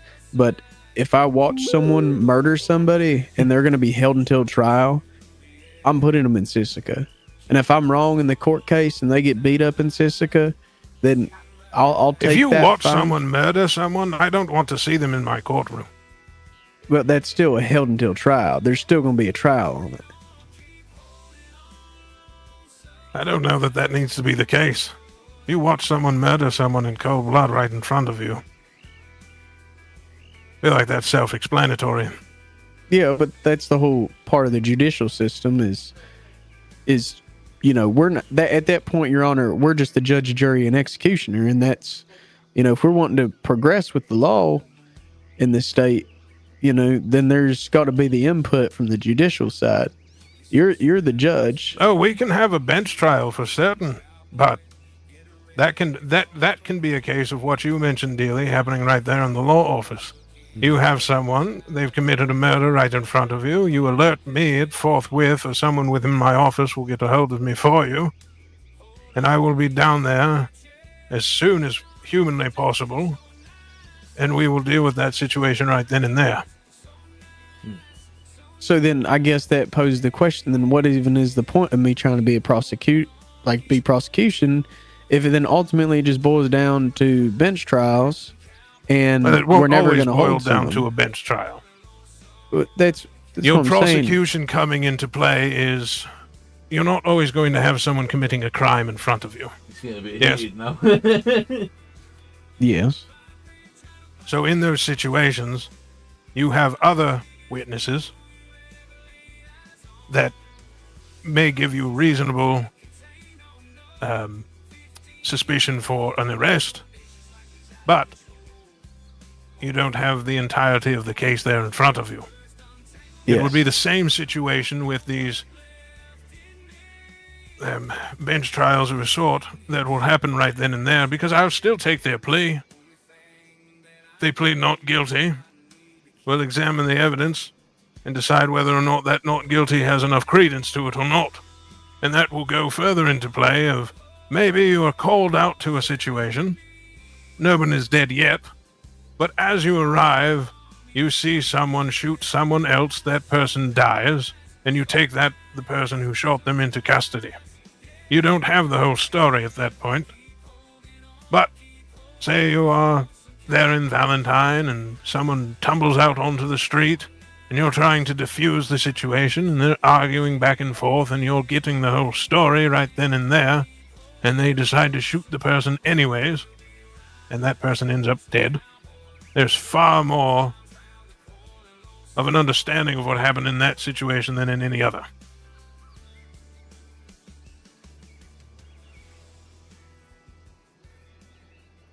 Now, as you said, if you're willing to accept that liability, there's really no need for a discussion. Send them to Sisika. But understand that things can come of that.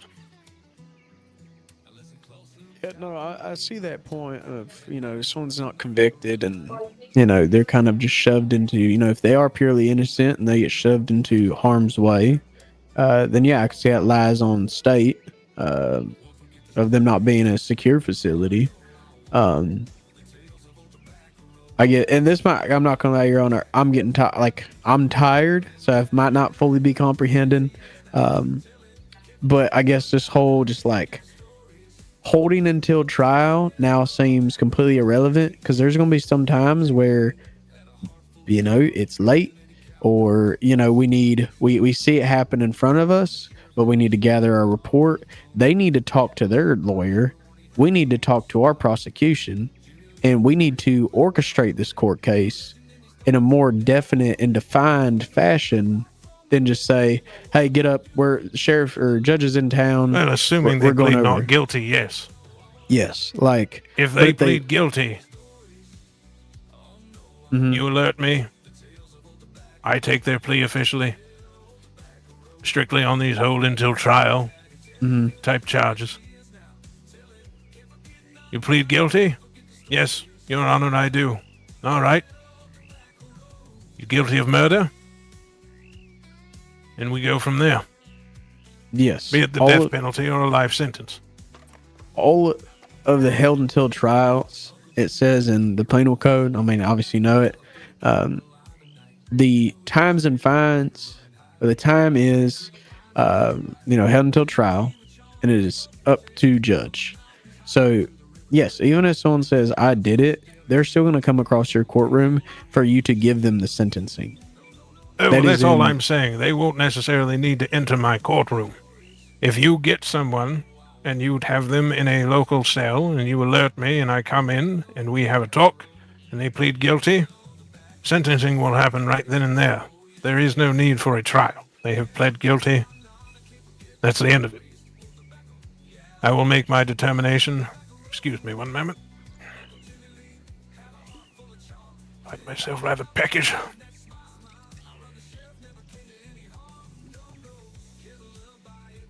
I will issue my sentence, and they will be dealt with according to that sentencing. And I don't see that taking very long at all. The only complication is when they plead not guilty.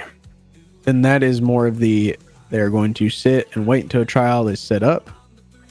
All the other charges, if, we'll use kidnapping as an example, if they plead not guilty, I'll let it, and the thing is if they want to plead not guilty, they don't always have to, they can request a bench warrant. Or not a bench warrant, I'm sorry, bench trial. Bench trial. Yes, they can request it, and if they want it to happen that day of, if the lawman can stay around or if a judge can come around, then yeah, do it then and there. But they can plead not guilty and not want a bench trial, and they could set it up at a later date because they pled not guilty. And if they plead guilty for a charge like kidnapping, well, then there's no need for it to come across the courts. They pled with us in the jail cells. I did it. You're getting sent to Sisika. Yes. And let's say they have a murder charge and a kidnapping charge. They plead guilty to kidnapping and they plead not guilty to murder. Absolutely. Send them to Sisika. Okay. Now, once their kidnapping charges time has been served, you may have to remand them back to your local holding cell if you do not wish to incur liability upon yourself for the murder charge, but that time will be taken into consideration. Yeah, and that's kind of what my thought was. I'm law. I'm not going to tell y'all how to do your job. My thought was, let's say they get found not guilty. Either financially would be compensated for that time that they were locked away, either in a local jail cell or Sisika. And if they get found guilty, obviously that time that they're waiting for the trial could be, put into question, or, you acted as normal. You didn't wait forever and it was normal. You do what you want on that aspect. My thought is if they get found not guilty in the courts, from the state would possibly pay a little bit of their time for what they had to deal with, or whatever the judicial side wants to agree with it. On that aspect. But I think overall, that last part kind of answered everything for me. Yes, it would strictly be if they are pleading not guilty to everything. You don't send them to Cisco. Or at least I would not recommend it. And we may have to stand up some sort of other holding cell type situation as a intermediary between the two, so that you can keep those who are truly convicted of things away from those who are not. Yeah. Without having a sardine can of suspected criminals within your law offices. Okay. And that obviously depends on what charge is. That's important too. If it's kidnapping and they say not guilty, you're still going to go to Sisika. You can appeal it at a later date unless you want a bench trial. Then we'll go straight to a bench trial. If you're found innocent there, then you walk away. Found guilty, you're still going to Sisika. But if it is a held until trial and you plead not guilty, then you're saying you'd suggest to stay in a local holding cell or whatever, as long as they are somewhere where we can get them when their trial date comes up. Say that again. That last bit.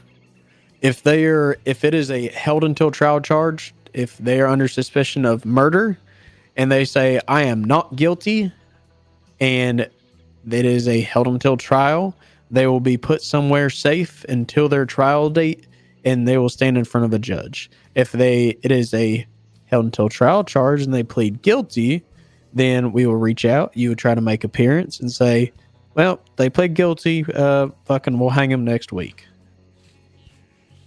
That would be correct. I honestly probably wouldn't even wait that long. Okay. I appreciate your time. I feel like we're going to keep on asking questions or opening up those avenues. I appreciate your time, Your Honor. But I'm going to go asleep in a bush outside of here. Please don't find me for loitering. And I'm fairly certain there are rooms in the Blackwater Saloon upstairs that you could make use of rather than a bush. Actually, there's a bed in the sheriff's office. I'll crash there. But I appreciate your time, Your Honor. Yeah, thank you. Absolutely. Take care. Are you breaking things in my courtroom? Huh? Sounded like some glass broke. What? I don't know. I don't see anything broken, so it's fine. Anyways. Thank you, Your Honor. Stay safe out there. You too.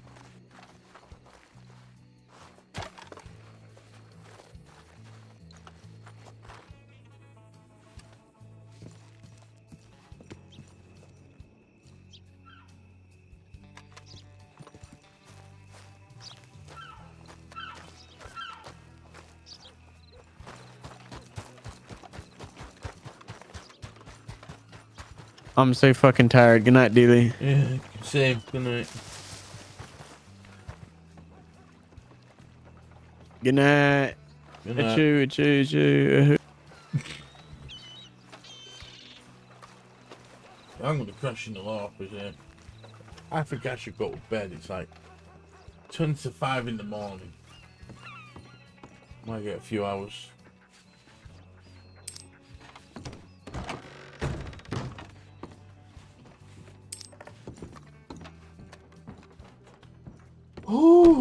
Good Lord. All right. Excuse you. All right. I'm going to call that a stream. Wow. Thank you very much for all who watched and followed and whatnot. If there's more like people on the server, I'm going to try and stream more. But we'll see how it goes. Alright, y'all take care.